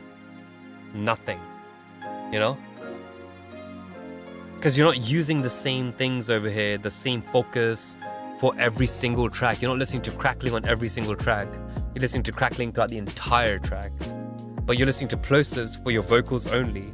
But then you're listening to knocks on this thing only. So I'm sorry, I suck at describing this, but you will eventually get to the point where you're going to be a lot more critical without even trying to be critical, without even wanting to be critical at times. The only way you can stop this process if you tell yourself that I want to enjoy it and I'm going to go along with anything that these guys are throwing at me. You know? So, and that's okay. That's called giving your vulnerability and trust to an artist, right? If you're a listener. When I'm listening to your tracks, I don't give you guys that vulnerability in that same capacity. I give you guys personal vulnerability, but not for my critical listening vulnerability, you know? No. That's staying sharp. All right. So let's take a look at, I remember hearing some mix engineers say a great mix is one that feels right. It's now making sense. Yeah, okay. I agree. It should feel right. But only after so much practice. You know what I mean? There's a way you get to that point. There's a levels you gotta reach to get to the point where you can say something is... Do you know what I really hate? I'm gonna pause the music for this one because this actually really makes me mad. You know what makes me mad, bro? When people tell me that like, oh yeah, here's some good advice. Here's some good mixing advice. Use your ears, bro. It's like, shut up, bro. Don't tell me to use my ears. That is the stupidest advice you could ever give anyone, bro. It is so condescending. I genuinely feel that people say use your ears because they're trying to be assholes who are like, just use your ears, bro. I'm using my ears. What the fuck are you doing? You know, like you probably just don't have the it factor. You know, if you're using your ears and it's coming through and it's going into your head and you don't get it, you just don't have the factor, right? You're using your ears, just being assholes about it, right? Those people can fuck right off, you know? I think that, yeah, it makes sense to let people, remind people, you know, like people say that it's okay to, you know, tell people use your ears as a reminder. I don't think it's okay to use that as a reminder. I think saying that, you know, listen a lot more critically to specific elements, you know, is a better reminder. You know, don't say use your ears. That thing pisses off everyone. And there's some people who genuinely think that like, holy crap, I'm trying to use my ears. But like, I thought I was using my ears. I thought I was just being a human. Because I'm using my ears right now. I've got music in the background. You're using your ears right now. You're listening to me. And I hear the ambient traffic from outside. I'm technically using my ears. What the hell, bro? I'm always using my ears 24/7. Don't be an asshole. Tell me exactly what I need to do. Or remind me, you know? It's crazy. So yeah. So you do need to improve. You do need to improve your critical listening. Let's take a look at My Liquor. I think this was JMC. All right. Oh, we already heard this one. All right, cool. Let's take a look at another one. I think we may have a second submission by somebody. No, we don't. All right. So I think last time we did Daydream Caden. Dream, Hayden. Dream.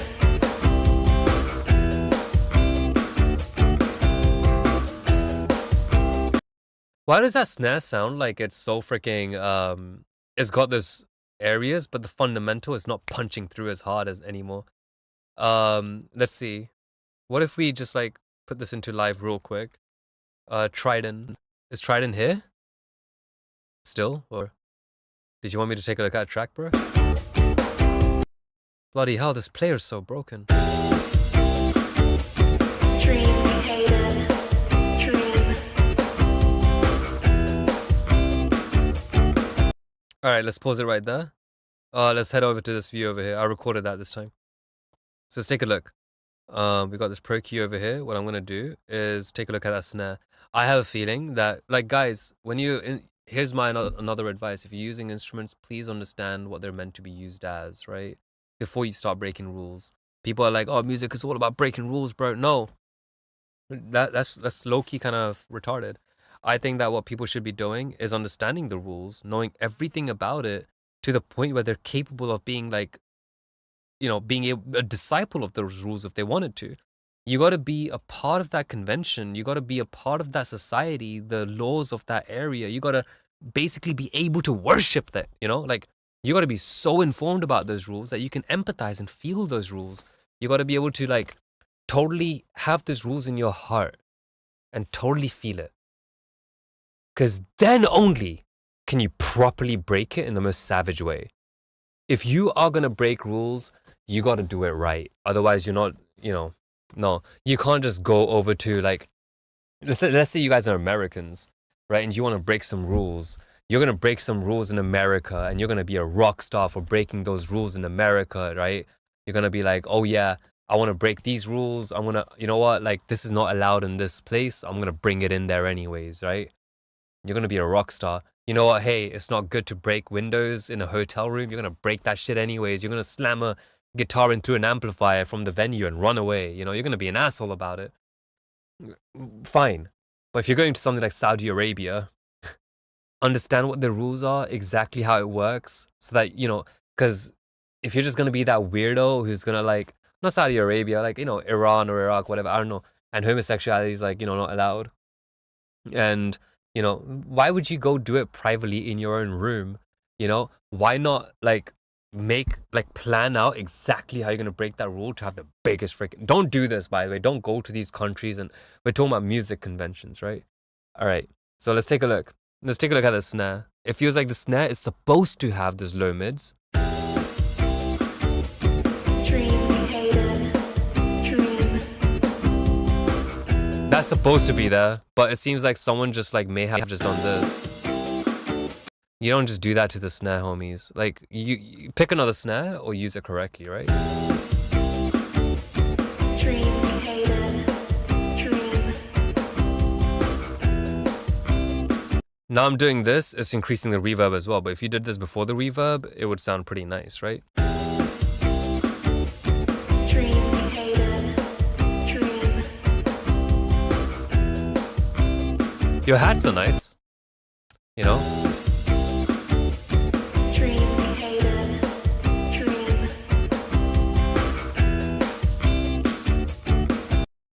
Yeah, a little bit of that would have been nice. Bring that instrument up, maybe the bass too. Dream. You know? But anyways, let's go back to the track.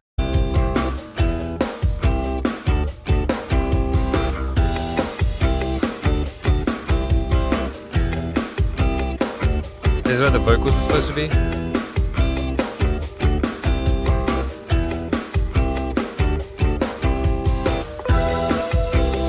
Cute. Dream, hater, dream. I like them, but they're on my right ear. Only in my right ear. Don't pan this hard. And whenever you're going to do things like this, don't pan right on top of a reverb. No, if you're going to put reverb on something, don't pan the reverb as well. Unless, like, there's a specific thing you're trying to go for. It seems like what you've done is basically... You have, like, okay, let's delete everything here really quickly so I have some space. We went over quite a bit, didn't we, today? Alright, so whenever you're doing your panning, like, let's say you have your instrument or whatever the frick you're using, you're gonna have, like, a pan, like your pan over here, right? And over here you're gonna basically be like, oh yeah, I want to pan it all the way to the right or something. Make sure your reverb is after that pan. Make sure it's not, you know, before the pan. Because if you pan the reverb, it's going to sound so awkward, bro. Like, I swear down. Reverb is a sense of space. So what gives you space in the first place, right? So be a little careful of that. Let's see what we have. And don't pan this instrument too far to the right.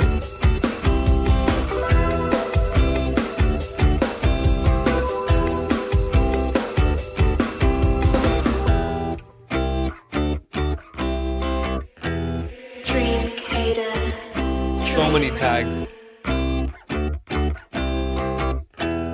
It's a nice sample that you recorded. Mix is good here. Bring up some presence on the snares, because that's what makes it dull. yeah, you bring up some presence on the snares. So like you have Dream, hated, dream, yeah, like 5.6 kilohertz. Just bring that up for the snares just a tad bit as well. dream, hated, dream, There's so many tags on this. Holy shit. Dream, Caden. Dream. Like, oh my god, there's so many tags. I get it. You don't want like people stealing it, but if I wanted to, I could have stolen this, couldn't I have? I mean, I have like all the loops all over the place. Like, trust me, if someone wanted to scratch this, they could do it. dream, But if you're gonna use a tag, bro, at least like, you know what I feel that people should do with tags is that basically like pan them to the far left, and then what would be a safe pan range with mono compatibility in mind?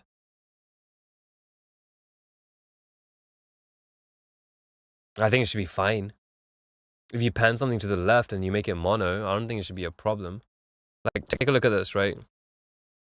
I'm gonna take this guitar, I'm gonna loop this, turn this on. Fuck. This is mono, right? If I duplicate this a couple times, I don't know why, but let's do it anyways. And then I pan this to the left, and I make it mono. See?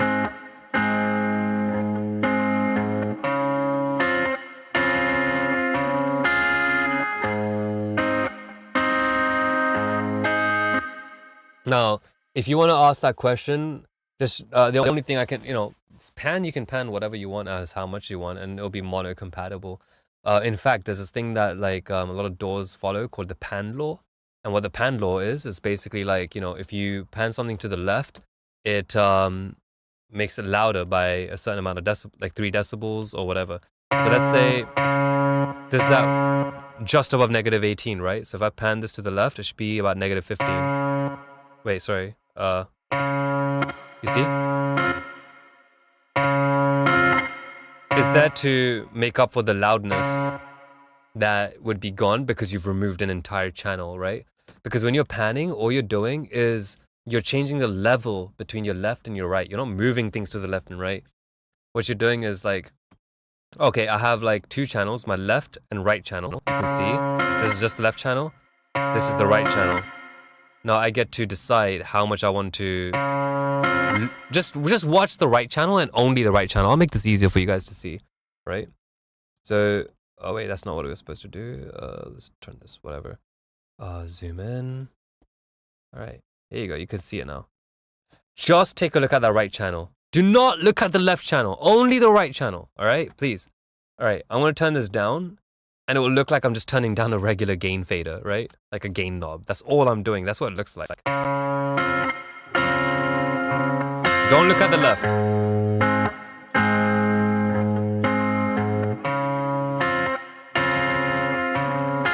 You see how I've basically just turned down the fader? In fact, we can do this the same way. If I pan this all the way to the right, and then I do this, and I do it like this.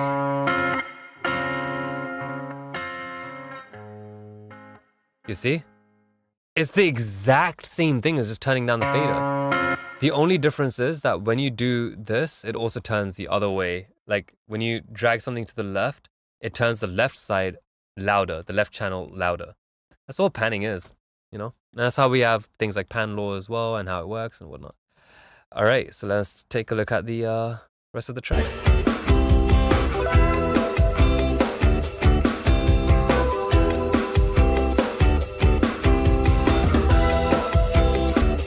It's getting repetitive. That's a nice recording there. That's lovely. All right, no, we've seen this one. I think I gave plenty of feedback on this one earlier on as well. So I'm going to move on to the next one. I think we looked at Saijan. Welcome to the chat, new people. If you've just joined, welcome. We're doing a little bit of a, stream of reviewing certain tracks that people are submitting. I'm really excited to hear every single one. So if you guys want to submit a track, feel encouraged to take a look. What is this? Oh, we've already looked at this one. All right. We've already looked at Kilyo, Chakoti, Let's take a look at this one. Kanye and Frank Ocean type of beat. Okay. I think Frank Ocean's from, is he from London or is he like just British or something? I don't know.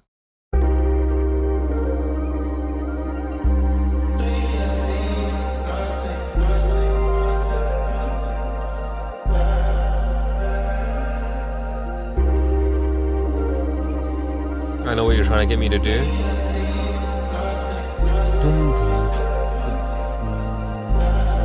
Okay. Purchase your tracks today. Those delays help me move more than anything. Everyone knows this drum beat. Doesn't matter. It's about this. I like that. That's made me move, not the drums. That's good. Enhance them.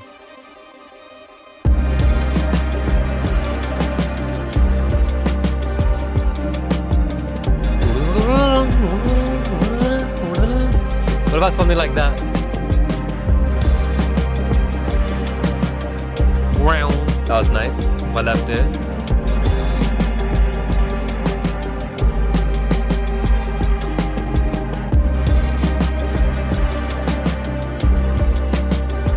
Purchase your tracks. Okay. I'm gonna pause it. So I think it's just gonna be a loop for the rest of it, at least up till here, so I'm just gonna say something. I love that you have little to no reverb on your drums, your snares and stuff particularly, because it's trying to say that you need to be focused, right? I appreciate that. Wait. No. I'm not ready for that bit. Why did it just get louder? I appreciate that, but the thing is, you still need to at least have that reverb going into a return or an auxiliary or something.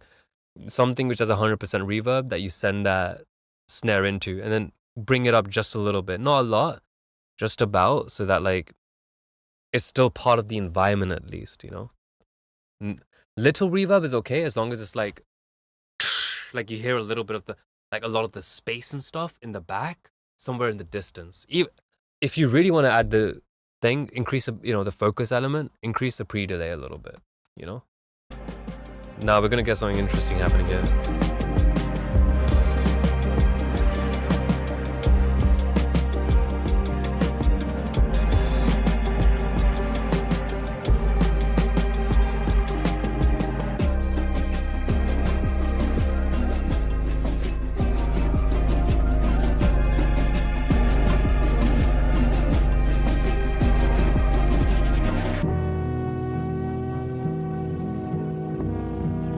That was really messy, and so this is pretty. That was almost painful though. Messy's fine, but it was painful.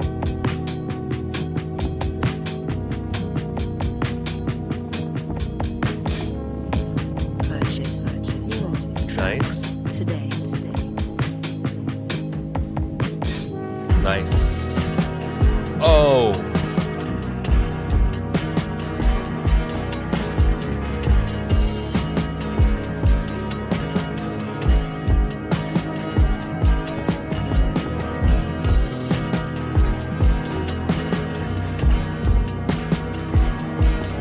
This is a really beautiful beat. It's kind of one of those situations where you're like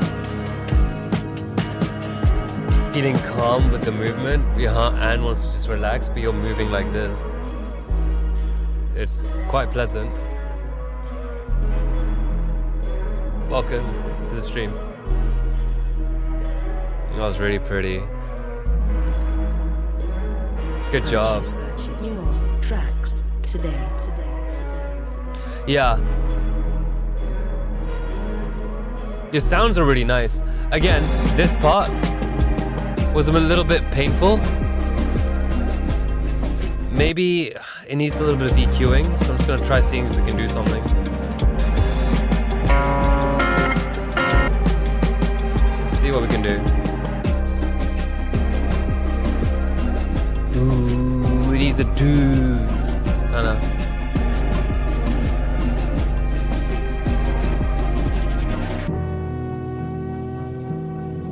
Okay, cool.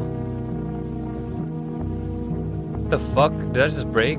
Oh, fine. Whatever. This is perfect. This is fine. That part's fine. It's about this part here. That weirdness. Let's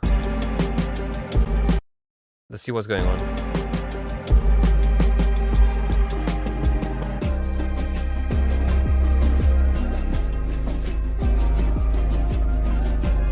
It's okay to have this little bit. And then you have like a bunch of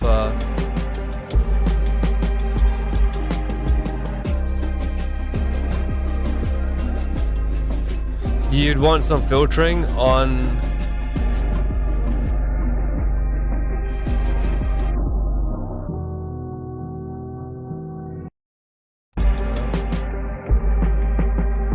where is it? Yeah, some sort of filtering maybe on one of those elements. Perhaps the strings, and if you are gonna, you know, on those strings, if you're gonna do that, make sure you increase the resonance just a tad bit.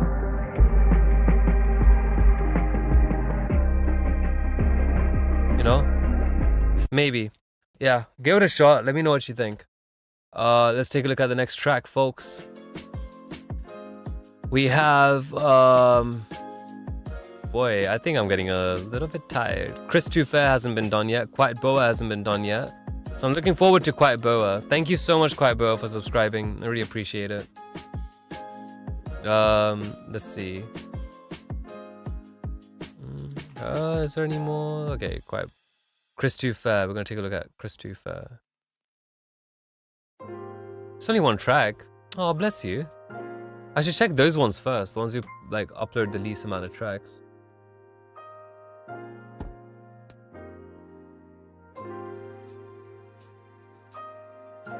Dude, I think that's a great idea. What do you guys think? In the beginning of the stream, we do it so that like tracks I've only submitted one have like a little bit of a pass going through. What do you think? Because I don't want people who've only submitted one to wait through so many, bro. That's, I don't know. Okay, let's see. Now I'll think about it. I think tonight. Feel free to join my Discord server, by the way. Discord/audio. If that's something you wish to check out. Why did I do it all in caps? One sec.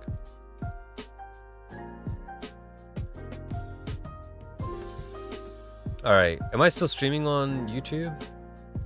I don't know. Walt. Let's see.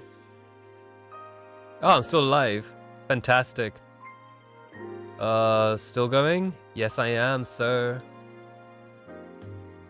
Oh, Quiet Boa. Thank you so much for subscribing. I appreciate it. I really appreciate the subscriptions, yo. Oh my god, was he my 800th one? Was he my 800th subscriber? Oh, that is such a pleasure. Like, oh, that's so sweet. How many do I have now? Yes, if I have 800, Quiet Boa. Yeah. Oh, you guys are so sweet. The reason why I got a lot of my subscribers from this video that I made over here. Yeah, this is a beautiful video. You know, like go check it out if you guys want. This goes over how to do compression or how to consider compression or whatever. Should I send you guys the link? Do you guys want it? Yeah, you'll ask if you want it. All right, let's see. Broken guitars. Let's take a peek, folks. Let's see. After this one, I really need to go for a smoke. Let's start the timer again. Let's do this right. Welcome to the stream. Please feel encouraged to upload your tracks. I'm going over them each one at a time, by the way. Like, Purchase your tracks today.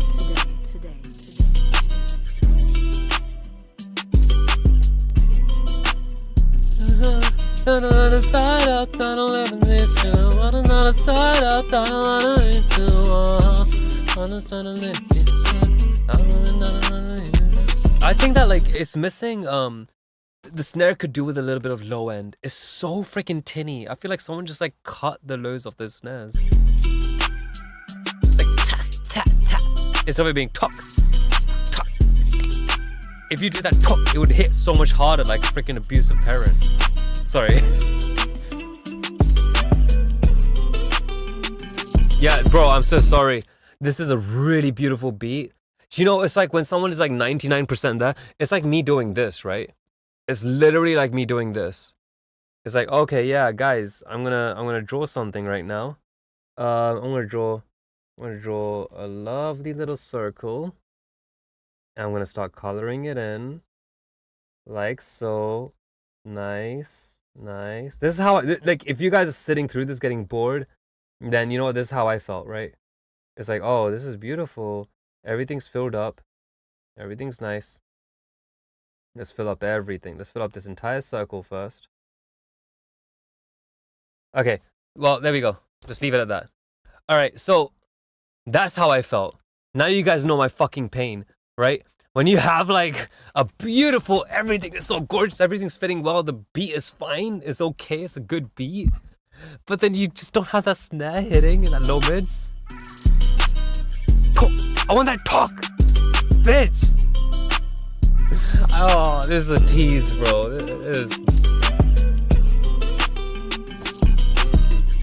That second counter snare is fine. This clappy snare is not nice. Okay, it's a bit of arrangement. Purchase your tracks. If it went up, it would have brought more attention. But it's not the genre convention. I'm assuming it's the same thing all the way through now. Whoa!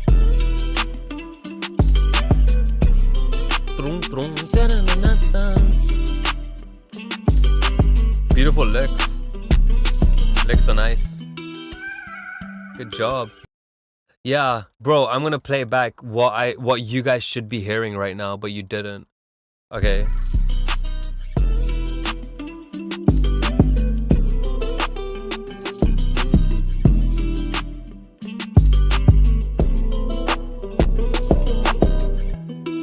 See, you can't even do it like this because the snare is...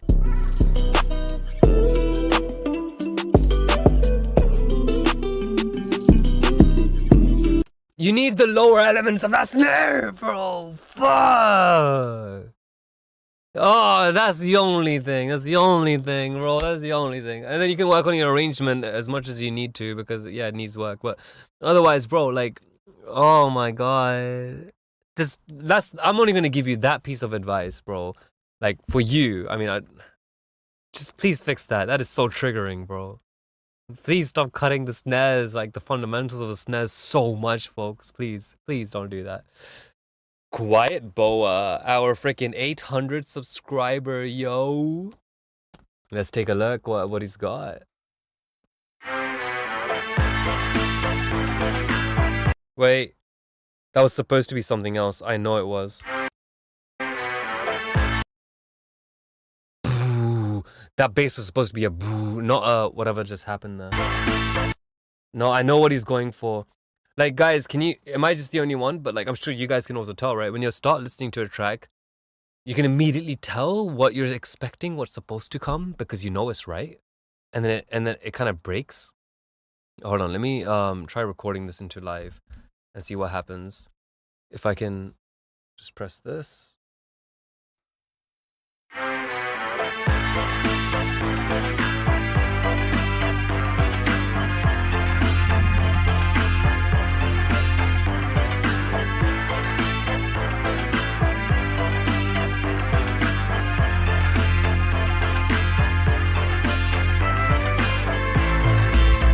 That's a cute flute. Don't put that on the left. What the?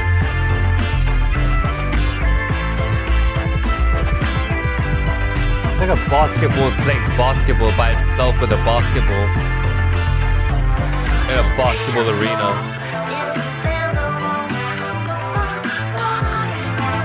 Quiet Bo, you here? In the chat.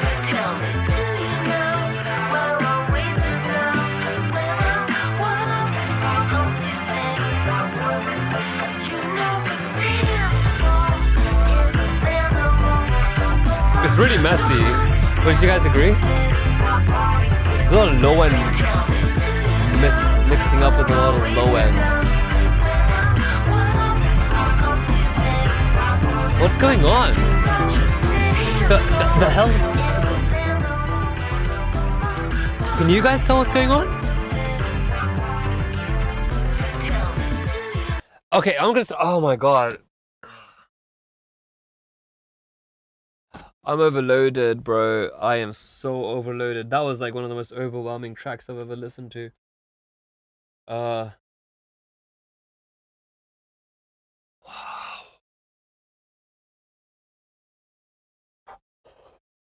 Okay. Let's try this again. Let's try this again, but this time my way. All right? Enough is enough. That was ridiculous. All right, so we're going to start from here.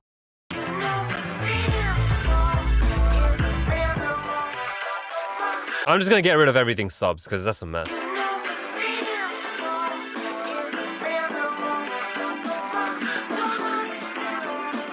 This is good. Now it makes sense.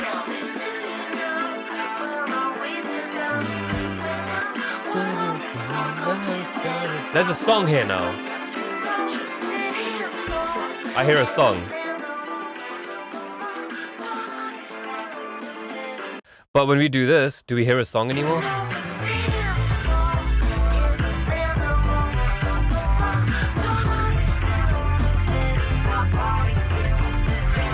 You see what I mean, right? There's okay. It's yeah. First things first. On the realist, strap this EQ peak over here, and let the whole world fill it. All right, so.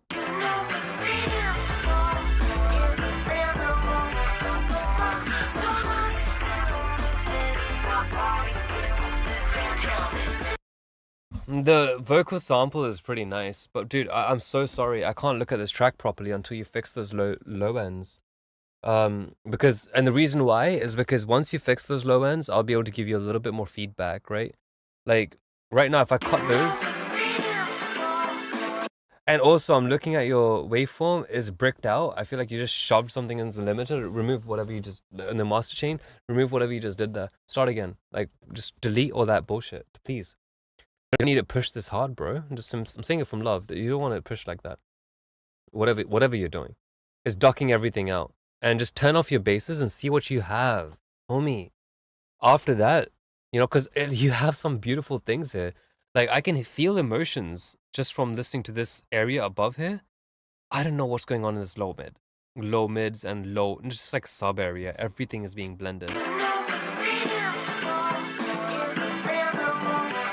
You have a bass line, which is nice.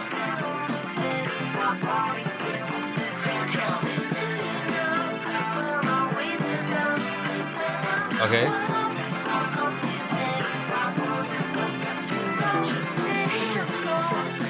Yeah. I know that's the tag that was, you know, from the track train thing. That's fine. I don't care.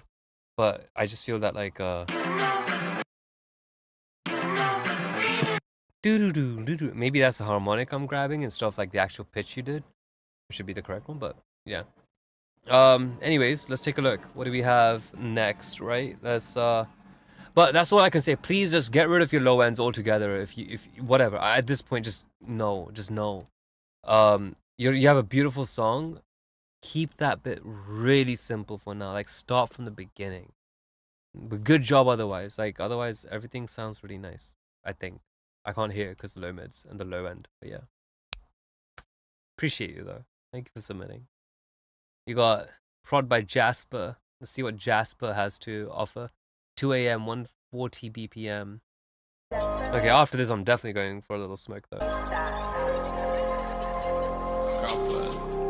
Wait, we've heard this.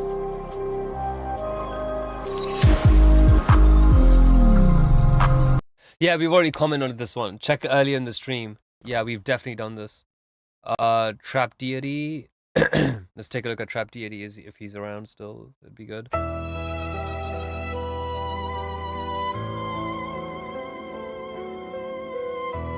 Fuck! How long have I been streaming for? This is the first time someone done strings right. Oh, my headphones flew off.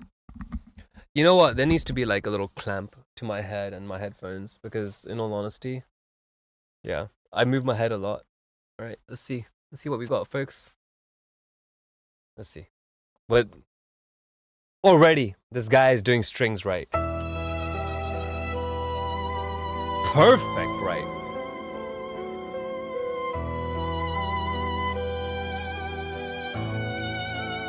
Purchase your tracks today.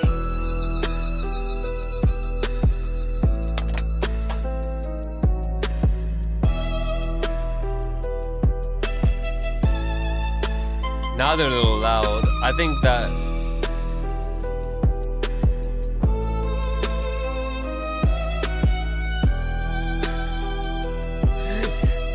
your freaking homie, your strings are the perfect volume. Just everything else is quiet. But it's still mixed so well.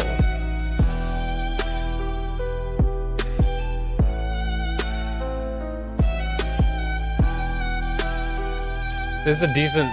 Thanks, bro, JM. Yes, it's insane, but I'm trying to make these go for 4.5 hours.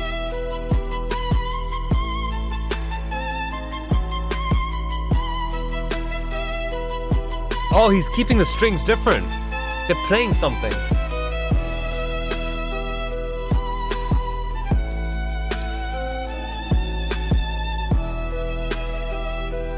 Yo, I can't even fucking tell those are fake.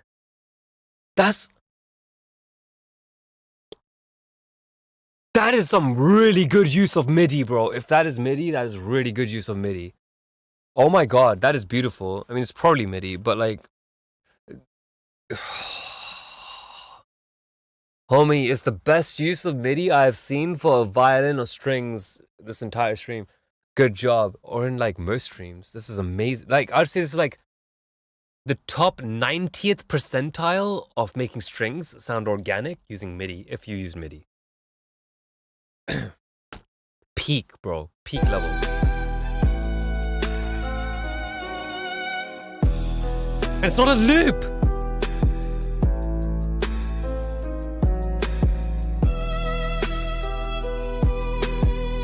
At times let the strings be in the back, sometimes bring them in the front. Like over here, it's okay if they're in the back. Oh yeah, I can see properly now that you're not right beside me. I got too much pressure coming from my man and my family, man and the man and me, but with no clarity, but with the guarantee, biblical parity. You know, whatever you want to, like, bars are gonna be on top because it's a trap thing. You see how those strings are gonna be distracting from the vocal in certain areas? Purchase your tracks today. Nice. You did the... It's just about leveling the strings now and mixing them in, but delivery, amazing.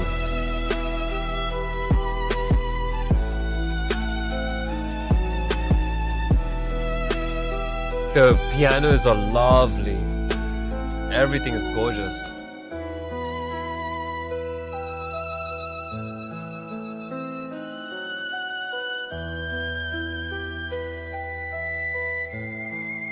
Perfectly tamed that resonance. Good job.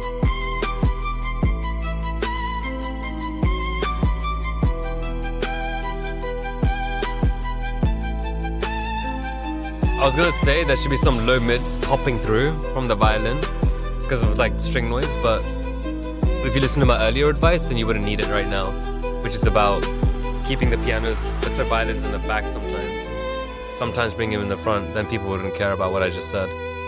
Purchase Hope that your helps. tracks today.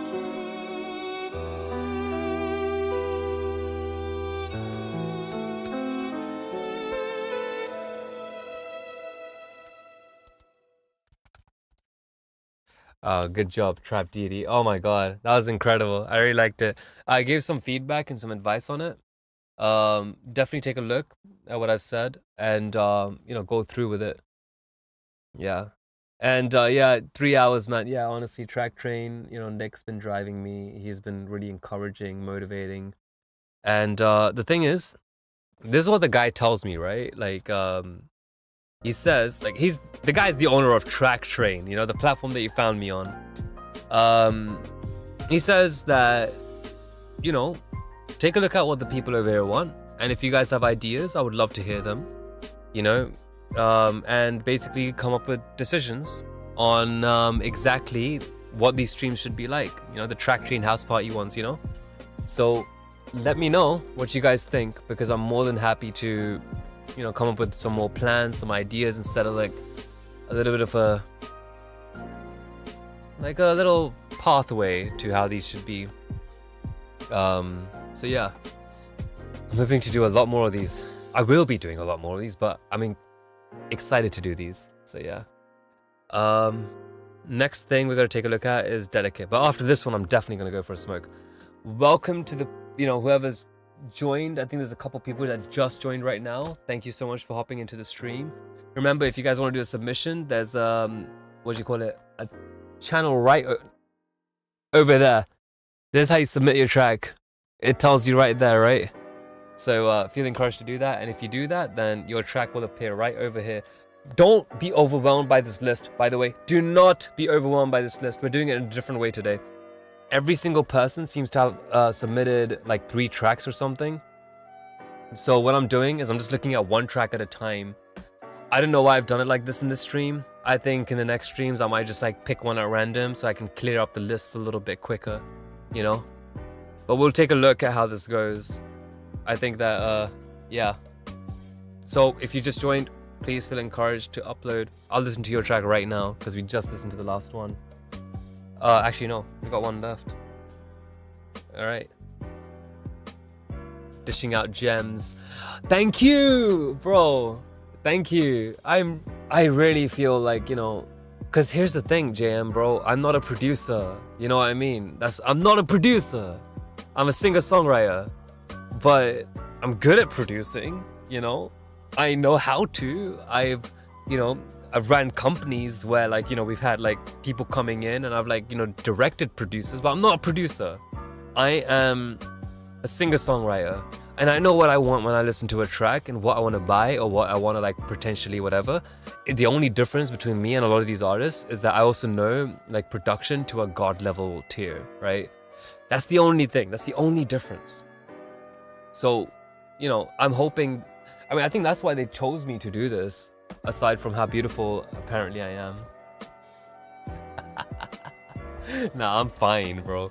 Honestly, this hair's a mess. I need to get it sprayed or something. It's so hot here, bro.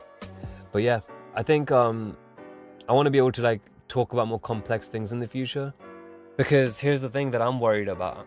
JM, can I share my personal struggles with this stream? I really enjoy helping people. I really do. I want to see everyone thrive, and I'm blessed to be able to know a lot about the topic. But the thing is that, like, I also want to be able to talk about things to do with like more complicated things to do with production. I want to be able to talk about things, you know, more about how to communicate with artists and how to deliver these things to your artists, because I think that's something that a lot of us are lacking. A lot of us have a little bit of trouble, you know, delivering and receiving information from our artists, empathizing and shit. So I really want to be able to deliver that. I want to change something in production, and I don't even want fucking credit for it. I don't give a shit, because at the end of the day, like I said, I'm a singer-songwriter. Eventually, I'm gonna stop producing. Eventually, I'm gonna stop doing anything to do with production. And one day I'll have a producer that can do what I need them to fucking do for once in my freaking life, you know? In the meantime, I'll teach what I can and get you guys to the point that an artist would need you to be at, you know? And then after that, I'll leave it alone. Hopefully someone can take my place one day, you know, because this is, you know, when it comes to mixing and mastering, I hope that AI can take that over, because I want you beat makers to just be making beats and cooking up and being an artist. I don't want you guys to have to focus on that stuff. But in the meantime, I'm going to help you with every single bit of my energy that I got. So, yeah. What I'm going to do is real quick, go for a smoke. And then yeah, we'll take a look at Delicate. All right. But hope you guys stick around, hold tight, you know, have a good time. I won't be too long. Please feel encouraged to submit your tracks over, you know, and get your name on this list over there by submitting your tracks over there. God, I need to practice this more. Like, submit your tracks over there, like, be able to do that without having to. But yeah, that's something else. Yeah. Come by to every stream, guys. I'm doing this every Sunday. I have to do this every Sunday because whenever I don't do this every Sunday, the next week doesn't go so well for me. Like, you know, in a lot of different ways. So I really enjoy these. These things make me feel like I have an outlet to truly communicate things that I find important. So, you know, in ways that I can help and with mixes and stuff. Because do you know how many thousands of people that I've helped in my community alone? Where it's been like, you know, someone just hops in and says, "Yo, tell me what to do with this beat. What do you think about this beat, bro?" And it's like, I tell them the stuff, they're like, "All right," and it's just disconnect or disappear. It's like, bro, did they at least listen so they can improve their beat? Or did they just want to jerk off and show their dick pics on camera? Well, not jerk off, show their dick pics on camera, but it's the equivalent when someone just drops their track and doesn't really want to improve, right? Like, it's like a guy who's like working out, but then they like look working out to look good in front of the ladies, but then they just try looking good for the guys at the gym instead. Like, they kind of lost the purpose of why they're making music, right? So, anyways, I'll be right back. Oh, it won't be long. I'll be like 5 minutes. I'm just gonna like put a timer down actually. I'm just gonna put this as 6 minutes so that people can see. All right, BRB. Thanks for sticking around, Jane.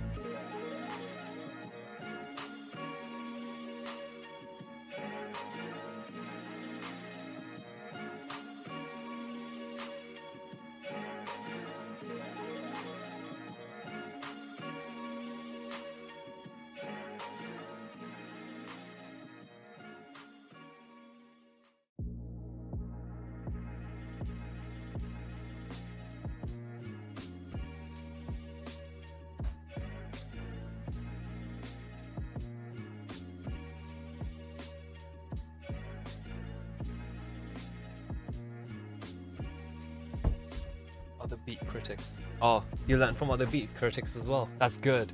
That's good.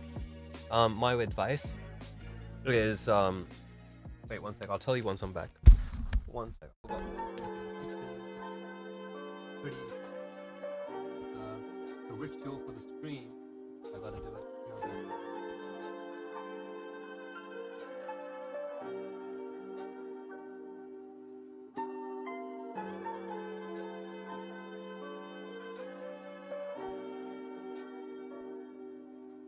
Alright, so we've got one bit of taking a look from like other streamers and stuff, or like critiques and whatever. Don't just, you know, if you truly want to improve, and this is something that I'm going to stand by for the rest of my streams forever, otherwise I don't want to do streaming, is don't just look at people who are just jamming to your beats, because that's easy to do. Anyone can look for good in a song. Not just me, but if you find any other critic that is like genuinely looking to improve, or like gives you advice on how to improve it, those are the people you want to go to. Generally, the good formula is 3 points of what went well and 1 point of even better if. I'm trying to keep it a little bit more flexible than that, by saying that everything's fine apart from this one thing can be improved and stuff. But find people that aren't just gonna be like jamming to your beats. Oh, that's fire, bro. Yeah.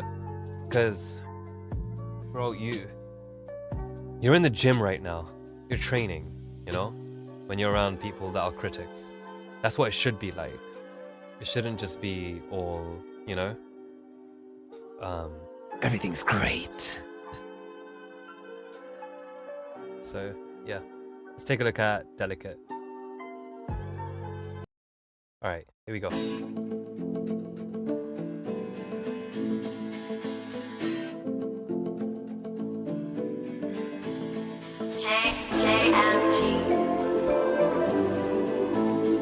Let those guitars come in a little bit more in the lower end.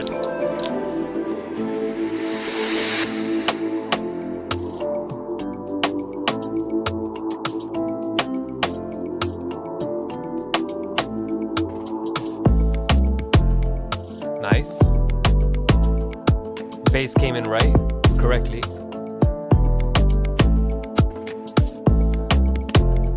You got the low mids on the snares in this one.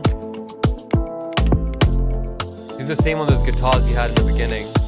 Let me refresh real quick. These guitars, let those slam a little bit. Like some low mids in that. You cut it.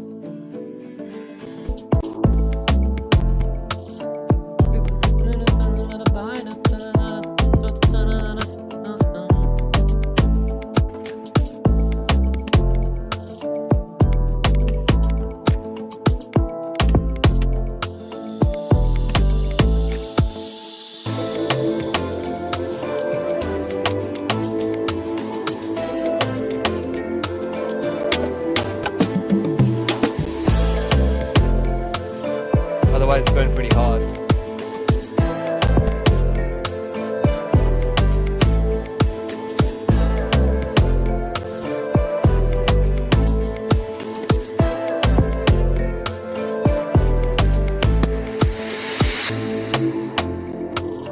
Yeah, see how you're doing your rim hits on this one?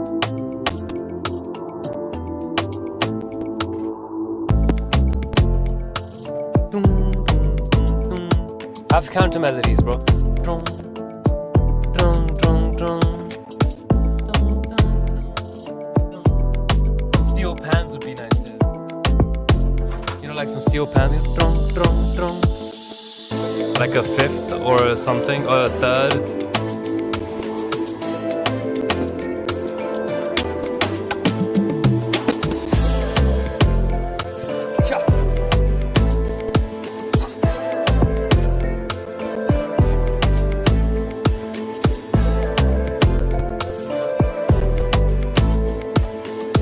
See what I mean, though?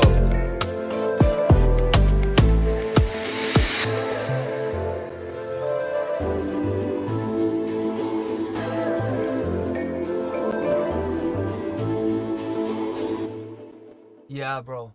Good job, good job. I would say that, like, you did a good job with keeping those rims in, like I said, and maybe add some steel pans to add like a little bit of a counter melody. Prong, prong, prong, prong, prong, prong. It doesn't have to be the same octave, but it could be like a fifth, maybe. Like 7 semitones higher than what the bass line's doing, and see what that does. If that doesn't feel right, then an octave is just fine. But yeah, like for certain parts, that will like really lighten up your arrangement. Hopefully that, you can do steel pans and think about like every single percussion you can use, right?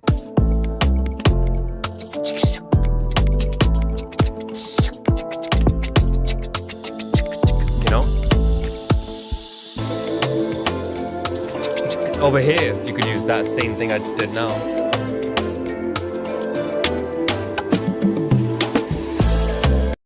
See? Yeah, I think that'd be great. Give that a shot. I think but otherwise the mix is pretty good. Let's see if there's anything that's wrong with the mix. Mix looks good.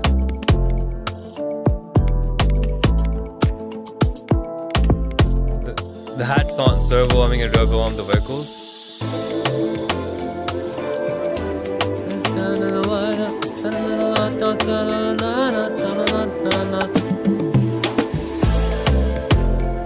The mix is great. There's not much comment on it apart from things you could do for the arrangement. But other than that, mix is looking spot on, bro. I think this is great. I mean, obviously, but when you get to mastering, that's gonna lead to a few different things to take a look at. So yeah, I guess because when you start mastering, remember that thing I told you about in your previous track. You want to make sure that you're not overwhelming certain instruments when you go into the next. Yeah, but this was a good one. I'm gonna hit next though because I think we've looked at all of these ones. Good job, dude. Good job. All right. So, let's see. I think this was your best mix out of the 3 that you sent, in all honesty. I'm not gonna lie. We'll do like how long is the streaming going now? Let me see. I like reaching goals, So we'll see if there's like where is it? 3 hours 23, I think. What does it say? It doesn't tell us, does it? Oh, is this gonna be Inception? Are we gonna get like an Inception moment? Oh no, we're not. It's okay. What is this? If I skip all the way till the end.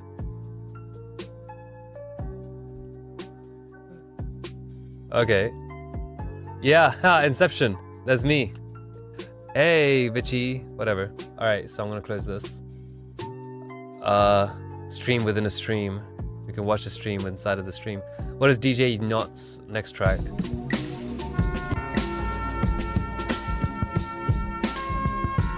Oh, we already looked at this one. Alright, so I can hit next on DJ Not. Rebel. I think we have not looked at their second track. What is this? Listening to these tracks, it just inspires me to just make another track of my own. Okay, I'm gonna record this one in because it sounds a lot like what one of those Doja Cat songs have done.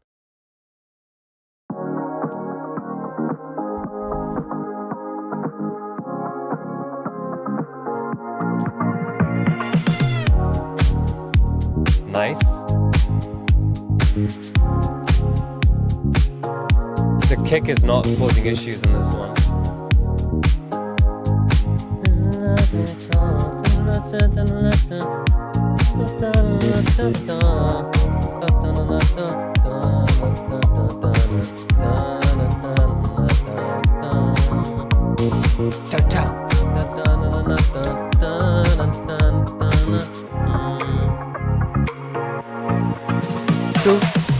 Cowbells.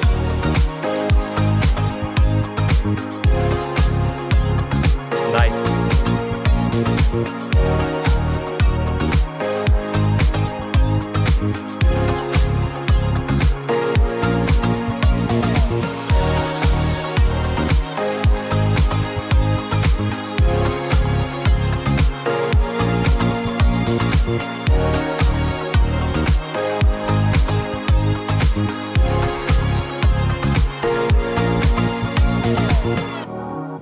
it's his best mix. It's Rebel's best mix.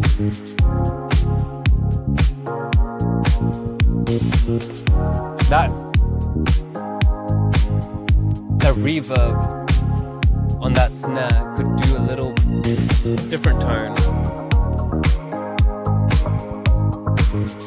How did he mix those two together? That was interesting. Mixing the snaps with the snares is a good idea.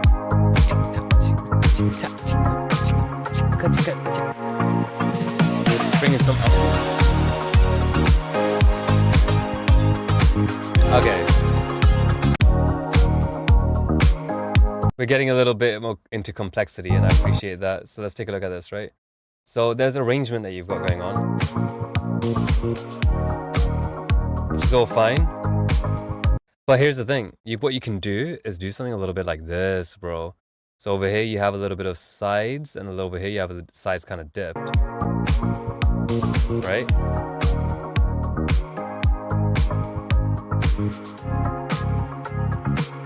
Which is fine. You know?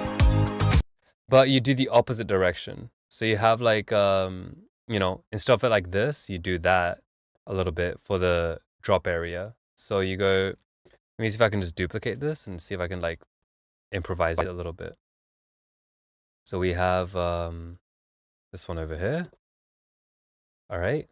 So over here, we'll make this a little bit wider and this a little bit like so. And then we'll do this one over here and like so. Now,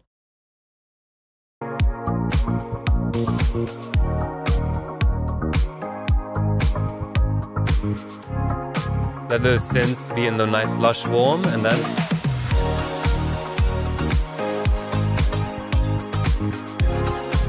do you see how I made that more alive? Do you see how we made that a lot more alive? And the way we did that was let those pads and stuff glow in the lower mids when you don't have the high-end type of chorus. And then as soon as the high-end chorus comes in, you flip over to this type of thing where the sides and the highs are glowing up, you know? That's it. It kind of feels like a glow up, quote unquote, in the, you know, nostalgic sense when we describe it. So let's take a look at that again.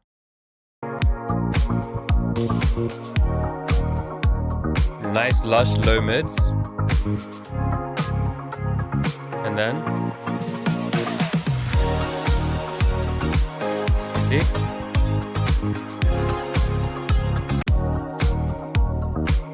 You see where I'm coming from, right? So yeah. And I wouldn't do this like as master EQ, like EQs on the master channel like this. I mean it like, you know, try doing it within the instruments themselves. You know, let the things that you need coming through into like glowing in the, you know, in the chorus, like let those come through for those choruses. And I think your arrangement pretty much does that on its own, almost. I would just boost a little bit of highs for those other instruments that come in during this area, during that time. So yeah, let's take a look at the next one. We'll do another... I did 3 hours 36, so let's see. I'll do another 24 minutes, 30 minutes roughly, and then we'll stop the stream. By the way, if there's anything you want me to go over specifically, I can actually like, you know, do that for you guys. More than happy to. Let's take a look at the last one. Oh, wait, before we do that, what do we have here? Yeah, the filtering's been done a little bit awkwardly. Let's see. Okay.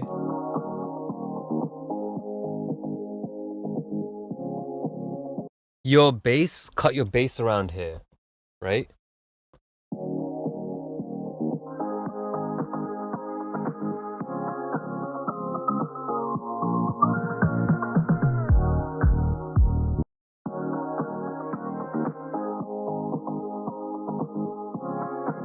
Or you either cut on around 2 kilohertz, like around 2.2 kilohertz, or you cut around, you know, around here. Don't do it somewhere in the weird region like this, because this region is a bit uncomfortable.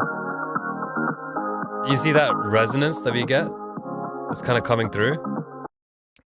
So when you're trying to emulate this, like, you know, like this filtered thing from the nostalgia area. Think about the resonances and the painful frequencies.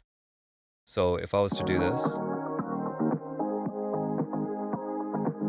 it's a lot more pleasant if you dip those areas out, right? And normally when people are doing this type of filtering, they're also boosting a little bit and adding a bit of resonance, because that's how you tell your audience that there's been filtering happening, right? So yeah. Anyways, let's take a look. What's the next one?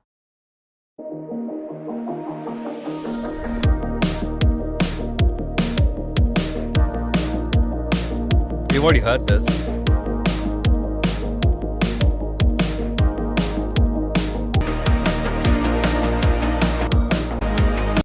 We've already heard this. Let's see, what's track number 1?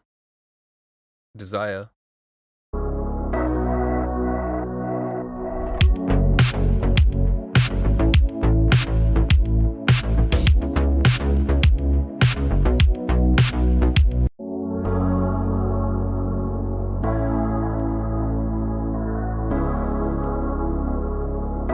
This guy's doing a good job. I think he's like,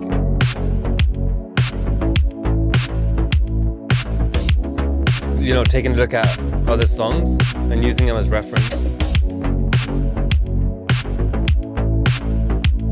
You need to boost some of that highs on that down, down, down.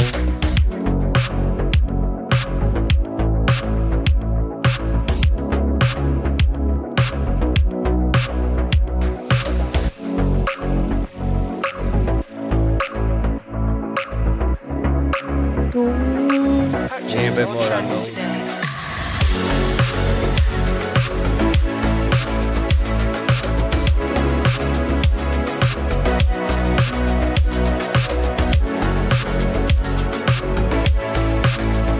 It leaves a lot of space for vocals.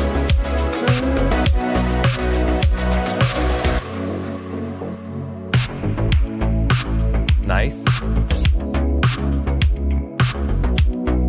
He's doing good with arrangement.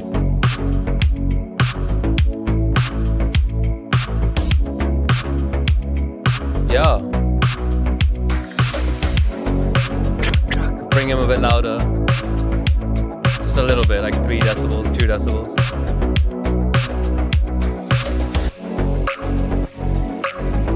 This guy's really doing a good job with arrangement. Purchase your tracks today. Nice. Nice. He's letting those highs breathe in the sides. It's gorgeous. Alright. Dun, dun, dun, dun, dun, dun, dun, dun, dun, dun, dun, dun, dun, dun, dun. Have like a little synth doing that in the second part, you know, because otherwise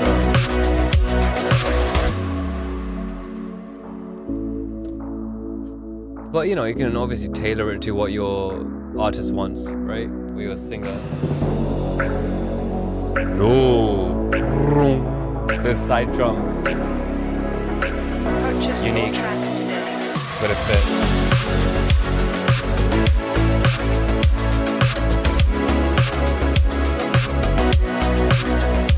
I hear flux.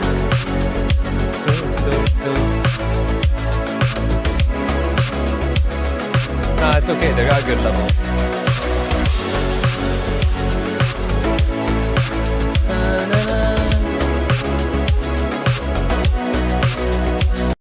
Do you guys hear that little synth in the back? That needs to come up.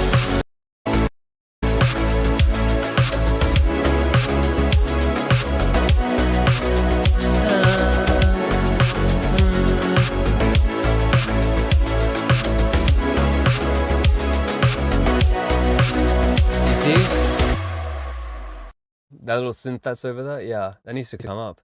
That was really pleasant. That was really beautiful.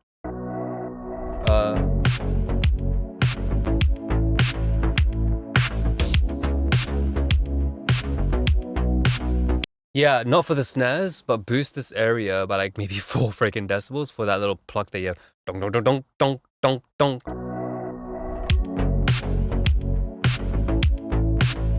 You know?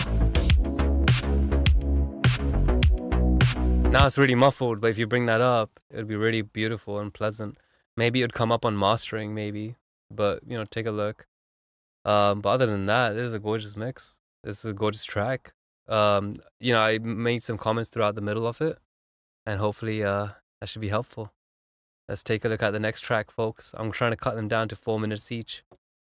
I think we've taken a look at every single one by Rebel. Good job, Rebel. Thank you so much for your submissions. I'm really excited to see you next week as well. We've looked at Coincidence by Whitespace, I think.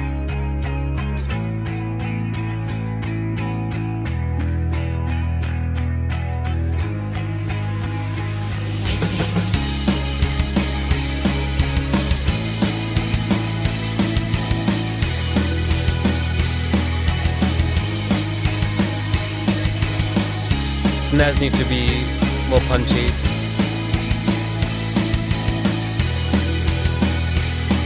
Everything needs to come up in highs. Drums are fine. He tried to make it neutral with this area.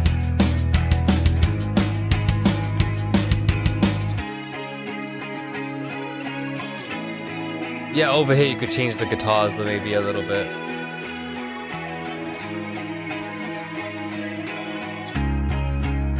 Because it's the same thing, you know? We don't want people to know it's a loop. No. See, those drums are weak, right? By the kicks, I mean. 2 minutes left.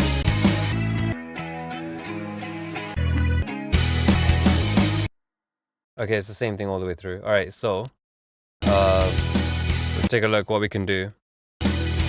Let's turn this off and delete this. That snare needs to come up. It needs a little bit more presence.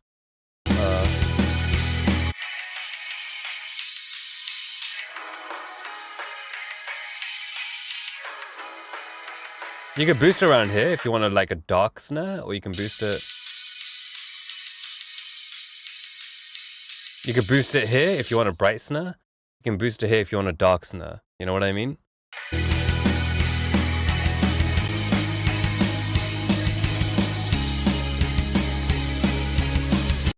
So that's something that needs to be worked on. The drums over there.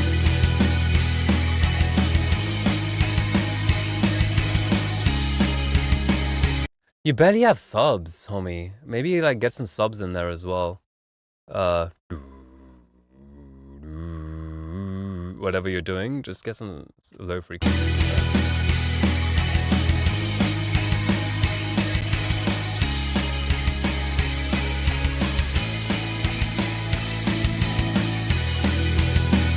You have a really resonant instrument here, like ooh.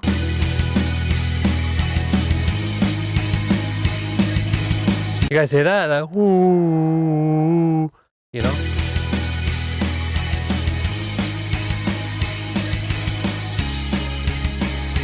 What is that button that I can use?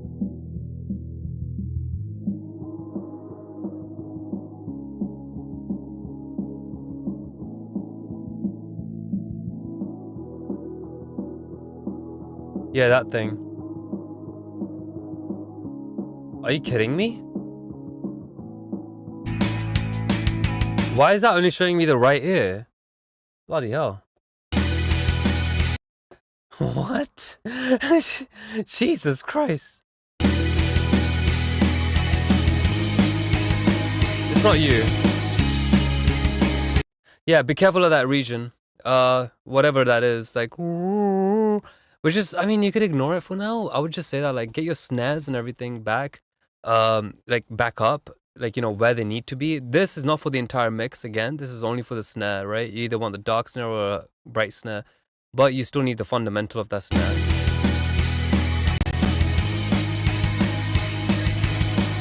Right? Use side chaining, you know, for certain elements that might be getting in the way. Let's see. Your crashes are fine if you get everything else up. and then you can dip the entire drums down a little bit, maybe.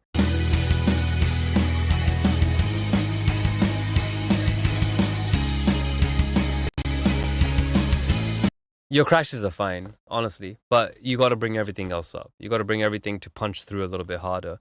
You got to bring some of the brightness in that snare. You got to make that kick be a little bit more thumpy and, like, you know, take down the mix. Because you don't really have any sub frequencies at all, bro. Like, the only stuff that you have which are sub frequencies is this area, right? So let's take a listen.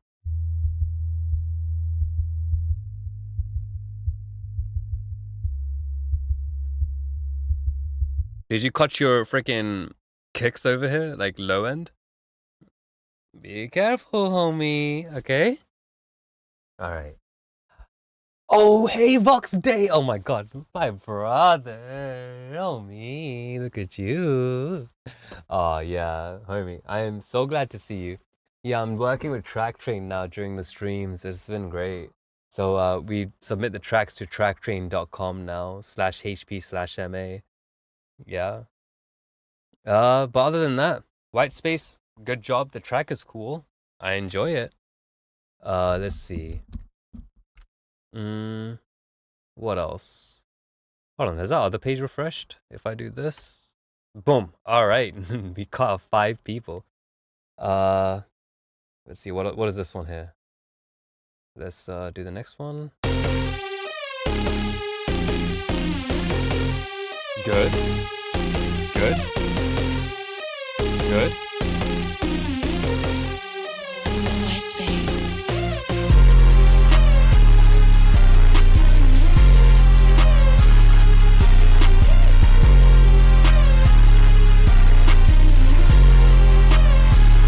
You've already got this highs for that bass. Tame the low mids.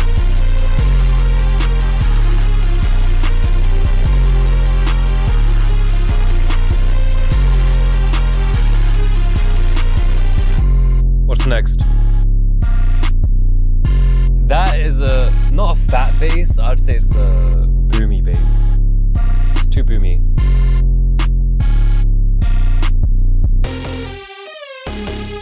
Fat to means the harmonics are like added on top. But there's too much in the low mids in terms of mix. Okay, it's the same thing throughout the whole thing now, so I'm just gonna stop it there. Alright, let's see.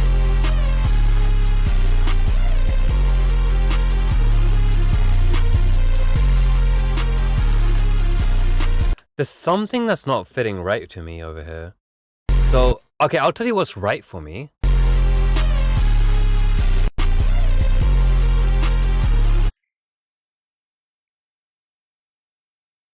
That instrument over here. That is beautiful. That thing. Not the do-do-do-do, that's fine, that's good. But I mean the that crunch is so gorgeous, homie. I love it. Really nice. So it's just that sub that is, I think the only thing that's kind of weird is that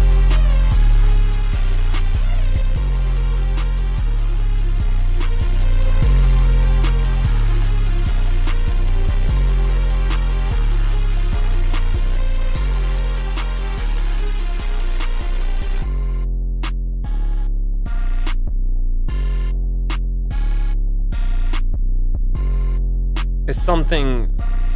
If I do this, it helps me tame it. Yeah, it's your second and third harmonic of that bass only. Not your entire track. Your entire track's okay. Well, but in terms of like your bass that your main 808 is doing, I'd say like it needs a little taming over here because right now this sounds too heavy. I feel like you used max volume or something by Waves.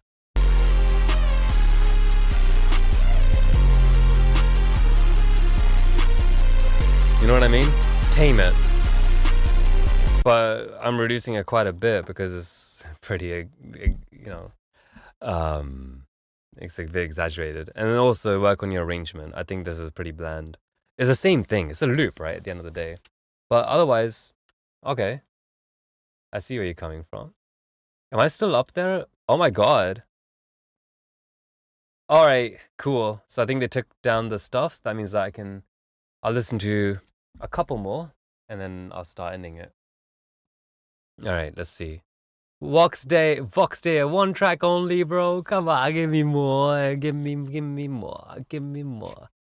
Okay, let's see what we got over here. Mr. Man, what have you got? We haven't spoken in like July, probably. So let's see.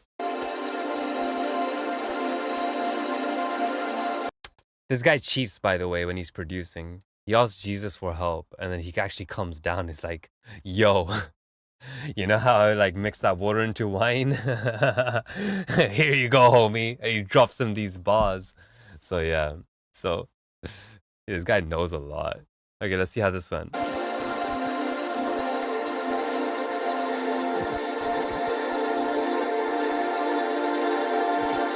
Okay, it's a little harsh. What I'm gonna do...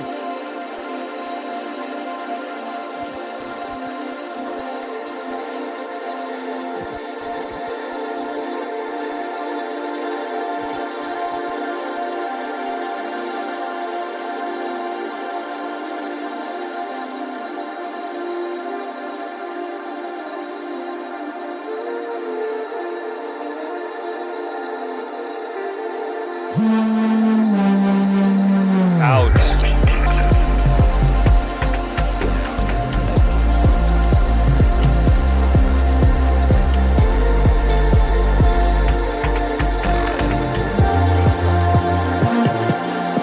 It's pretty cute.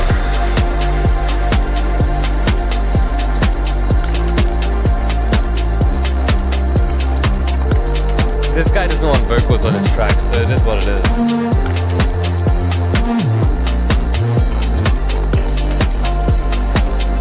Is it just me?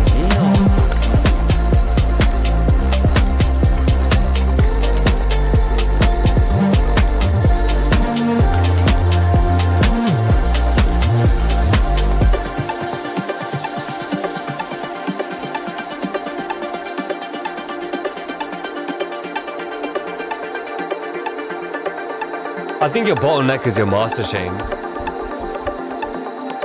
Are you using the God particle? Because technically that's blasphemy, right? Don't use that.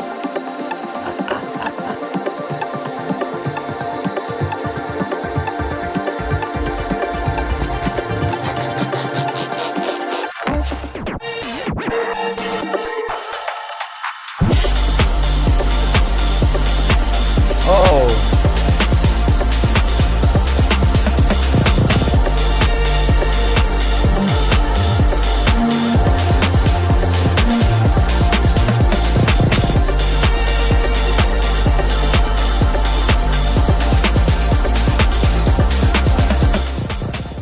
That's gonna give me ear fatigue, so I'm gonna turn that down.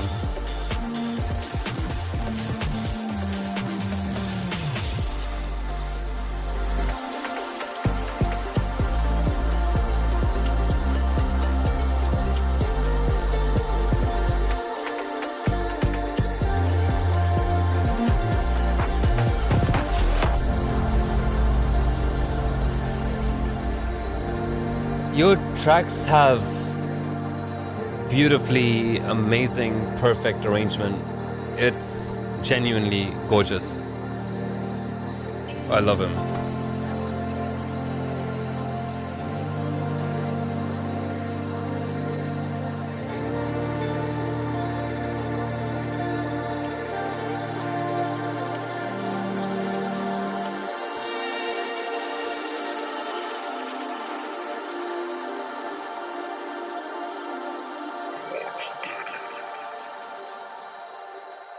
Beautiful.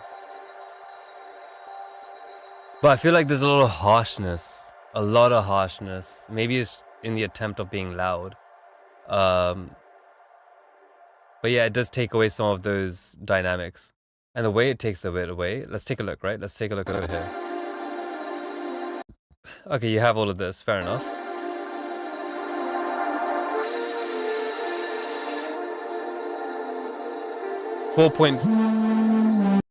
Okay, I'm gonna ignore that bit because I'm...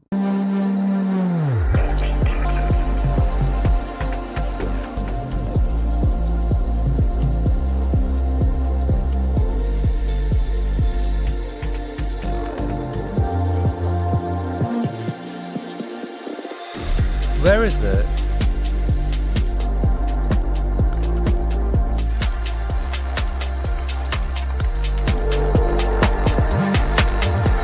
It's here.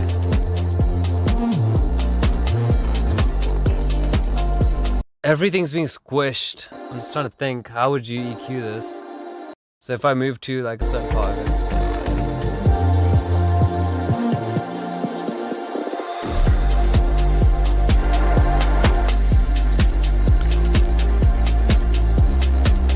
It's around here.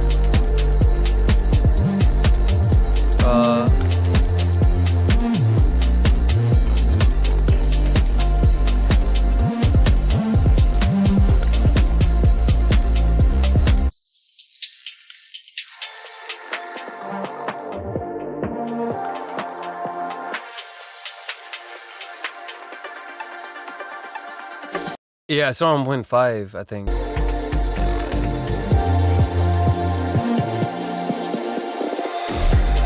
Yeah, it feels like a lot of your stuff has been filtered. Like, you'd think that these instruments, like,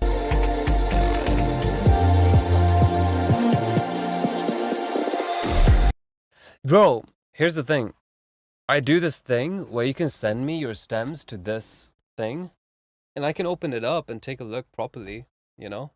If you just send me the drums, the polyphonics, the monophonics, the bass, and that like radio frequency. If you're going for radio frequency, either go for 1 kilohertz with a little bit of resonant peak, just a minor one, just to let people know you're doing that, or you do 2.2 kilohertz, or like around 2 kilohertz roughly. But if you do it somewhere over here, it can sound really strange. Like,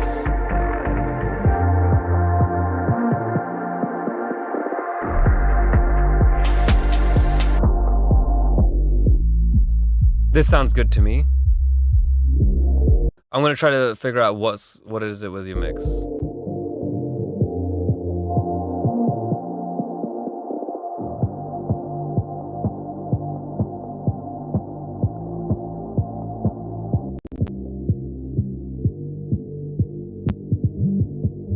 Okay.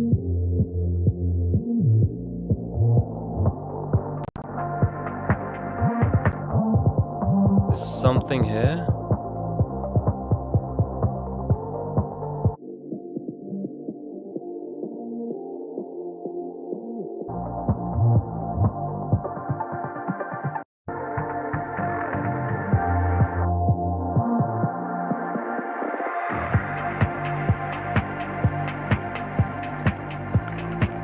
A little bit lower over here. A little bit.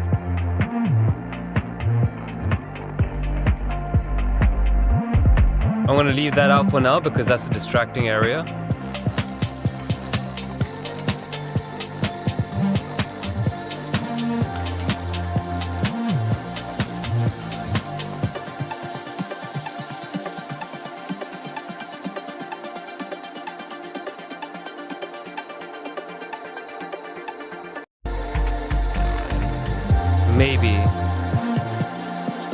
Maybe.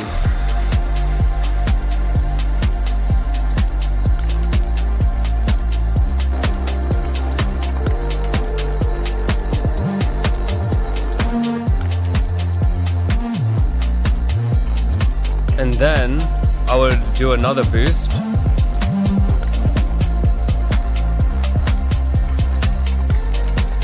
But a softer one. And I would do it a little bit like this.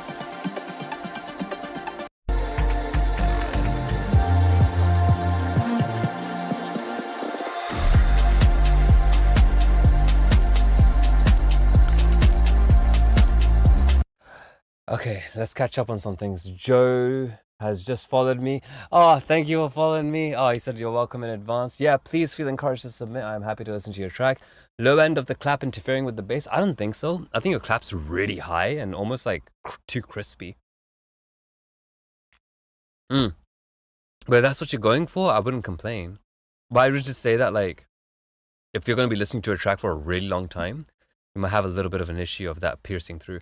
But at the same time, I feel like the reason why I would be complaining about that in the first place is because the rest of the mix is a little bit harsh. The arrangement is freaking perfect, like as good as it can get. So that's really good. I think that there's a lot of crisp in that clap, and it's bringing up all those little transients along with it, like. And let's see what's going on. Let's see. So I dipped a few things to see where I found harshness. It might even be like a little bit like this. I'll have to see. I feel like there's like some analog emulation going on because who the hell does weird curves like I've just done right now, right? So.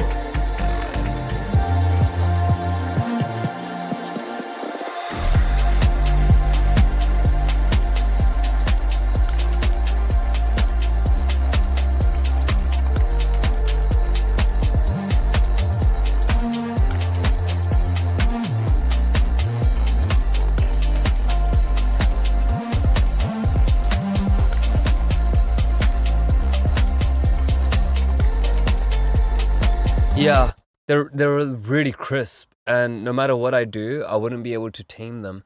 I mean, I could do like you know.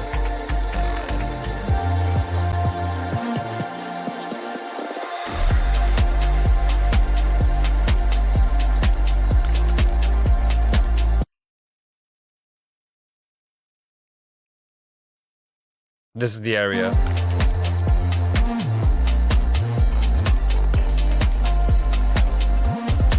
And it shouldn't be.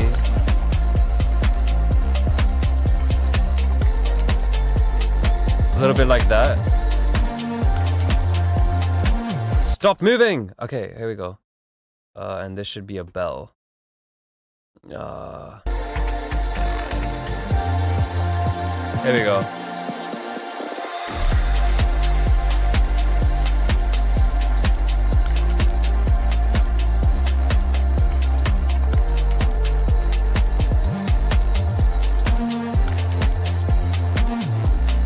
A little bit better. I'm trying to like just tame those high transients.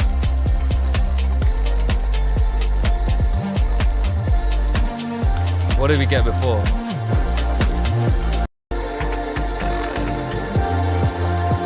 Okay.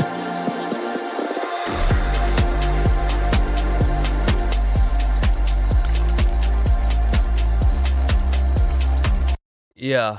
Yeah, I'd say that's just a high-end transient of it. It's beautiful, but if you have that for too long and you keep having it, it's gonna be a little bit painful. That's the only thing. Other than that, I would say that like you have nothing on your master bus, homie. I mean, do you have everything going into one thing and then that's going into your master bus, but that one thing has everything in it? Yeah, like I don't know what it is, but it's sounding really harsh. Wait, what was that nursery rhyme? Old MacDonald had a mix, muddy, muddy, mud. And on his mix, he had some mud, muddy, muddy, mud. And a 150 here and a 400 there. 150, 400, 150, 400. Old MacDonald's had a mix, muddy, muddy, mud. Old MacDonald's had a mix, harshy, harshy, harsh. And on his mix, he had some harsh, harshy, harshy, harsh. And a 4K here and a 6K there. No, wait. 4K, 4K, 6K, 4K. Okay, so it should be around 4.6 kilohertz. So I think I'm going around 3.7 maybe? What is this? Yeah, here. There's a bit of harshness over there. Let's bring these up back up.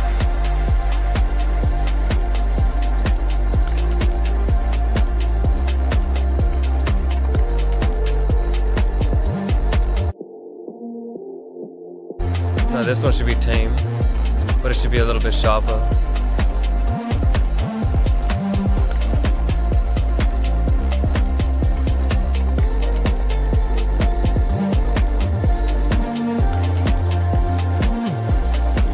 Yeah, maybe something like that. You know what I mean? Okay.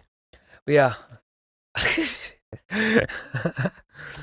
I feel like if I'm using this many effects to make something sound a little bit easier to listen to, I have a feeling there's some analog emulation or something going on, bro.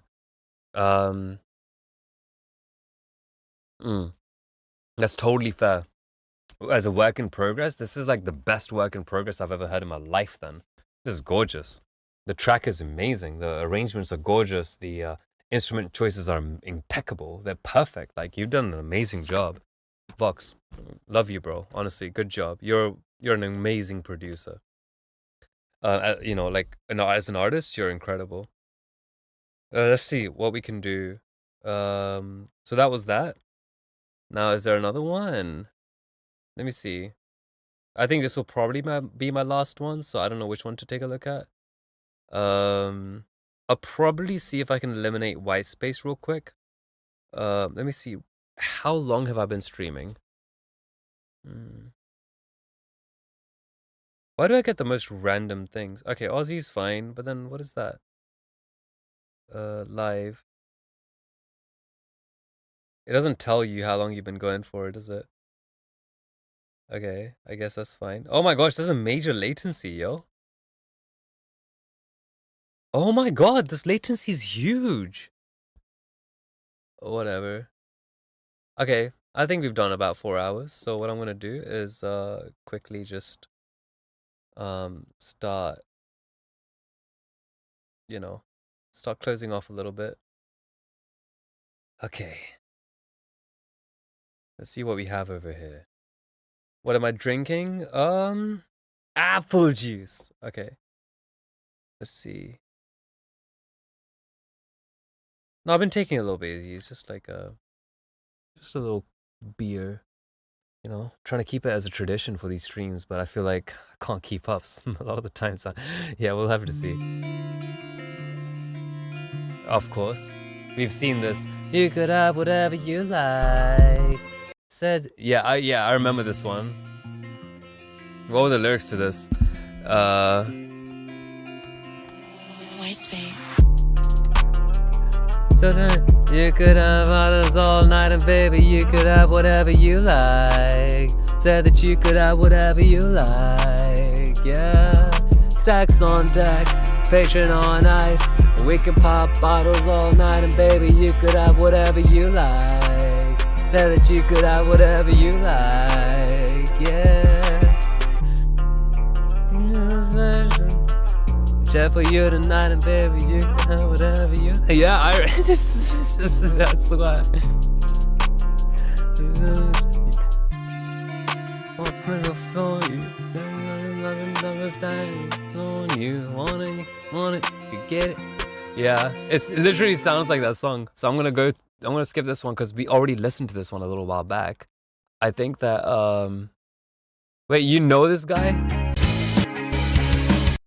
Okay, we've listened to this one too, and we listened to this one as well.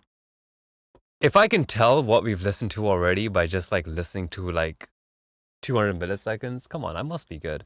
All right, so Garrus Roland. We've listened to this as well, but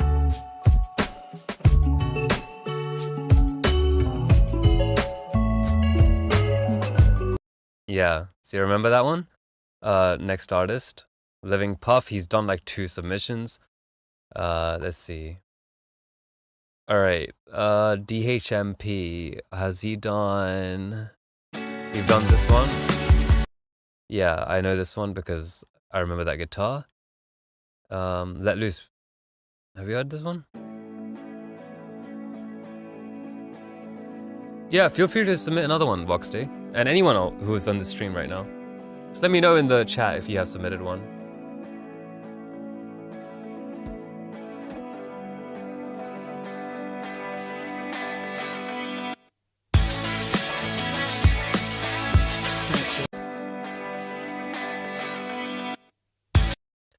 Just cut it properly, like proper cut. Don't leave that reverb in if you're gonna do that.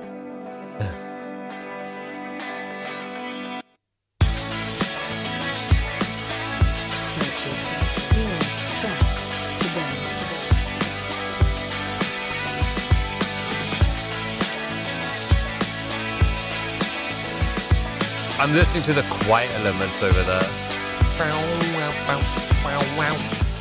That bass line's tight too.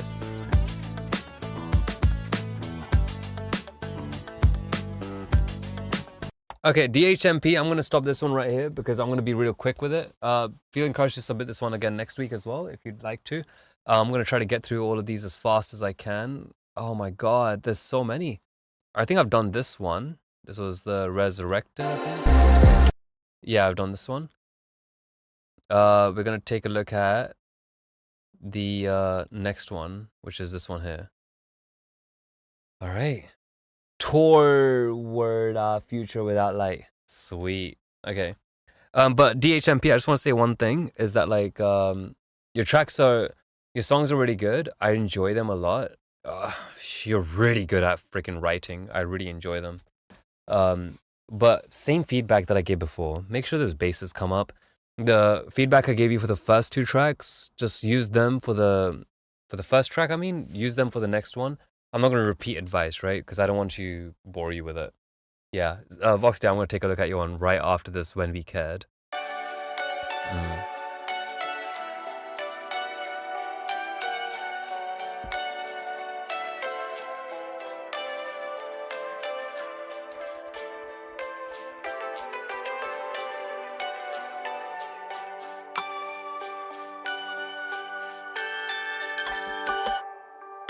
Purchase your Fucking today. fucking tag, bro. Worst timing. Sorry, we gotta listen to that again. That distracted me so much.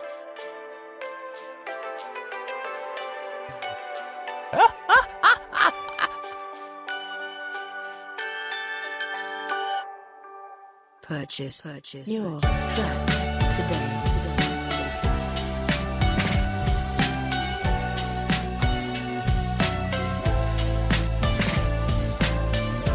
Snare sounds good. Now I need some open hats.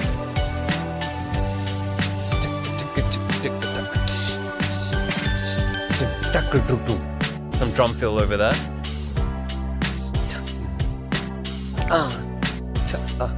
That cut in that snare feels good.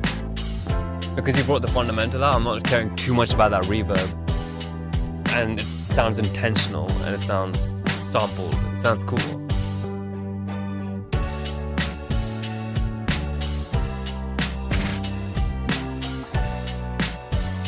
The bass is coming in a lot cleaner now. Purchase your tracks today. That's an annoying tag, bro. No, it's not a tag, but like...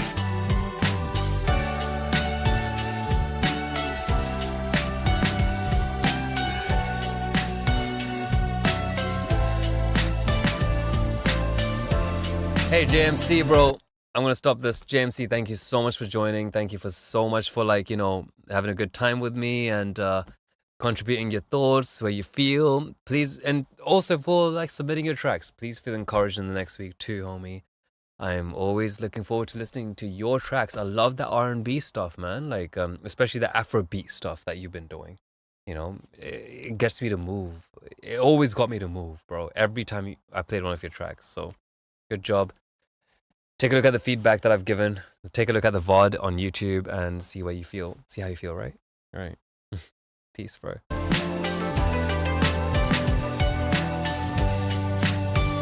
This is a vibe, yeah.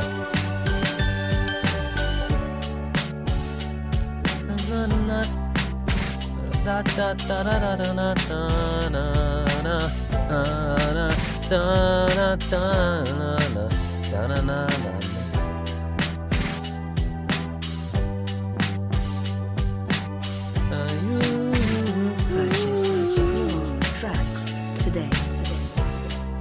Okay, it's the loop.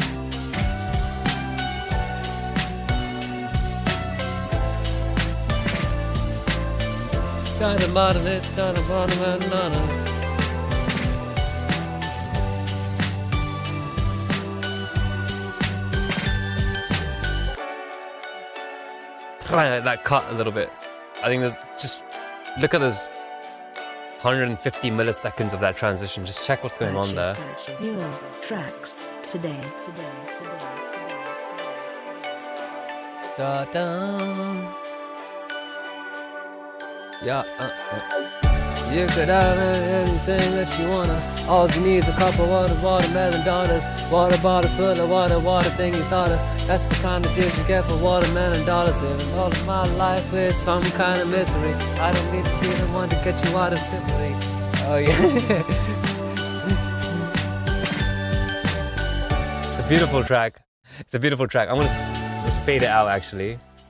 But yeah, take about the feedback that I've given. Your bass has been fitting nicely on this one a little bit more. I want to see what you do when you master it all. You know, when you get it to the LUFS standard that you want to reach and all that stuff. Take a look at the feedbacks I've given you before, for the last two, and apply it over here too. But other than that, good job, homie. This is probably the best mixed one because I can hear the bass, right? I'm gonna hit next artist on this one. We got Drady. Oh, we got Vox Day next. All right, let's go. Should I? Nah, it's okay. Let's do one more. This is my last one. If I had a smoke break, I'd go for another 5, maybe 10.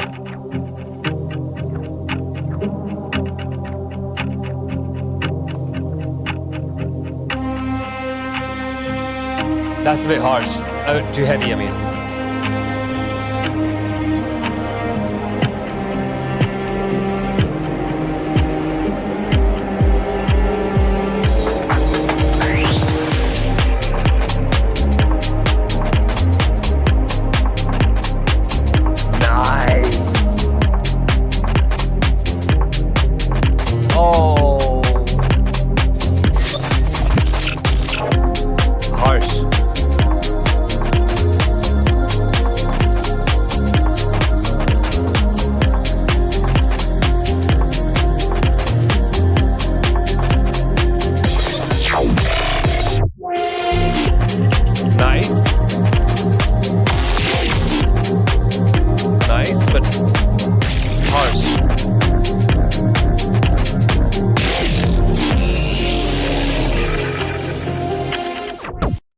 I like those effects, I really do. I just think they're really loud. That's the only thing. But they're perfect effects, just really loud.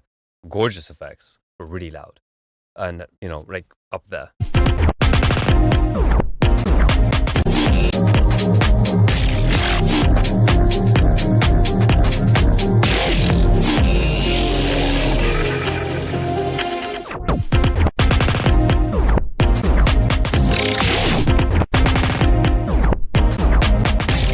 I want to drop it.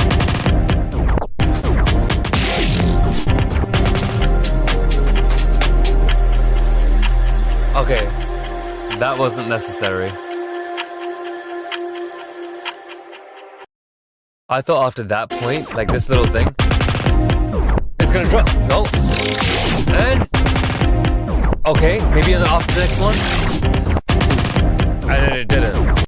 You know what I mean? Like, yeah, you gotta. Yeah, I was expecting it to move, and I was moving to it, but then it didn't. That's why, like, a lot of you got to keep music for the dumb people, right? Where it's like after and the next is like the twist that didn't drop here, right?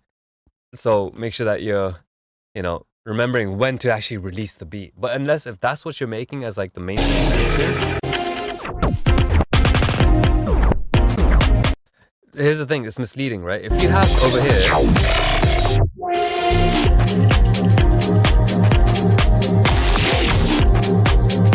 Oh, that's hard.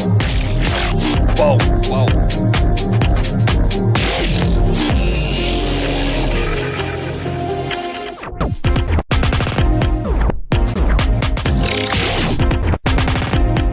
Yeah, I'm thinking it's gonna drop again because you told us over here that you always go back to that motion again, right? Even if it's different. But over here, you had the motion different, right? Arrangement-wise, you're doing great because over here...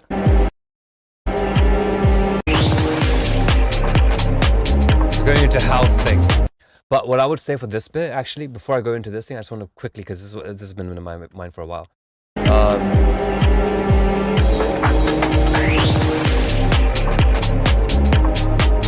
This is so fucking hard, bro. This is so good. This is really good. Like, oh, fuck you. That is so good. But here's the only thing about it.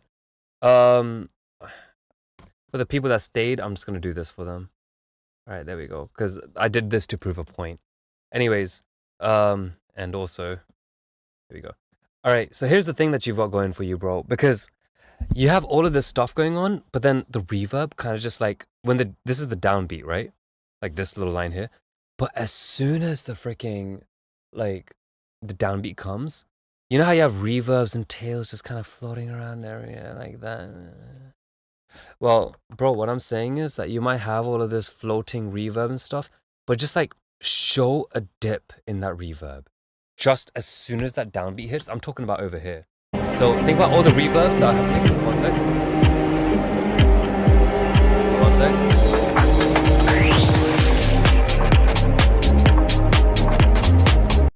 There's some reverbs, not every single one of them, but some ones, the lower mid reverbs, dip them down, you know, so that it like, you see what I'm saying? Like just dip them down as soon as that comes in, so it feels like a deep house kind of thing.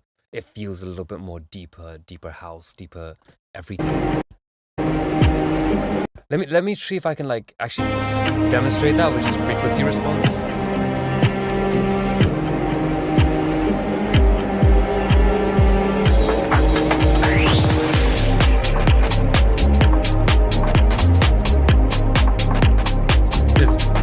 Such a great way to go into the speed. This song is a vibe.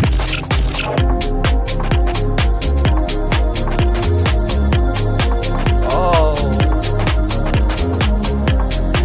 I was supposed to pause it because I'm recording, but oh my god, that is so pleasant. All right, let's see. Okay, we're gonna do. Actually, stick this for now because we never know what you're adding on your master, or not your master, but like the other stuff that you're using.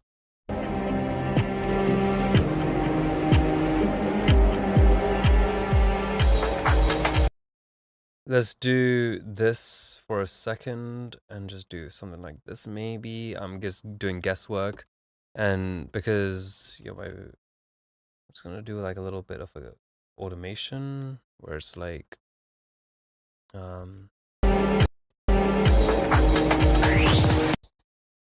Somewhere over here, which is probably this little kick that I'm seeing right there.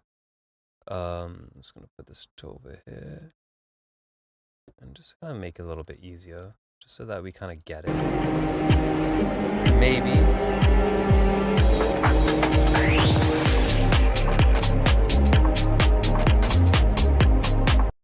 You see what I mean, bro? Like, do you see how that makes sense? No, those shelves, please. You gotta be really selective with those shelves.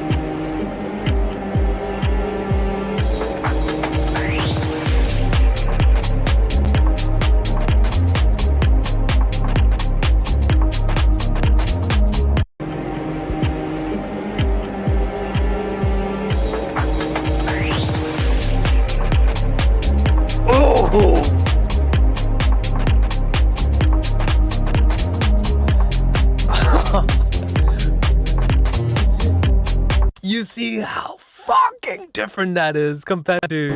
Okay, so you got this.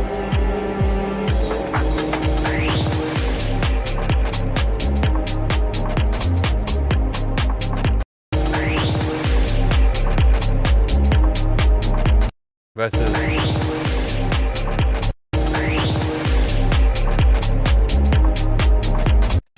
Oh, the difference. Yeah. Yes, contrast, but like, I'm doing this with just a freaking one EQ, bro. You gotta do it with your reverbs. You gotta take a look at your, other instruments that are kind of, like taking up the spaces. You gotta carve that a little bit, just a teeny bit as well, but not by like destroying everything in that region that I've like, painted over here, like so. I mean, like, there's some things that you don't need the width in that region for right now in that drop, because you've already got that sub which already has a perceived width, but we all know it's mono and we feel it's mono in our hearts, but in our ears we know it's a widened effect. So yeah.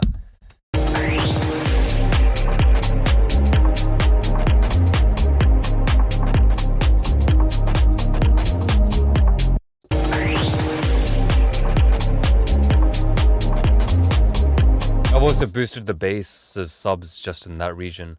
And if, I just want to say that if I'm boosting this over here and you feel like this is sounding too loud or whatever, then what you want to do is reduce the subs in this region over here, So yeah. Oh man. But yeah, give it a shot. Let me know what you think. I'm just a singer-songwriter, but I know what a good song is. So, if you ever need feedback, definitely come down to these streams. I'm always happy to listen. I love taking a look at these things. Now, one of the biggest problems that I have personally is like, oh, Vox Day, by the way, I'm happy to like hang out after the stream. I'll be in the M&A server if you want to come down. Anyone else who's still here, I'll see you guys in the music and audio Discord. Or maybe, I'll see if like, maybe next week, I'll see if like Track Train has a Discord and I can do it through their Discord instead of mine, as like a little after party type of deal. But, let's take a look because, yeah. But in the meantime, like I said, I don't really know how to end a lot of these streams. So, it kind of turns